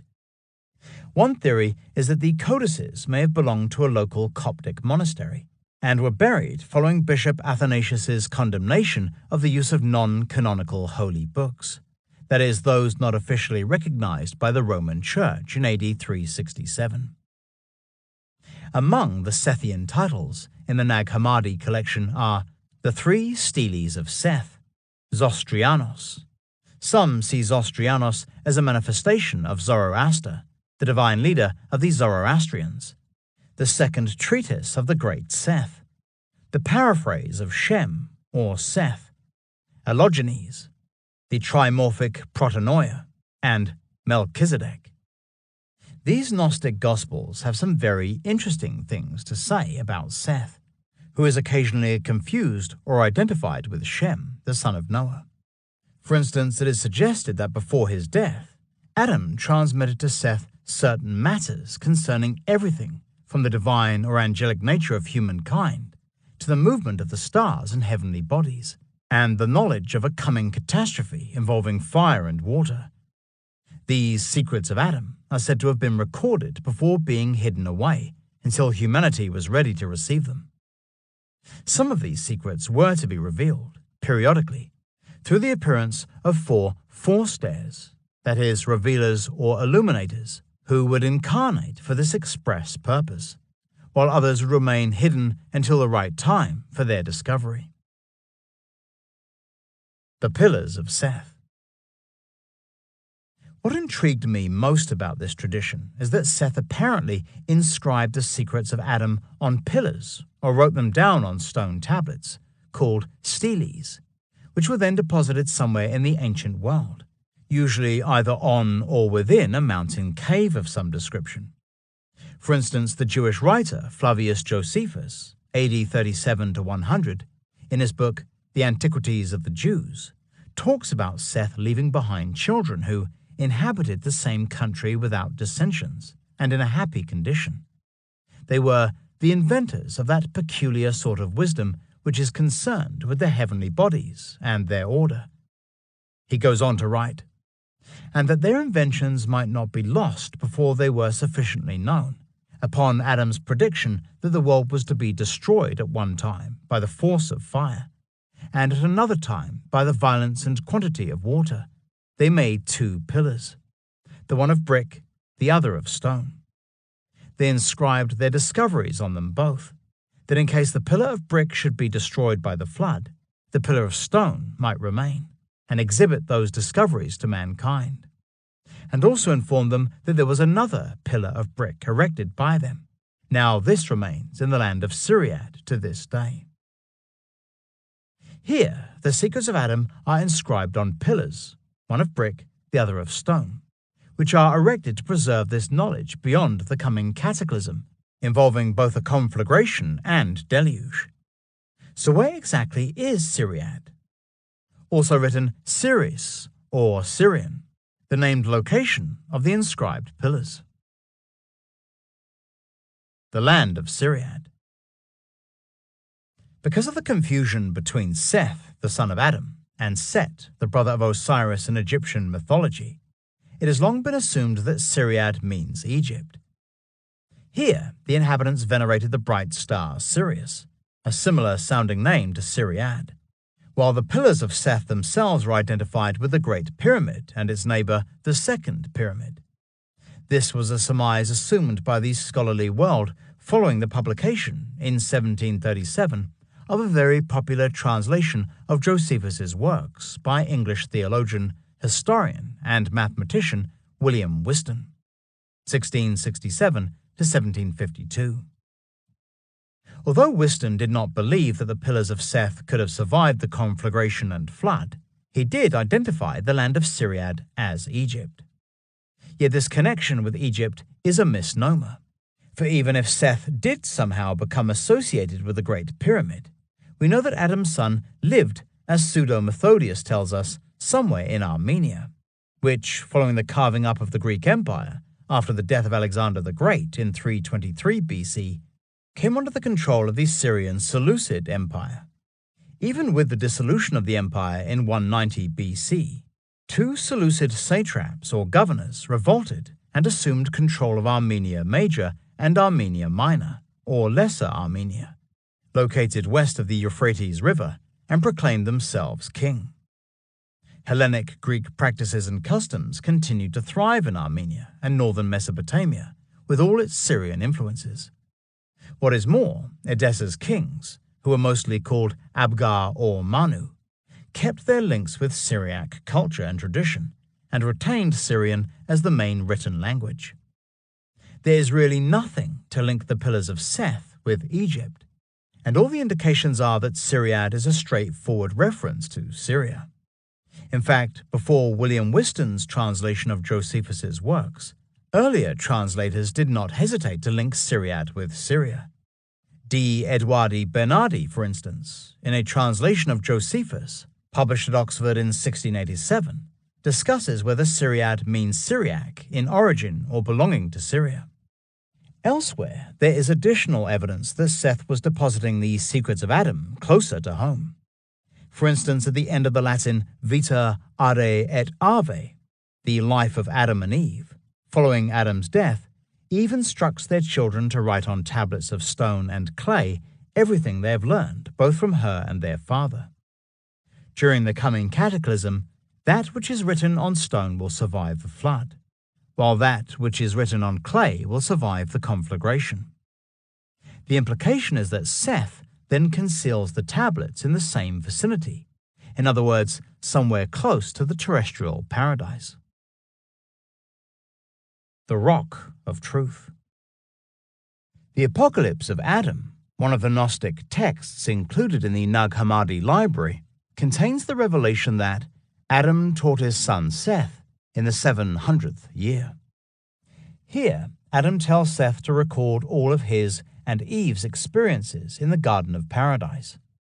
This is to include the revelations conveyed to them by three angelic informants regarding the future adventures of the elect, that is, the seed of Seth, along with knowledge of the imminent cataclysm of fire and flood, and details of the coming Savior, who is Seth himself. Collectively, this wisdom is described as the hidden knowledge of Adam. The reader is told also that a special revelation is to be written on a high mountain, upon a rock of truth.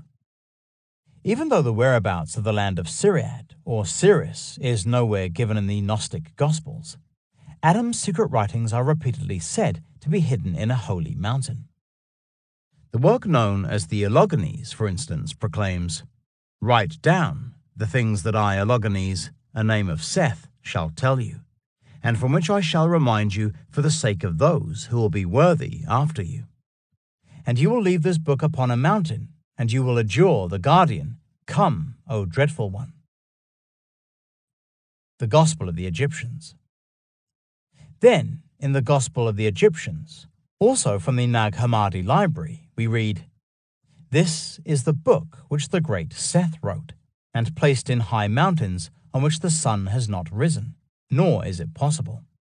And since the days of the prophets and the apostles and the preachers, the name has not at all risen upon their hearts, nor is it possible, and ear has not heard it. The great Seth wrote this book with letters in 130 years. He placed it in the mountain that is called Charaxio, in order that, at the end of the times and the eras, it may come forth and reveal this incorruptible, holy race of the great Savior, and those who dwell with them in love." These words are greatly enigmatic, for they speak of a book concealed in a mountain, the location of which, and even the name thereof, has not been uttered since the time of Seth. Yet then, as if pronounced as part of some magical spell, the name of the mountain is finally revealed, Charaxio. But where is Charaxio? Was this the true hiding place of the secrets of Adam?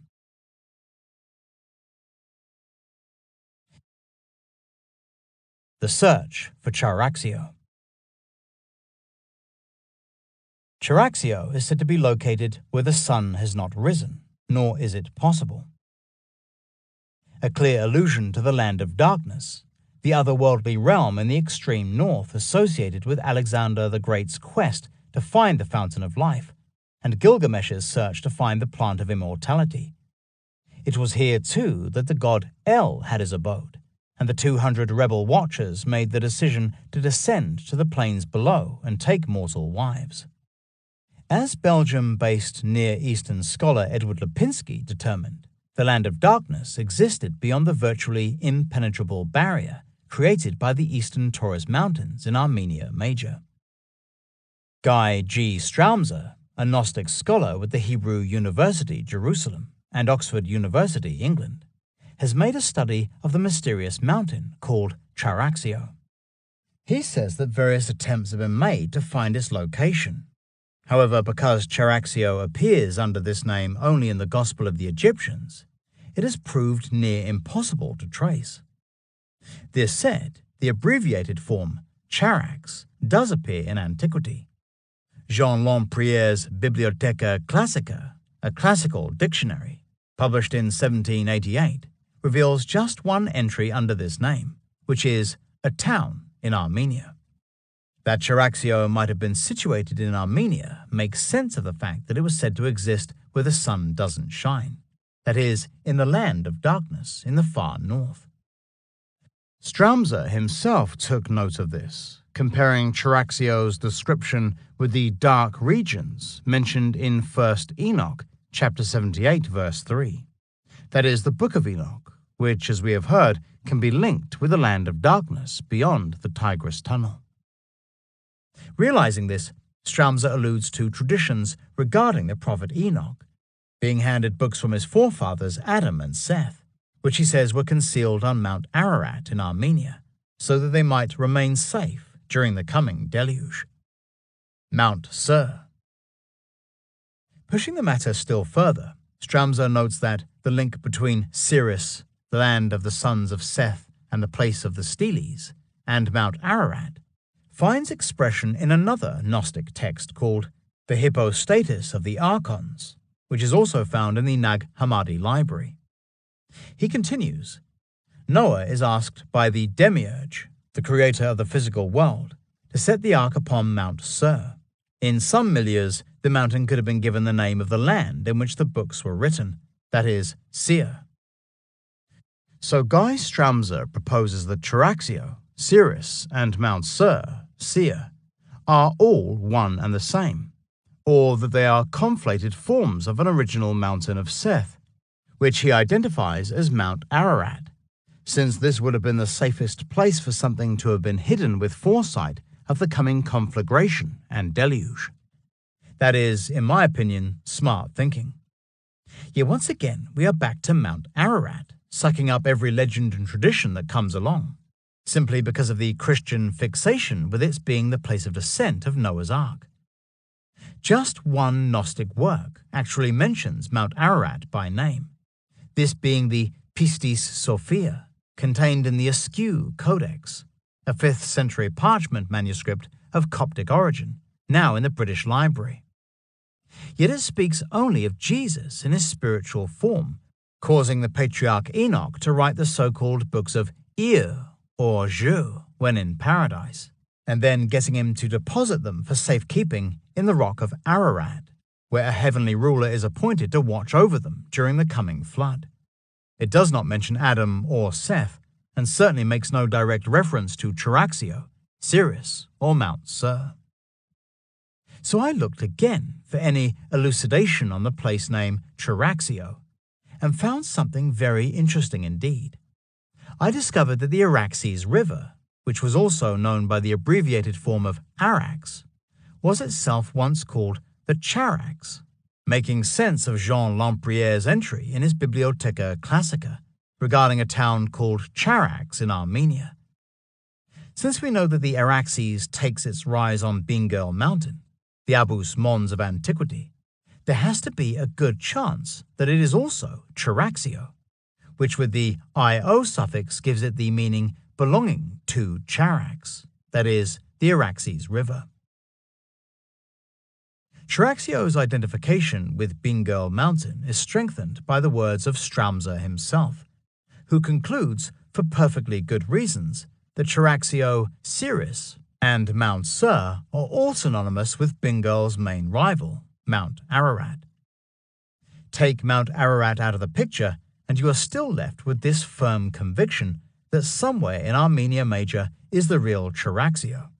So was Bingöl Mountain really where Seth concealed the secrets of Adam on pillars or steles, in order that they might be revealed in the final days? It is interesting that John Lempriere's entry for Abus Mons reads, "A mountain in Syria, where the Euphrates rises."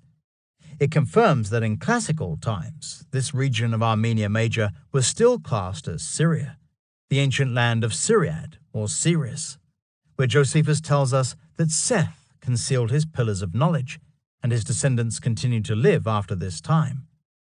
Yet, what about Mount Sur? Where was that located? Mons Victorialis. A tract entitled Opus Imperfectum in Matthäum, a commentary on the Gospel of Matthew, which circulated among a Christian sect known as the Arians during the 5th century, alludes to a lost book or books of Seth. It states that once a year a group of 12 scholars would climb a mountain called Mons Victorialis, the Victorious Mountain, or Mountain of Victory, on which were abundant fountains and beautiful trees.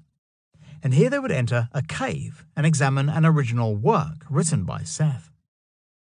An 8th century Syriac text known as the Revelation of the Magi contains the same basic story, although here the 12 scholars are 12 Magi, who are both kings and wise men, descendants of Seth, who live in the land of Shir, i.e. Sur or Siris. The book takes the form of commandments given by Adam to Seth, who records them in written form. It speaks of a sign that will herald the birth of a god in human form, with that sign being a star in the likeness of a small child. Every year, the Magi would purify themselves in a spring, and then ascend the Mountain of Victory and pray in silence before entering the cave, which is identified as the Cave of Treasures of the Hidden Mysteries. Here, Adam and Eve had lived, just beyond the Garden of Eden, and after their deaths it had become the home of Seth, his family, and their descendants. This same settlement of the antediluvian patriarchs, as we have already seen, was said by Pseudo-Methodius to have been located near Mount Cordon, in the eastern Taurus Range, close to the Ertut Monastery and the plain of Mush. Inside the cave, the Magi consulted the books of Seth, containing the secrets of Adam, and watched for the prophesied sign before returning to their kingdoms, to instruct those of their people who wished to learn the hidden mysteries. The whole process was repeated across many generations, and when one of the 12 died, either a son or a close relative would replace him. The text alludes also to a book of Revelations written by Seth, which states that Adam had originally seen the sign, the original star child, hanging over the tree of life in the Garden of Eden, but that it had disappeared when he committed the first sin. The revelation of the Magi then reveals how a star appears in the sky before entering the cave, inviting the Magi to do the same. Inside, they find not a star, but the likeness of a small child, who introduces himself as the Son of God. The wise men are instructed to follow the star, so that they might worship him in human form. They are then led in a quite fantastic manner, first to Jerusalem and then to Bethlehem, where the star enters a cave and becomes the infant Jesus, at which point the story reverts to the account of the Nativity, as told in the Gospel of Matthew, chapter 2, verses 1 through 12. Eventually, the Magi return to the land of Shir, and in time the apostle Judas Thomas arrives to convert the people through mighty deeds, and here he now baptizes and anoints the Magi. Although there have been attempts to identify the land of Shir with locations as far away as northeast Iran and even China, It was likely located in the vicinity of the Cave of Treasures, and of course, the Garden of Eden. What is more, the Mountain of Victory, or Mons Victorialis, features in the 6th century Syriac text entitled The Book of the Cave of Treasures, as a name of the mountain of God, on which Adam, Eve, and their extended family, the children of Seth, live prior to the time of the flood. These children constitute the entire line of early patriarchs and their families, from Seth right down to Noah.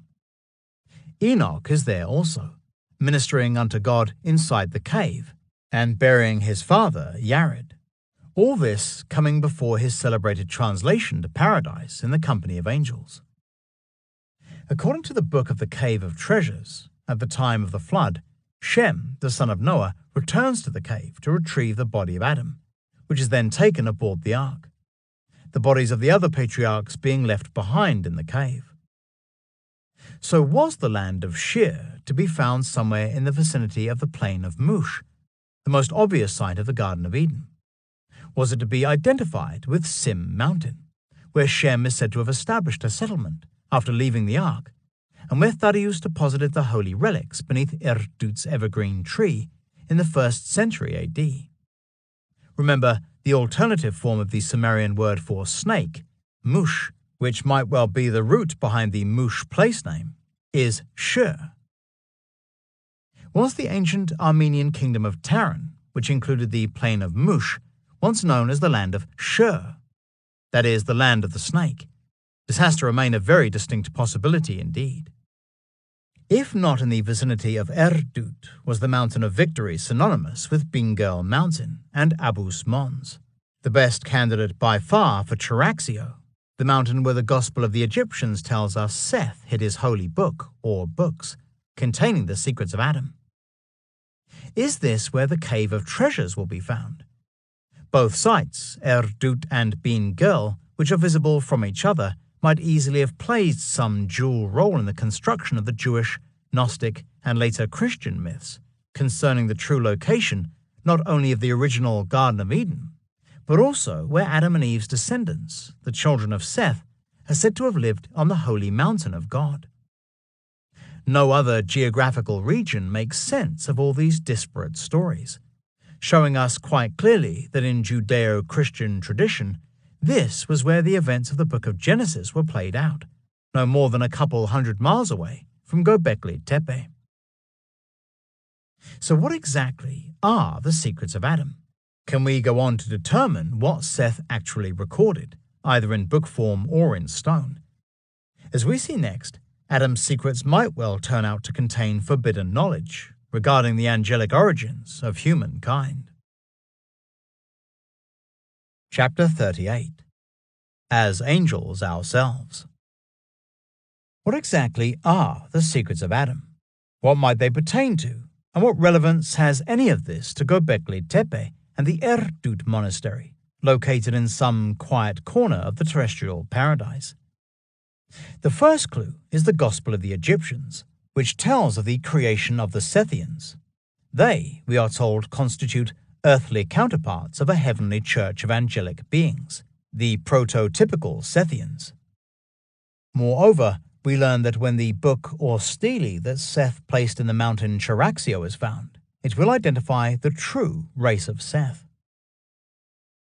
There is little question that this true race of Seth is to be seen as the incarnated souls of the aforementioned angelic beings, the prototypical Sethians, meaning that the secrets of Adam supposedly reveal the angelic nature of humankind.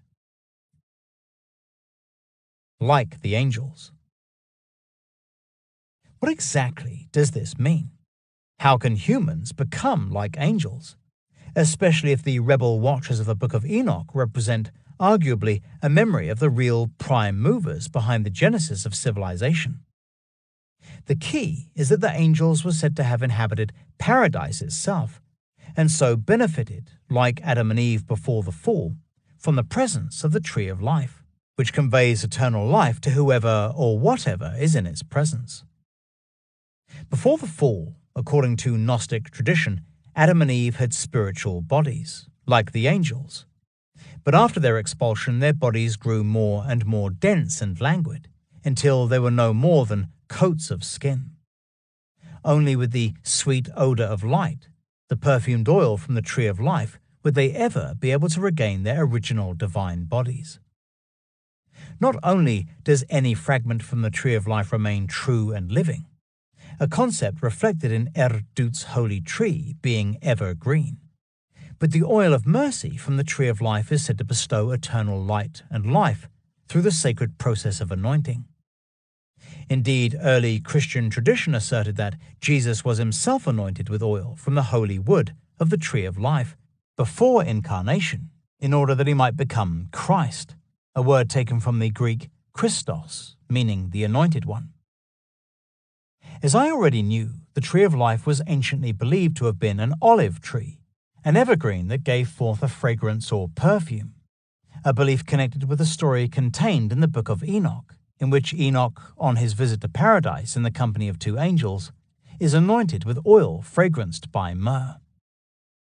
And God said to Michael, "Approach and remove Enoch's earthly garments. Anoint him with my blessed oil, and dress him with garments of my glory." Michael did what God told him. He anointed me and dressed me. The appearance of the oil was greater than a great light, and its lubricant was like blessed dew, and its fragrance was like myrrh shining like the sun's rays. I looked at myself and saw that I was like one of his glorious ones, and there was no obvious difference. So the removal of Enoch's physical garments and his anointing with perfumed oil have the purpose of taking away the patriarch's earthly skin and replacing it with divine garments that are symbolic of his transformation from a mortal person into an angelic being. This is the prerequisite for his permanent translation to paradise, the story told in the book of Genesis. Yet it is also a reference to the spiritual bodies or garments of light that Adam bore before the fall. So through the anointing process, Enoch becomes as Adam was in paradise, a person restored to his original state of divine glory, no different from the angels themselves. The Holy Myron. The perfumed oil used by the angel or watcher named Michael to anoint Enoch can be compared with the myron or muron, also known as the chrism, used even today to anoint the Catholicos during his inauguration as spiritual head of the Armenian Church.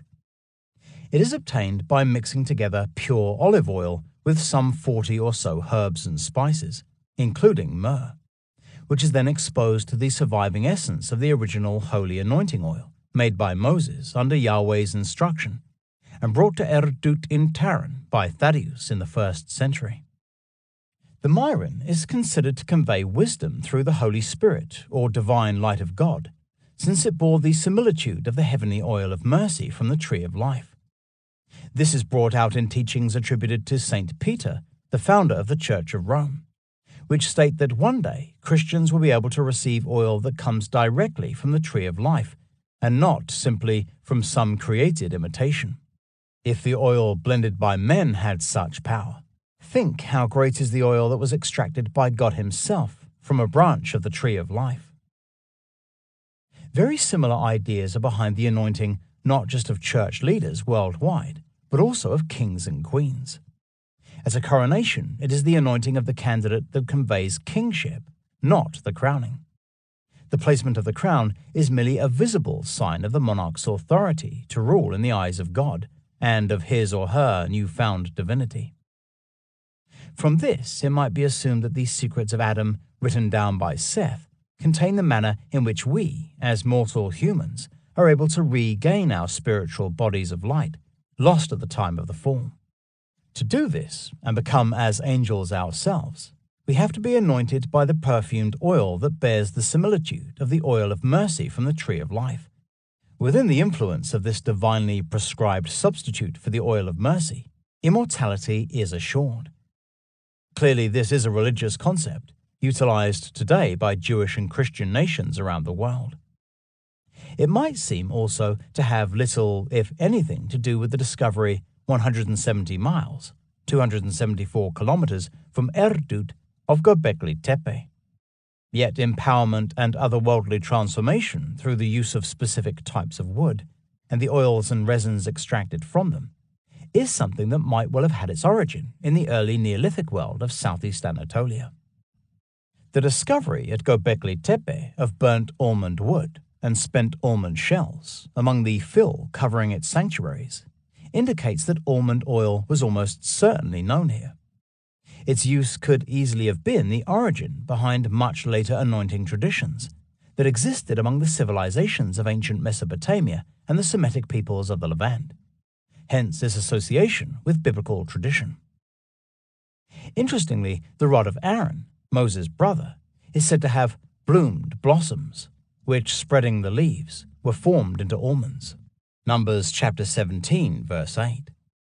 While the seven-branched candle of the Jews, known as the menorah, represents both an almond tree and the tree of life. The two are synonymous, even though elsewhere the tree of life, as we have heard, is said to be an olive tree. Links to Erdut. In view of all this, the fact that Thaddeus travels all the way from Judea via Edessa to Erdut to deposit both a fragment of the tree of life and the bottle containing the essence of the perfumed oil that Yahweh had instructed Moses to make has incredible implications. It suggests that the disciple was taking them to somewhere already connected with traditions associated with the oil of mercy and the tree of life. This he recognized through the presence there of an earthly representation of the tree of life, in the form of Erdut's own evergreen tree, from beneath which flowed a source of the Euphrates, one of the four rivers of paradise. It tells us also that Erdut was considered the true foundation point of the Armenian Church, the Myron bottle and fragment of the tree of life being its symbols of divine authority over counterclaims of supremacy from rival monastic foundations. Of course, it might easily be argued that the Armenian Church made up the entire story of Thaddeus's visit to Erdut and his concealment there of the holy relics. Yet, if this were the case, why connect the legend with Erdut and not Sub Karapet, Taran's showcase monastery on the opposite side of the plain of Mush? Why attribute this extraordinary tradition to Erdut, when Sub Karapet would have been a much better option, especially as it was founded around important relics of John the Baptist? Alternatively, why not connect the story to the mother see of Holy Echmiadzin at Varashapat, Armenia's great spiritual center located within sight of Mount Ararat, where eventually Erdut's sacred container was moved so that the holy Myron might continue to be manufactured there. Everything points toward a long-held tradition suggesting that Erdut's evergreen tree was seen to mark the site of the terrestrial tree of life, planted by Seth either within or upon the skull of Adam, the first man. If correct, then close by was the Cave of Treasures, where Adam and the early patriarchs lived and were buried after the time of the fall, and the book or books containing the secrets of Adam lay hidden within the Mountain of Victory, located in the land of Shur, or Seir. In Gnostic tradition, Seth incarnates to save his seed on 3 occasions. First as Seth the man, second as Shem, the son of Noah, and finally as Jesus Christ. His lives as Seth and Jesus both linking him with traditions concerning the oil of mercy. A.F.J. Klein, in his important work Seth in Jewish, Christian, and Gnostic Literature, 1977, says that the race of Seth may have been a historical phenomena, which existed until the flood, or they were a group which was to be saved at the end of time. Yet as much as these ideas regarding the books, steles, or pillars of Seth are bound up in Jewish, Christian, and Gnostic millennialism, can they really be linked to the discoveries being made today at Gobekli Tepe? The Children of Seth.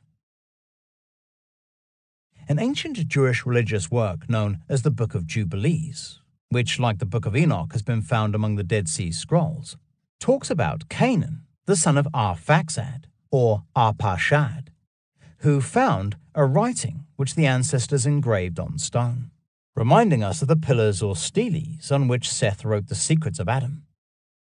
These writings contained the teaching of the watchers by which they used to observe the omens of the sun and moon and stars within all the signs of heaven.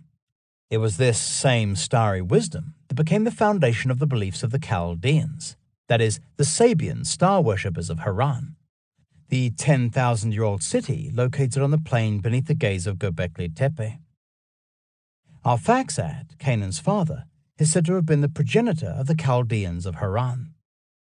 His name, Arphaxad, is a conflation of the place name Ur of the Chaldees, Abraham's birthplace in nearby Shunlorfa, showing the firm connection between these early biblical characters and the triangular door, the birthplace of the Neolithic Revolution. Completing the picture is the fact that Arphaxad's father was Shem, the son of Noah, whose settlement in Simsar, or Sim Mountain, in the eastern Taurus Range, overlooking the plain of Mush, is today occupied by the Erdut Monastery.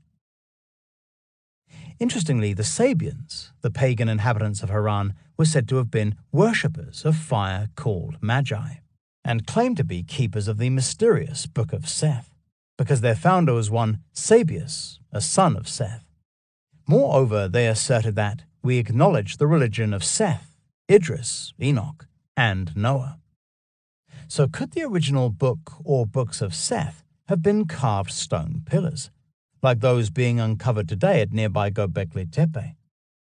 Were the 12 Magi that perpetually guarded the book or books of Seth an echo, however slight, of the rings of 12 anthropomorphic pillars erected at Gobekli Tepe some 11,500 years ago? Could these rings of stone reflect much later traditions regarding the children of Seth, preserving the secrets of Adam in written form? If so, then who or what might the twin central pillars have come to represent in Jewish, Christian, and Gnostic tradition? Too much speculation here would be foolish, although the fact that Gnostic writings emphasize that Cain and Abel, the twin sons of Adam, each had twin sisters, is intriguing, and reminds us of the belief that twins always grew inside the womb during pregnancy. Moreover, that Seth was born as Abel's replacement sets up a twin-like relationship between Cain and Seth, reflected in the stories regarding our descendancy, either from the sons of Cain or the seed of Seth, that is, the Sethites. The central pillars at Gobekli Tepe are perhaps allusions to this twin tradition, although whether they can be seen in terms of the twin offspring of Adam, the first man, who in Gnostic teachings was overshadowed by his own celestial twin, is another matter altogether.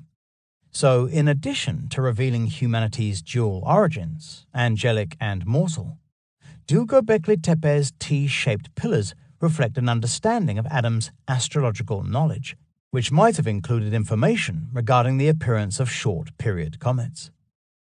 One brilliant-minded person once wrote that the secrets of Adam, handed down to Seth and Enoch, might have been the knowledge of months, years, and periods of comets that the remote generations had acquired, and the hope grew into faith that no such or similar destruction would come any more to decimate mankind. That person was Russian-Jewish psychiatrist Immanuel Velikovsky, 1895 to 1979, one of the greatest catastrophe theorists of the 20th century. He realized that, in all likelihood, any such secret information had to relate not just to the conflagration and deluge itself, but also to how to ensure that such catastrophes never again trouble our world. Out there, somewhere, in some lonely spot on Bingel Mountain, in its likely role as Charaxio, or maybe in the vicinity of the Erdut Monastery, as a potential location of the Cave of Treasures, are perhaps the true secrets of Adam, inscribed on standing pillars or on steles, similar to those seen today at Gobekli Tepe. They await discovery and interpretation. They might reveal how we, as mortal humans, can restore our bodies of light, lost at the time of the fall, and be as angels ourselves. In other words, become as one with our incorporeal selves, left behind during the process of incarnation on this earthly plane. They might also provide confirmation that the world was once brought to its knees by a comet impact, and that only afterward did the genesis of civilization begin here in eastern Anatolia, the true location of the Garden of Eden. A trip to Turkey. There was only one thing left for me to do, and this was to go to Turkey, where I would visit the ruins of the Ertuğ monastery and get out to Bingöl Mountain somehow. I needed to find out what I could about these places, and inquire locally into any folklore, myths and legends that might help bring alive their geomythic reality. From there, I would journey to Gobekli Tepe, where I hoped to interview Professor Klaus Schmidt. I knew the region pretty well from my years of research, having visited Gobekli Tepe, China, Haran, and Karahan Tepe back in 2004. However, I saw one slight problem looming on the horizon like a dark cloud, and this was the fact that the mountains around Muş, including Bingöl Dağ and the eastern Taurus Mountains beyond Ertuğ, were currently the front line for the Kurdish uprising, headed by the PKK, the Kurdistan Workers' Party. They had been fighting for Kurdish independent rule and an autonomous Turkish Kurdistan for the past 35 years. Although most of the offenses against them by the Turkish army and secret police are today concentrated in the mountainous region, close to the border with Iraqi Kurdistan, I was shocked to find that there had been recent military operations against the PKK in the area of Zengog, modern Yurachek, a village just 7 miles, 11 kilometers from the Ertuğ monastery ruins, and even on a mountain named Kuzma Dağ, immediately to the south of Dera Sor. As the date of my departure for Turkey grew nearer, the matter did begin to worry me, yet there was very little I could do. Nothing, not even my better judgment, was going to stop me from getting out to Ertuğ, which, however you look at it, was first introduced to my world through a simple, though quite profound, dream. Chapter 39. The Return to Eden. Monday, September 10, 2012. After a night spent in a dismal hotel on the outskirts of Istanbul, I journeyed to eastern Turkey. From the small airport at Muş, a taxi took me to the hotel, which lay on the edge of town. Close by was the road out to the villages of Kizilaj and Saluja, near to which I would find Dera Sor, the ruins of the Ertuğ monastery. The next morning, over breakfast, I was able to appreciate exactly where I was for the first time. Through the hotel's panoramic windows, I could see the plain of Muş, stretching away in every direction, beyond which was a seemingly impenetrable wall of mountains, reminding me of the 7 mountains that encircled the Garden of Righteousness, according to the Book of Enoch. Only toward the east did they seem to lower slightly, and here I thought I could make out the summit of Nimrut Dağ, the extinct volcano on the western shores of Lake Van. The taxi ride. With breakfast over, I waited in the lobby as the hotel owner made various phone calls. These resulted in a taxi driver arriving just after 10, although the guide-interpreter situation was not good apparently. For 2 hours, I drank sweet black tea and waited, until finally 2 guys turned up, both quite young. One of whom said he was usually paid the going rate as an interpreter for the European Union, which worried me slightly due to the potential cost. The other was his friend, who also spoke good English. Very quickly, we were in the taxi on our way out to Saluja. No one had heard of Dera Sor or Ertuğ, which seemed bizarre. I was telling them about a sacred site, an ancient ruin of substantial size, with a fascinating history spanning nearly 2,000 years. Yet nobody knew a thing about it. If it had not been for the images I had brought along that showed Dera Sor on Google Earth, my new friends might not have believed it even existed. As the taxi left the outskirts of town, I followed the route closely to ensure we were going in the right direction. But the driver knew Saluja, and very soon we were on a side road leading toward the foothills of the eastern Taurus Mountains, and a cluster of prefabricated buildings. We stopped to ask the way to Dera Sor, and an old man pointed immediately toward the heavily forested mountain slope behind him. so at least the ruins still existed and were known to the villagers of Saluja. The elderly man climbed into the taxi and guided us to the start of an unmade track that marked the beginning of a very bumpy ride in a vehicle that was scarcely suitable for such a journey. As we climbed higher and higher, generally with the steep hillside to our left, we rose above the surrounding landscape, which stretched away to the north, and for the first time I got a glimpse of the Murad Shu, or Eastern Euphrates, winding its way across the plain of Mush. PKK situation. I did inquire about the situation with the PKK locally. I was informed that the mountains were under rebel control, so much so that Turkish forces did not even venture into the area unless it was part of an official military offensive. I asked also about the chances of getting to Bingel Mountain and was told that this area was currently an active front line and thus a no-go zone to visitors like me. This was a massive disappointment, but for the moment my principal goal was to get to Erdoot. After driving for around 15 to 20 minutes, we leveled out but still faced the prospect of an even higher climb to the east of our position. The taxi driver seemed lost. The guide and his friend didn't know what to do, and no one was around to ask for directions. My map seemed useless, so the only option left was to stand on a high spot and look for any sign of ruins. It was the guide's friend who first spotted Deir Sor. Over on a ridge, about half a mile away, was what appeared to be a long red wall on a flat ridge. That had to be it, and without further ado, we were back in the taxi, trying to reach the spot. The path seemed strewn with potholes, so we left the vehicle in the capable hands of the guide's friend and continued on foot in the baking hot sun.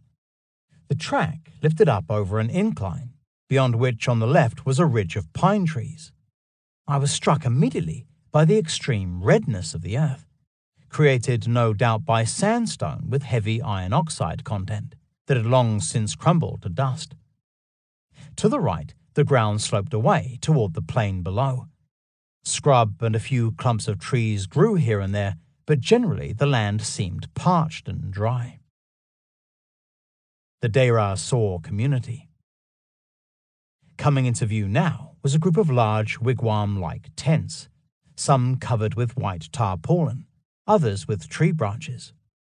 There were also circular pens full of turkeys and plenty of goats running loose around the whole camp. People were already emerging to see what all the commotion was about. I felt that the sight of an Englishman in desert suit, straw trilby hat, and black-framed glasses was not the norm for these people. Coming out to meet us were women wearing brightly colored hijab headscarves, several small children, 3 young men in their late teens, and a tall, thin, elderly gentleman with large moustache, grey jacket, and traditional Turkish fez, a black one that had seen better days. He was quite clearly the leader of the small community, which numbered 15 to 20 individuals. These people were seasonal pastoralists who live out on the mountainside during the summer months, then retire to more urban environments when the cold weather sets in around November. From then on until March or April, the whole region could be covered from top to bottom in thick snow, making life very difficult indeed. Our guide greeted the fez-wearing man and his family, and conversations ensued regarding the purpose of our visit. The subject of the ruins was discussed, and from the nods and points toward a large earthen ridge of debris immediately west of the settlement, above which I could see the tops of red stone walls, I realized that there was no obvious problem without being there. Yet before going any further, I asked the elderly man about the monastery's sacred tree and holy spring. Did he know where these were? A visit to the spring. Exchanges between the guide and the leader resulted in our moving out into parched scrubland between the camp and the ruins. Not 40 yards, 37 meters from where we had stood, was the spring, close to the base of the north-facing hill slope. From its sunken entrance, marked by an arch of large flat stones, the leader removed a mesh of tree branches bound together with nails and put there to prevent animals from contaminating the water. With this, I sought permission to climb inside the cramped space, created by a rounded roof of stonework overlaid with earth. I wanted to get some pictures and drink a little water, which I now saw came up in a small pool before trickling away beneath the earth. Farther down the hill, the water flow re-emerged from a metal pipe, creating the beginnings of the Killis shoe stream, which flows into the eastern Euphrates. I was now at the source of one of the 4 rivers of paradise. Despite Erdut's location on the edge of paradise, I was dismayed to see plastic cups and containers, as well as cooking utensils and half-buried dustbin liners, strewn about inside the hollow. It was clear that the spring was no longer seen as sacred, a fact confirmed through conversations with the fez-wearing man. The Holy Tree. I asked next to see the old walnut tree, which had been renowned throughout the entire province as a place of healing. Our hosts nodded, ushering us on another 20 yards, 18 meters, to a dusty patch of ground. Here they pointed toward the remains of an old tree stump, still in situ, with a girth of around 5 feet, 1.5 meters. Clearly this was not the original evergreen tree that had stood on the spot in Thaddeus's day, but it was certainly a potent symbol of its former presence here. When I inquired about what had happened to the tree, I was told that it had fallen down around 2 years earlier, and that 2 trucks were needed to carry away all the timber. Hearing this made me incredibly sad, and a little annoyed that the tree had not been better preserved, especially given that it reflected nearly 2,000 years of history at the site. According to what I had found out over the past few months, the evergreen tree under which Thaddeus had concealed the holy relics was said to have survived to the present day, an unlikely claim, particularly after examining the pitiful remains of the walnut tree. According to tradition, an eagle had nested at the summit of the original tree. A flowing stream emerged from beneath its trunk, and a stone wall with an altar at one end had protected its roots. Women, and young ladies in particular, would come here, not just to rest beneath its shade, but also to take water from the stream to cure ailments. They would take away any small part of the tree they could find, leaves, bark, twigs, and so forth, which would be placed inside their clothes, against the body, to relieve pain. Apparently, any greenery removed from the tree was the ultimate healing aid, with the ability to retain its healing potency forever. I learned also that the fragment of the Tree of Life deposited at Erdut by Thaddeus was the subject of a quite extraordinary legend.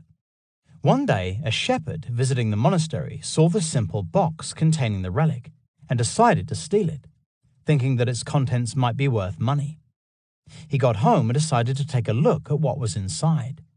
Yet on seeing that it contained a piece of wood, the man panicked and threw the box on the fire.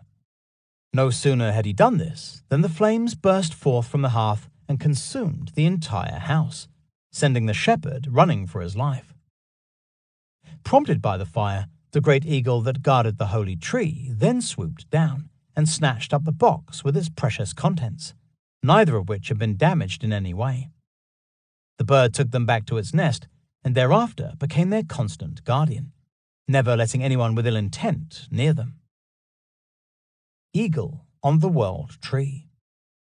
This legend, which seems like something out of a book of Turkish folk tales, was believed fervently by the monks of the monastery and is included in the entry for Erdut in the aforementioned Encyclopedia of Monasteries and Churches of the Taran province. Whatever its reality, the story oozes mythological symbolism. The eagle sitting atop the tree, guarding a piece of the Tree of Life, is suggestive of the world tree Yggdrasil in Norse tradition, which also has an eagle nesting on its summit. The similarity between the name Erdut and Yggdrasil is probably coincidental, although it has not stopped people from drawing comparisons between Yggdr, one possible root behind the name Erdut, and Yggdrasil, and also between Hishir, or Al-Khadir, a guardian of the waters of life, and Odin, the god who hangs on the Norse world tree to gain the knowledge of the runic alphabet. Interestingly, compelling evidence indicates that the origins of some Norse mythology, and perhaps even the roots of the Scandinavian people, are to be looked for in the region around Lake Van. World-renowned explorer Thor Heyerdahl, 1914 to 2002, was working on these theories shortly before his death. The exact derivation of the word Erdut still remains unclear, as it is not a proper Armenian word, although it does seem to relate to Armenian word roots, meaning king, flower, and willow, or, as I had already established, shuyu go, the young branch of the oil tree. The eagle itself was the symbol of the ancient kingdom of Taran, which was established in the 4th century AD by an Armenian dynasty of kings called the Mamikonians, whose emblem was the double-headed eagle. This connection between Taran and the eagle might easily have stemmed from the existence of a pagan god in the form of an eagle that was venerated in Armenia Major during former ages.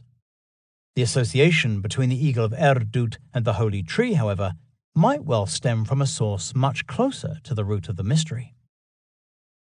The wood that cuts. There are many different variations of the story of how the holy wood, or holy timber of life, used to create the cross of Calvary, which originated in some manner from the tree of life. One version has Adam being given a branch upon his departure from the Garden of Eden. In another, it is handed to Seth in the form of seeds or saplings.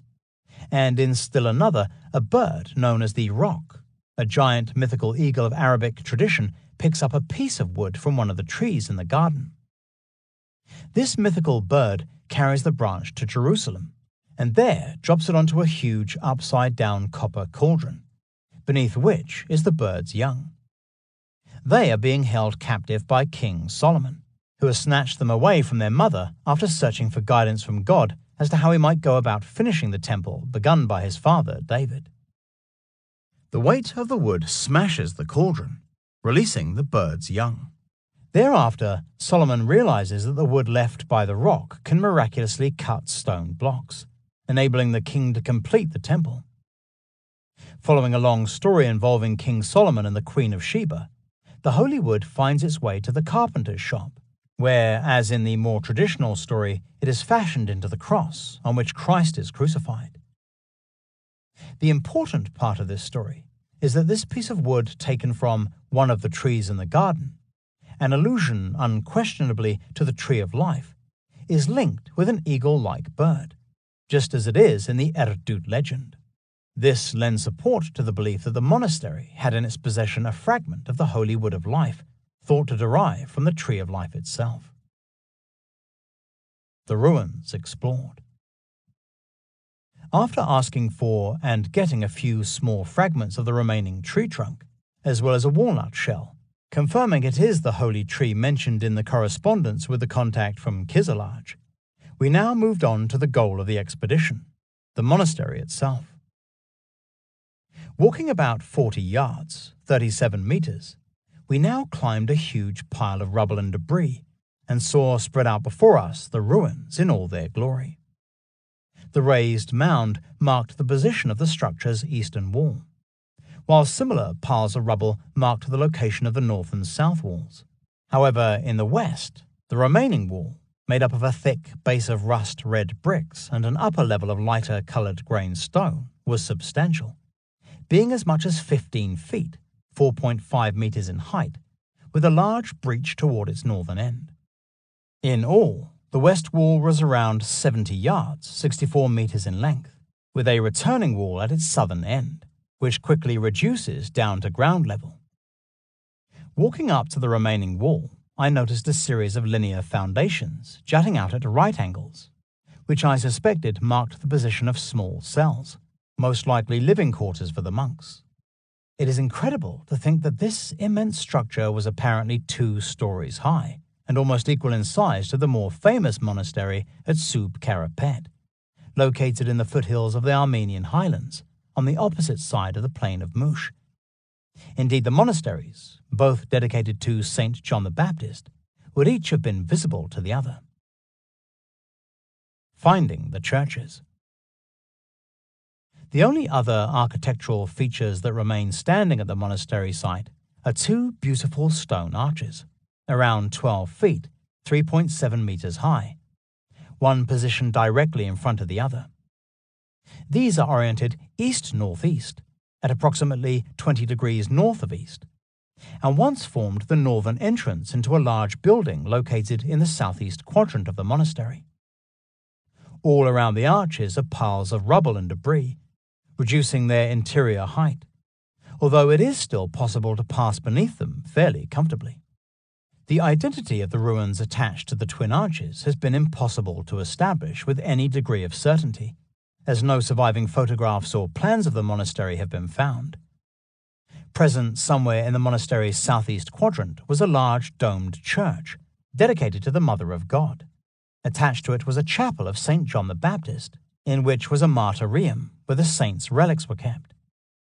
Here too was another chapel dedicated to Gregory the Illuminator, located beyond the church's northwest corner.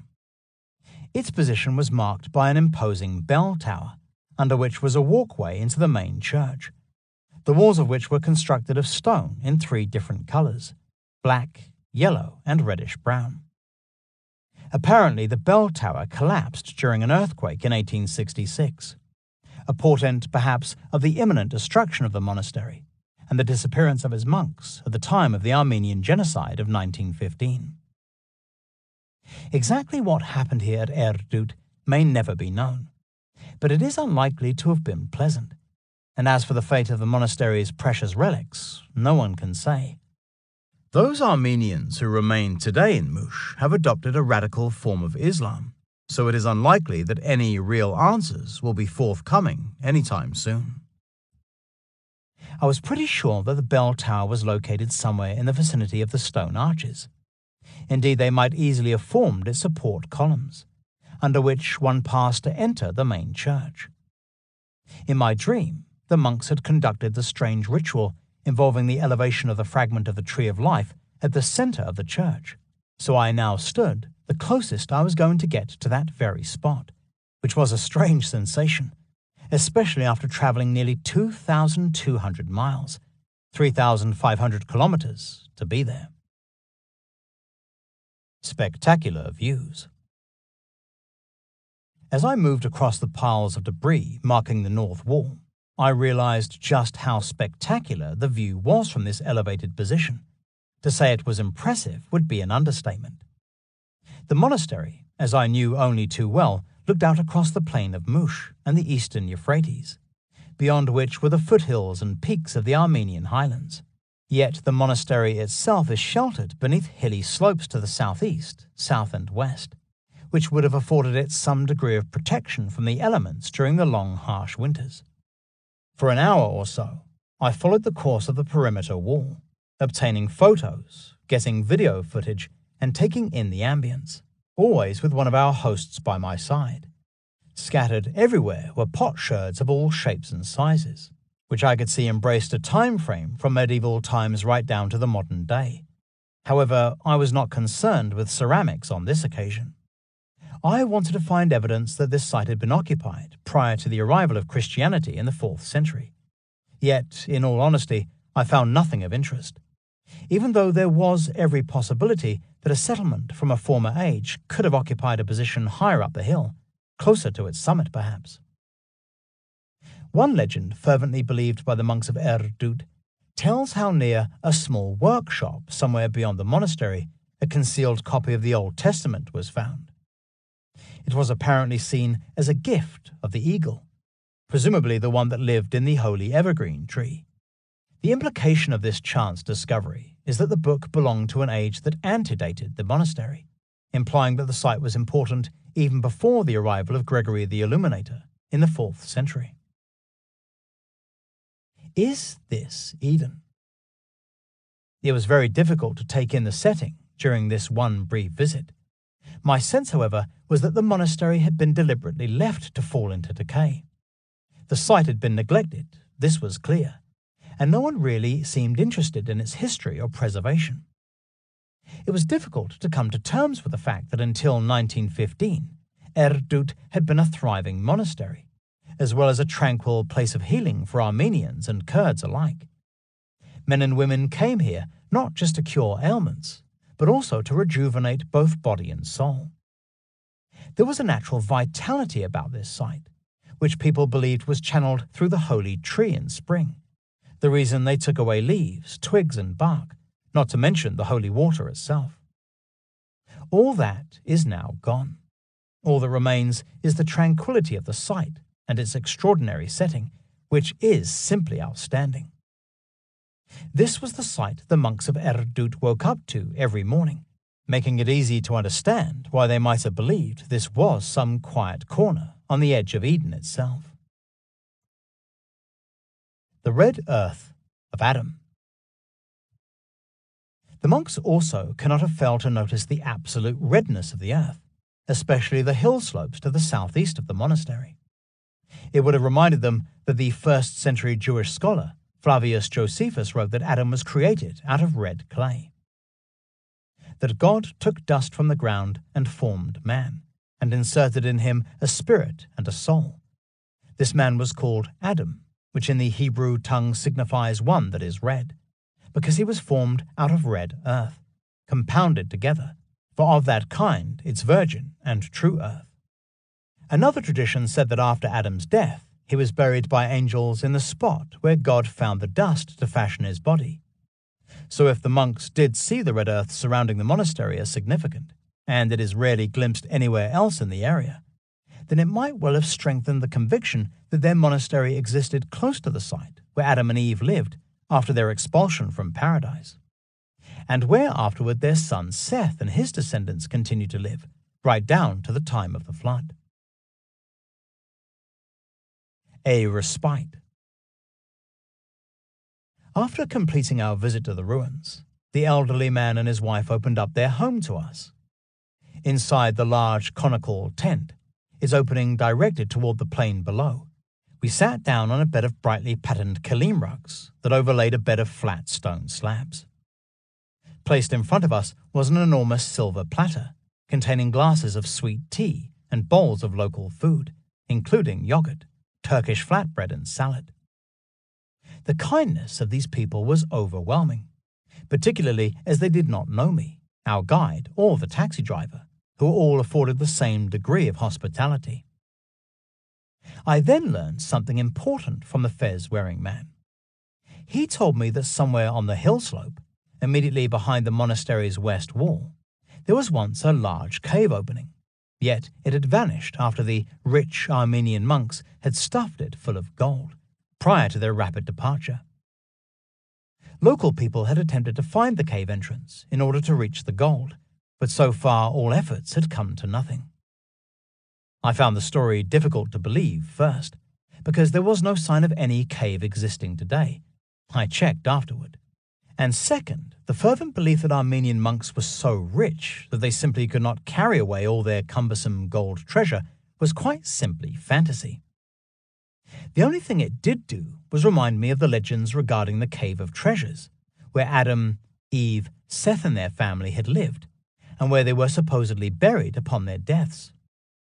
Was the role model for the Cave of Treasures around here somewhere, if not close to the monastery, then in the foothills of the mountains immediately to the south of Erdoot? Was it there that the secrets of Adam, inscribed either on steles or pillars, would one day be found? Or was it north of the plain of Mush, somewhere in the vicinity of Bingöl Mountain? There were no hard and fast answers, and for now the matter would have to rest there. One other piece of information I picked up was that around 15 years before, workmen had arrived one day and broken down whole sections of the monastery's remaining wall, with the resulting piles of rubble being carried away in waiting trucks. Hearing this instantly made me concerned about the fate of the remaining ruins, which are not protected in any manner, and so could presumably be destroyed at any time. Shortly after that, it was time to leave. A thunderstorm was close by, and once it hit, any resulting flash floods could make driving back down the mountainside treacherous. So as the taxi now began to make its descent, I watched, awestruck, as a rolling grey cloud came in from the west and seemed to follow the course of the Euphrates, sending out lightning flashes that struck the plain of Mush and even the waters of the river itself. No wonder the Semitic peoples of Syria and Canaan came to believe that the abode of the god El was to be found in this otherworldly land of darkness. an unexpected journey. That night and the next day, I recorded my thoughts and impressions about the trip to the monastery. There was a sense that I had achieved what I had come here to do, but I wanted to go back one more time, and this I managed to do on Wednesday, September 12, with the same taxi driver, although this time with a new guide, a social worker named Idris, who spoke perfect English. He knew every village, large and small, on the plain of Mush, as he visits them as part of his day-to-day job. We shared a mutual passion for keeping alive the rich cultural heritage of the region, and so very quickly became friends. The following day, Idris asked if I would like to accompany him the next day to a village called Muska, not far from Bingöl Mountain. He had friends there who were Alevi and thought this might be an ideal opportunity for me to speak with them about their beliefs and practices. Even though I was due to leave Mush early the morning after that, this was too good an opportunity to miss, so I said yes. I asked Idris about the situation regarding access to Bingöl Mountain, as I understood it was a virtual no-go area because of the recent army offensives. He said we would be fine, and that if we did encounter any PKK units in the hills, he knew what to say. Kurdish sympathy among the local population runs very high indeed. With that, I accepted finally that I might get to glimpse Bingöl Mountain, at least from a distance, which is something I had almost abandoned any thought of achieving on this journey of discovery. Chapter 40. A Trip to Paradise. Friday, September 14, 2012. The drive by Dolmuş, a Turkish minibus from Muş to the Alevi town of Varto, in the foothills of the Armenian highlands, was breathtaking. After leaving the Great Plain, the road follows the course of the eastern Euphrates, which runs alongside the road for part of the way. Once that had veered away toward the east, the vehicle climbed ever higher until finally we entered Varto itself. The town is a bustling hive of activity, even in the baking hot sun, and having left behind the Dolmuş, we journeyed on foot until we reached a local hospital, where Idris picked up a car for us to complete the journey.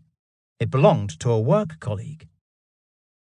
After departing Varto, we moved into a beautiful green landscape, utterly different from the dusty volcanic earth that proliferates on the plain of Muş. And very soon, my eyes became focused on something I never expected to see on this journey, the summit of Bingöl Mountain, looming up ahead.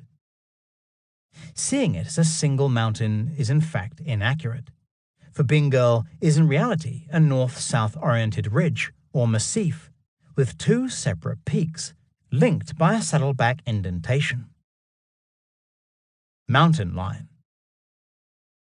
Unbelievably, the car journey took us right alongside the mountain, which was on our right-hand side at a distance of no more than 4 to 5 miles, 6.5 to 8 kilometers.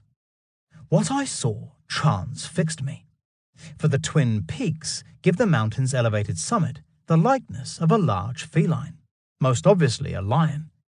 Its protruding head, shoulders and forelegs made up of the northern peak, with the saddleback indentation and southern peak creating the creature's body, hind legs and tail.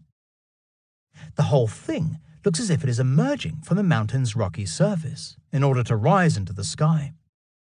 The form is unmistakable and cannot have been missed by those who inhabited the region in the past.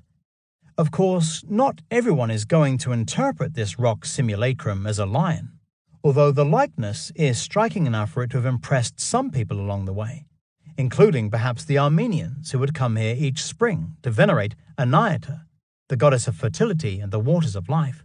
She is depicted in Persian religious art as a shining being standing on a lion. People of truth. A lion sitting astride a world mountain, guarding the axis mundi or world pillar as Bingöl Mountain appears to do in Armenian myth and legend, reminded me also of a similar leonine beast, featured in the creation myth of a Kurdish religion named Elehak, which means people of truth. Although this ethno-religious group, known also as the Urasan, exists mostly in Iraqi Kurdistan and northwest Iran, Some still remain in remote parts of eastern Turkey. According to them, a charismatic leader named Sultan Sahak founded the El-Haq religion during the 14th century, although beyond that, their origins remain obscure. As part of the Eurosun creation myth, the divine essence, called Havanka, brings into existence the 7 Haften, or archangels, and 2 of them, Ruchiash and Ayat, or Yash, become a cow and lion respectively. The divine essence then creates a fish in the primordial waters and places a large white stone on its back. The cow then steps on the white stone, and the lion stands on the back of the cow. The divine essence places the earth on the horn of the cow, and on the head of the lion he places the supreme sphere, that is, the vault of heaven. The relationship of the fish, cow, and lion expresses a 3-tiered universe, with a watery abyss in the lower world, a material existence in the middle world, and a cosmic realm in the upper world, all of them linked via an imaginary line of ascent. Cosmic Lion. Elsewhere in Eurosun myth, the lion is the avatar of Ali, the son-in-law and cousin of Muhammad, just as he is in the beliefs of the Alevi, who probably share similar traditions. The Alevi see Ali as the first of the 12 imams, or spiritual leaders, and depict him as a lion surrounded by 12 stars. This echoes the lion-headed figure named Zurvan Akarana, featured in the religion of Zurvanism, a form of Zoroastrianism once practiced in Armenia. He is the Cosmocrator, or controller of the revolution of time, symbolized by the 7 planets and the 12 signs of the zodiac. Clearly, throughout the region, the lion was seen as some kind of cosmic being, associated with the stability of the world pillar that links the world mountain with the celestial pole, the turning point of the heavens. The significance of the lion to the Alevi faith was brought home to me later that day when, on leaving Muska, I saw a large feline carved in relief on the wall of a single-story house. Is it possible that the lion's simulacrum is linked with Bingöl's role as Kata-Akri, the summit of the earth? In China, a peak called Kulkun, in the modern Bayan Kat Mountains, was known as King of Mountains, the summit of the earth, the supporter of heaven, and the axis which touches the pole. Similar legends, I suspect, were once attached to Bingöl Mountain. Arrival at Muska. What I had learned the night before about our destination seemed almost unbelievable. Muska, where Idris's friends live, is the site of Hashir Cheshmaji, the fountain of Hashir, the Alevi form of Al-Khadr, with its accompanying dream incubation house. Although Muska is the generally used name of the village, which has a population of around 120 people, its modern Turkish name is Bashekekuyu. However, this name is rarely used by the local population, since it was imposed on the village by Turkish authorities as part of a concerted attempt to rid the region of any kind of unwanted cultural ethnicity. I was hoping we could visit the fountain, which, from a few pictures I had managed to view online, looked absolutely idyllic, with the spring water emerging from the base of an old gnarled tree. The very last of the scattering of houses making up the village ceased, as we now entered a small enclosed valley, beyond which to the east and north were mountain slopes, part of a northern extension of the Bingöl Massif.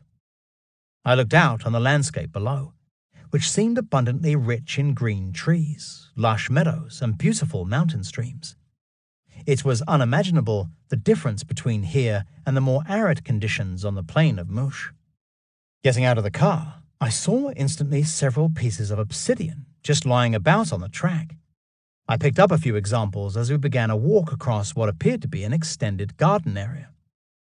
Here we navigated the outpouring of a mountain brook that ran down from a plush green environment up ahead.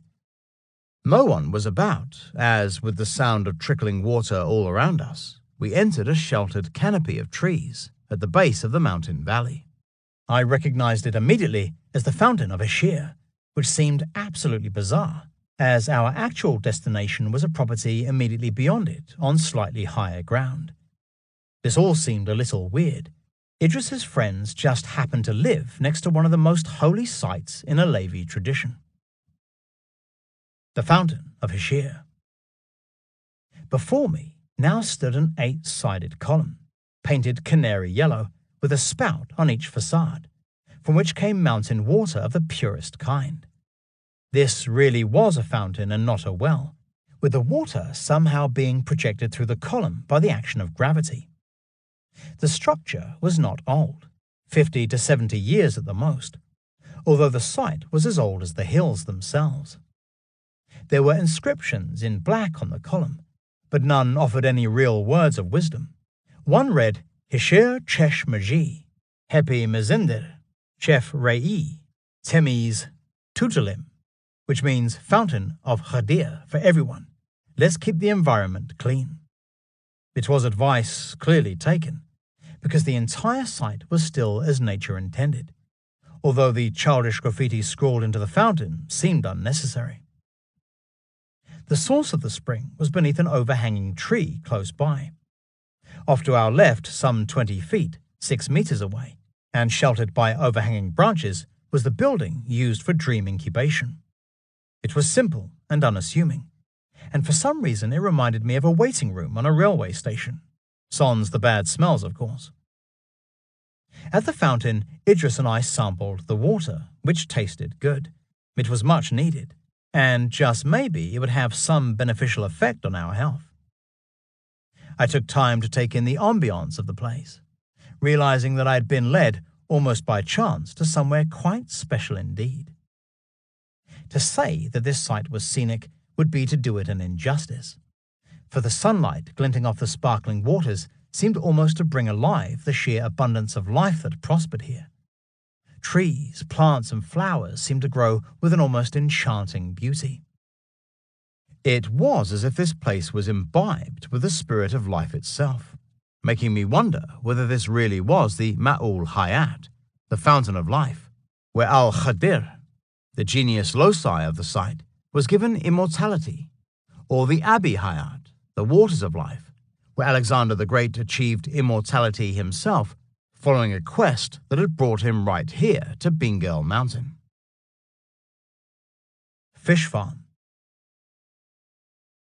Just beyond the Fountain of Heshir is, rather surprisingly, a prefabricated factory unit, which, it must be pointed out, blends in pretty well with the environment.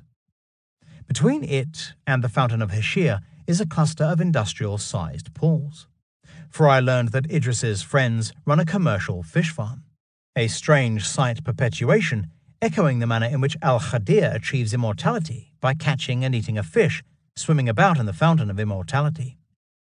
Slightly uphill of both the factory unit and the Fountain of Heshir was our final destination, an unassuming cottage, in the garden of which introductions were quickly made.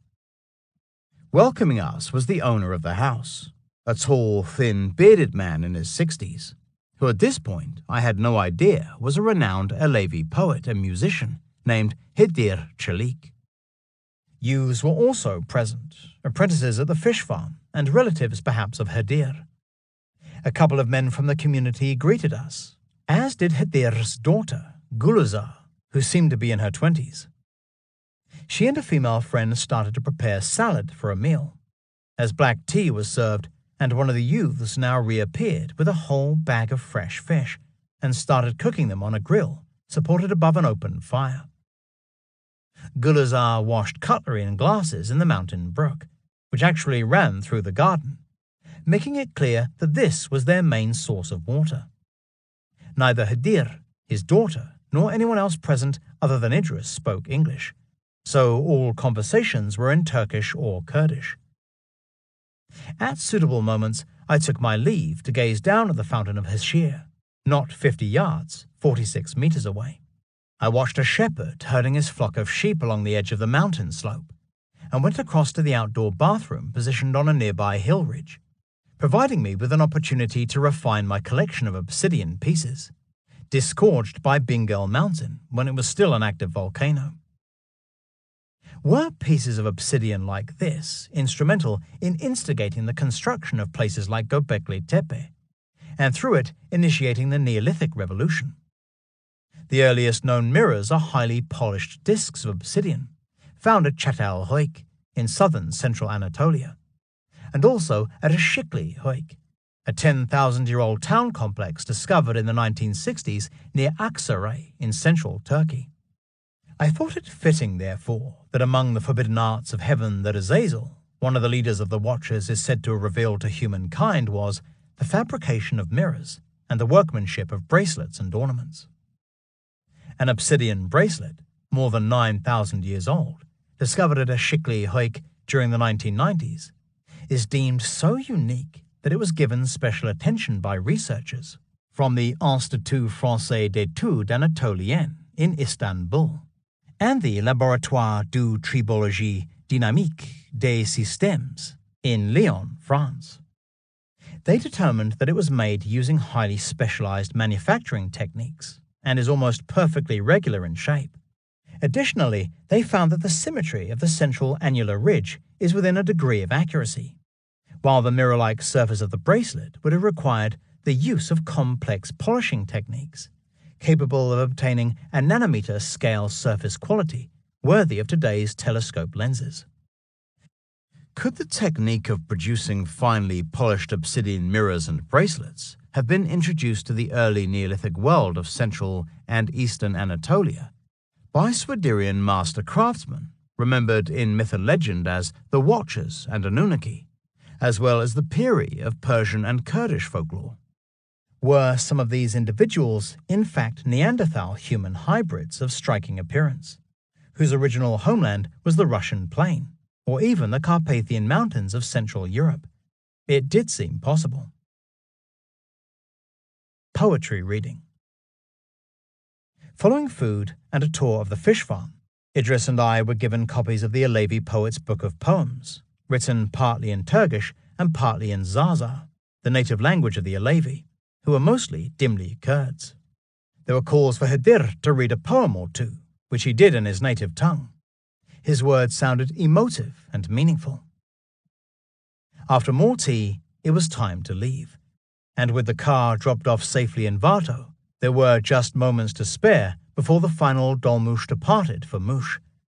We never did encounter the PKK on our travels, and no one seemed in any way concerned that elsewhere in Bingöl province, as well as in other parts of eastern Turkey, a very real war was being waged every day, with it rarely even getting a mention in the international media. The following morning, I left Muş for Gobekli Tepe, traveling purposely by coach in order to experience the nail-biting journey through the eastern Taurus Mountains on the old Obsidian route, first to Diyarbakir and then on to Şanlıurfa, where I planned to stay for the final 3 days of the trip. We passed close to the source of the Tigris River, as well as the site of Çayana and the Navali Churi, submerged by the floodwaters caused by the opening of the Ataturk Dam in 1992. We also passed within reach of the Karagadağ, the source of so many strains of modern wheat, pinpointing this region, the heart of the Triangular Door, as the true foundation point for the emergence of agriculture in the Near East. All of these important marks on the pages of history are just a stone's throw away from the road between Muş and Gobekli Tepe. Chapter 41. Gobekli Tepe Revisited. I first visited Gobekli Tepe back in 2004. Back then, many of the enclosures were either only partially excavated or they were enclosed in temporary structures with corrugated roofs. At the time, I had the whole place to myself and encountered only the man who owns the pasture land thereabouts, and who is acknowledged as the discoverer of the site. His name is Shemuz Yildiz, and in the 1980s he kept coming across fragments of carved stone when tilling the fields, which he simply picked up and placed on boundary walls. He did report these finds to the Archaeological Museum in Şanlıurfa, but no one ever came to inspect them until the German archaeologist Dr. Klaus Schmidt turned up at the site in 1994. Today, nearly all the pillars in the large enclosures are fully exposed, while new structures are being unearthed to the west and northwest of the main group of sanctuaries. There are too many mysteries oozing from every corner of this enigmatic archaeological site to do it justice in one book, although I knew this was what I would be attempting to do upon my return to the United Kingdom. After hanging around the site long enough, I did finally manage to get an impromptu interview with Klaus Schmidt, who was very forthcoming on a number of different subjects. He told me, for instance, that he does not discount the possibility that some of the enclosures might have been built with celestial or astronomical considerations in mind. Yet he admits it is not his favorite theory regarding the purpose of the sanctuaries. Unfinished monolith. On the second day, I was able to walk out to the unfinished monolith, located on a northwest extension of the mountain ridge, a quarter of a mile, 400 meters away from the main enclosures. For the journey, I was accompanied by one of Klaus Schmidt's archaeological colleagues, name withheld at his request, with whom I was able to discuss many aspects of the discoveries of the site. The partly hewn pillar, bigger than anything seen in the enclosures so far, has major fracture lines across its surface, suggesting that the Gobekli builders broke it even before they had a chance to remove it from the bedrock. Most probably, they moved on to another site elsewhere on the plateau and began carving out a new stone there. When a finished pillar was finally freed from the bedrock, it would leave behind a gaping hole. Within this, my archaeological friend informed me, a fierce fire would be kindled to burn the thousands of limestone chips that would inevitably result from fashioning a pillar of this size. These would then be pulverized to make the fill necessary to create the beautifully finished terrazzo floors seen in some of the sanctuaries.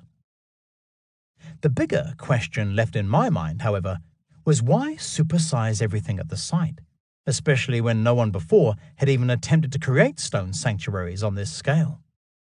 Only the great stone wall and tower at Jericho might be contemporaneous with the earliest building phases of Gobekli Tepe. Further back in time, we have only the carved stone blocks fashioned by the Solutrean peoples to create rock friezes within the caves of southwest Europe. So why the sudden change in policy at places like Gobekli Tepe in southeast Anatolia during the 10th millennium BC? My archaeological friend suggested that Gobekli Tepe was the culmination of a natural evolution in building construction across a period of thousands of years, which was also the opinion of his mentor, Klaus Schmidt. I thought differently, citing fear as the greatest motivation. Fear that something bad would happen if you didn't do it. He did consider this possibility before deciding to differ with me on this point. Jutting headland. After the archaeologist's departure, I spent some time in the baking heat walking out to the tip of a narrow headland that juts toward the northeast of the main east-west aligned mountain ridge. Although purely natural, I had a sense that this promontory might have played some role in the beliefs and practices of the Gobekli builders. The closer I got to the end of the headland, the more the flint tools that litter the belly-like tepe almost disappear. Either this place was completely left unoccupied, or it was reserved for special occasions. Large rectilinear blocks that had fractured away from the limestone bedrock had clearly been removed to leave a flat, rectangular enclosure that faced roughly north toward the direction of Karagada, and of course, the stars of the northern night sky. Here, the Gobekli builders could have watched Cygnus rise and set, and the Milky Way's great rift form an entrance to the sky world. There was little question that this place possessed an ancient sanctity, even more primeval than the large enclosures on the top of the ridge, which, as the crow flies, are about a third of a mile, 550 meters away from this location. The only other evidence of human activity I saw was what appeared to be a small fragment of a stone bowl, most likely from the pre-pottery Neolithic age. It would remain undisturbed until such time as the archaeologists turned their attention to this strange place, which I sensed was not going to be any time soon. It would take decades to excavate the many enclosures still to be uncovered beneath the artificial mound, and that was always going to be their primary focus of attention. New Lion Pillar. As I returned to the occupational mound, I passed the square grid of 30-foot, 9-meter trenches open to the northwest of the main enclosures, and caught sight of a new discovery sticking out of the ground. It was another major pillar that, even with its T-shaped termination missing, stands an impressive 7 feet, 2 meters in height. On its western face is the carved relief of a leaping lion, occupying the same position as the foxes on the central pillars in the enclosures forming part of the main group.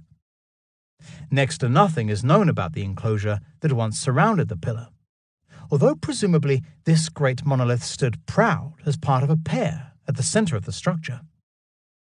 That the carved lion appears on its western face, directed toward the entrant approaching from the south, implies that this is the eastern pillar, its western neighbor probably still awaiting discovery somewhere beneath the compact soil and rock debris forming the surface of the mound. Mighty Lion. Seeing this mighty lion, which was just about to be encased in wood to protect it against potential vandalism and the harsh winter ahead, made me recall the lion simulacrum crowning the summit of Bengal Mountain, and the Lion of Ali, sacred to the Alevi and Yurasan. Did this carved lion on the side of a Gobekli pillar symbolize the Cosmo Crater, the guardian of the world pillar and keeper of cosmic time, like the lion-headed cosmic being called Zurvan Akarana in the branch of Zoroastrianism known as Zurvanism? Or was it yet another form of the cosmic trickster, a creature of Ahriman, the dark principle in Zoroastrianism, just like the wolf and fox? In ancient Egypt, the goddess Hathor, in her guise as the lioness-headed Sekhmet, rained down fire on the earth and nearly destroyed humankind when the sun god Re deemed that humankind had become too old, a memory perhaps of the terrifying destruction that accompanied the Younger Dryas comet impact of 10,900 BC. Was this same leonine destructress depicted in the newly uncovered pillar at Gobekli Tepe, or was it simply a creature encountered upon entering the sky world, perhaps a proto-form of the Mesopotamian sky panther, Ud-Ka-Da'a, made up of stars belonging to Cygnus, and the neighboring constellation of Cephus, as described in Chapter 8? It is too early to say, especially since each new pillar or porthole stone uncovered raises even more questions about this extraordinary place. To confirm that the carving on the newly uncovered pillar was really a lion, and not some other species of quadruped, I pointed at the stone and called out, "Aslan?" The two men, who were probably about 30 yards, 27 meters away, stopped what they were doing, waved and shouted back, "Aslan," which is Turkish for lion. I felt I was done at Gobekli Tepe. I could do no more here for the time being. Yet before leaving, I vowed to come back to this place whenever time and money would permit, for it was clear that discoveries were being made all the time, and that I could always expect to learn something new whenever I returned to this sanctuary on the edge of Eden itself. Chapter 42. A Loss of Innocence. The following afternoon, I departed for London. Reaching home some 24 hours later, the world for me soon returned to normal, but I could not get out of my mind one persisting image no matter what I did, even at the local gym that week.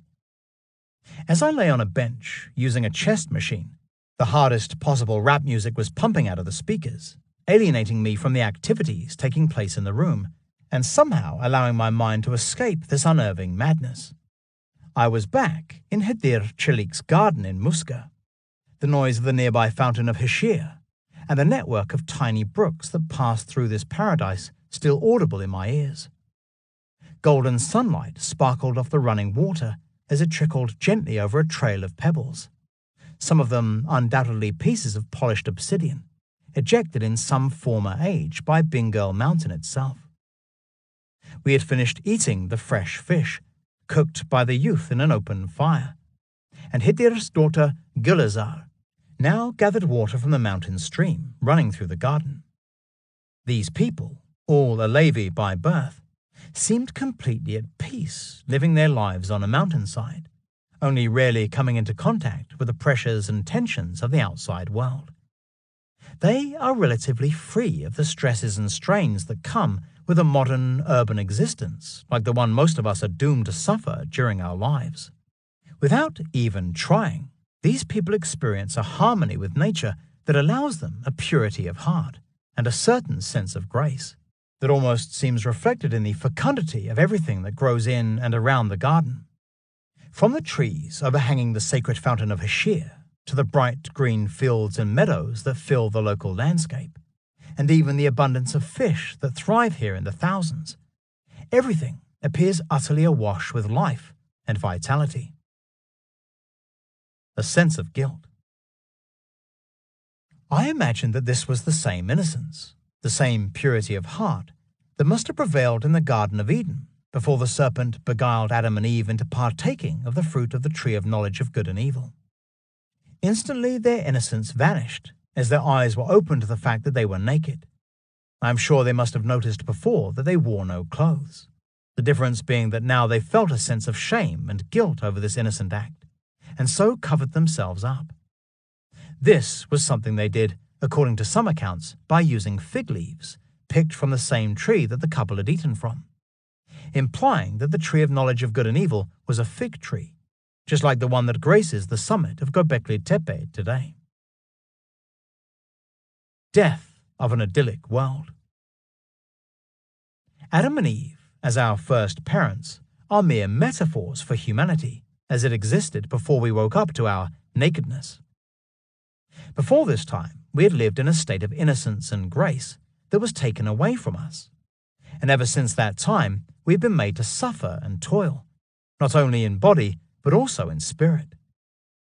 The eternal golden age of hunting and foraging, when people were free to experience life on their own terms, would appear to have been halted by a cataclysm, arguably the proposed comet impact of 10,900 BC. And this changed everything. From these ashes arose people who wanted to tell us that thinking for ourselves and making decisions based on our own vision of life were essentially wrong, immoral even, and that whenever we have such thoughts, we should feel guilt and shame, exactly what happened to Adam and Eve in the Garden of Eden. It was a form of social conditioning imposed on our ancestors by those who assumed control over the way the future would now be shaped in the wake of the Neolithic Revolution. The greatest clue in this transition from a state of innocence to one of mental entrapment is in the fact that after being expelled from paradise, Adam and Eve are condemned to forever till the land. For as Yahweh makes clear to Adam, "Cursed is the ground for your sake. In toil you shall eat of it, all the days of your life. In the sweat of your face you shall eat bread, till you return to the ground." In other words, humankind began to live by the process of subsistence agriculture, something that could only be done if everyone worked side by side with a more or less hive mentality under the control of taskmasters. No longer could we have the free lives of hunters, to do exactly what we wanted when we wanted. People had now to exist day in, day out, under regulated and often confined working environments. From such communities, which must have supplied the quarrymen, stonemasons, knappers, carvers, butchers, and construction workers for the creation of places like Gobekli Tepe, came much larger agricultural centers, leading eventually to Neolithic town complexes, such as Çatalhöyük and Aşıklıhöyük in central Turkey, founded around the same time that Gobekli Tepe was finally abandoned, around 8000 BC. Aşıklıhöyük was made up of a tight network of residential dwellings, workshops, and claustrophobic streets, no wider than alleyways, where beautiful obsidian mirrors, bracelets, and necklaces were manufactured. Trauma and injuries. Exactly what the work ethics might have been at Aşıklıhöyük is quite another matter. Skeletal remains show that men lived until they were 55 to 57 years of age, while women lived only to the age of 20 to 25 years. Severe trauma and injuries to the shoulders and spine indicate that these women carried heavy loads during their lives, or were bending over or kneeling constantly, perhaps in front of a saddle quern used to make cereal grain.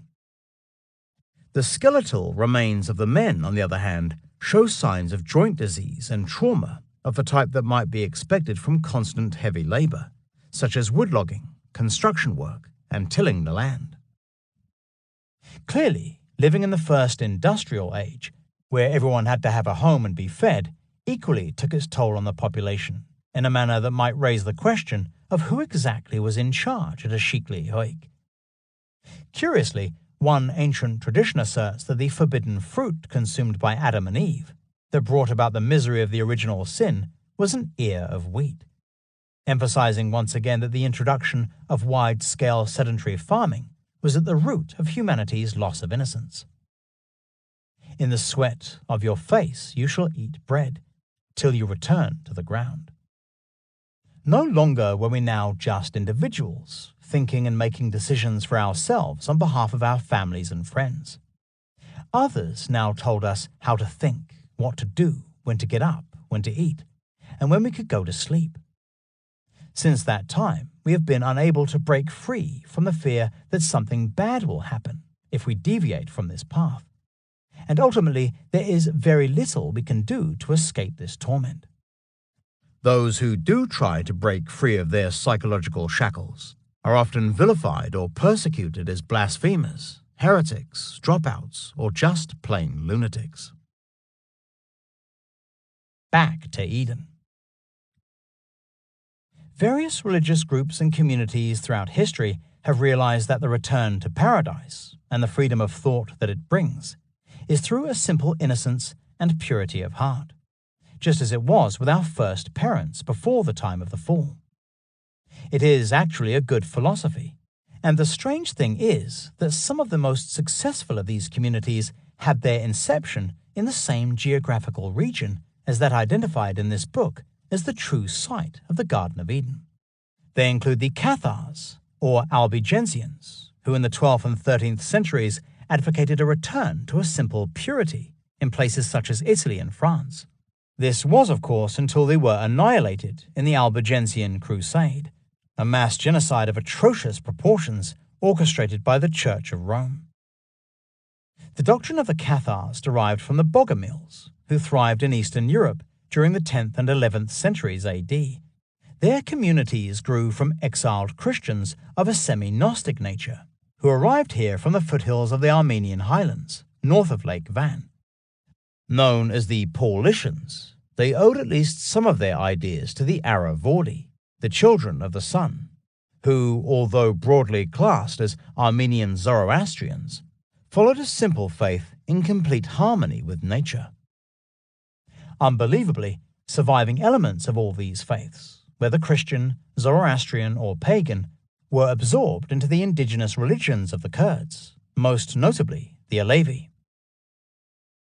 A return to the source. So even though I was unable to communicate directly with the Alevi I met, their message got through loud and clear. Finding Eden, ultimately, is not about putting pins in maps and saying, "This is it, I have found paradise." It is about an inner journey. It is about returning to the source of human experience and understanding exactly who we were before someone, somewhere, conditioned us to feel guilt and shame for the first time. Shame about who we are as individuals, how we should act and behave, and what we should do with our lives. This is not a declaration of anarchy or a license to do what you want. It is a call for us to try to regain some small sense of the innocence and purity of heart that prevailed in the past, and I glimpsed, just for a moment, among the Alevi people who still occupy the Garden of Eden today, for their world seems a happier place than ours. This concludes Gobekli Tepe by Andrew Collins, narrated by Sean Grindell. Copyright 2014 by Andrew Collins. This unabridged audiobook is published by arrangement with Inner Traditions International Limited and was produced in the year 2018 by Tantor Media Incorporated, a division of Recorded Books, which holds the copyright thereto. Please visit tantor.com for more information on our growing library of unabridged audiobooks. Audible hopes you have enjoyed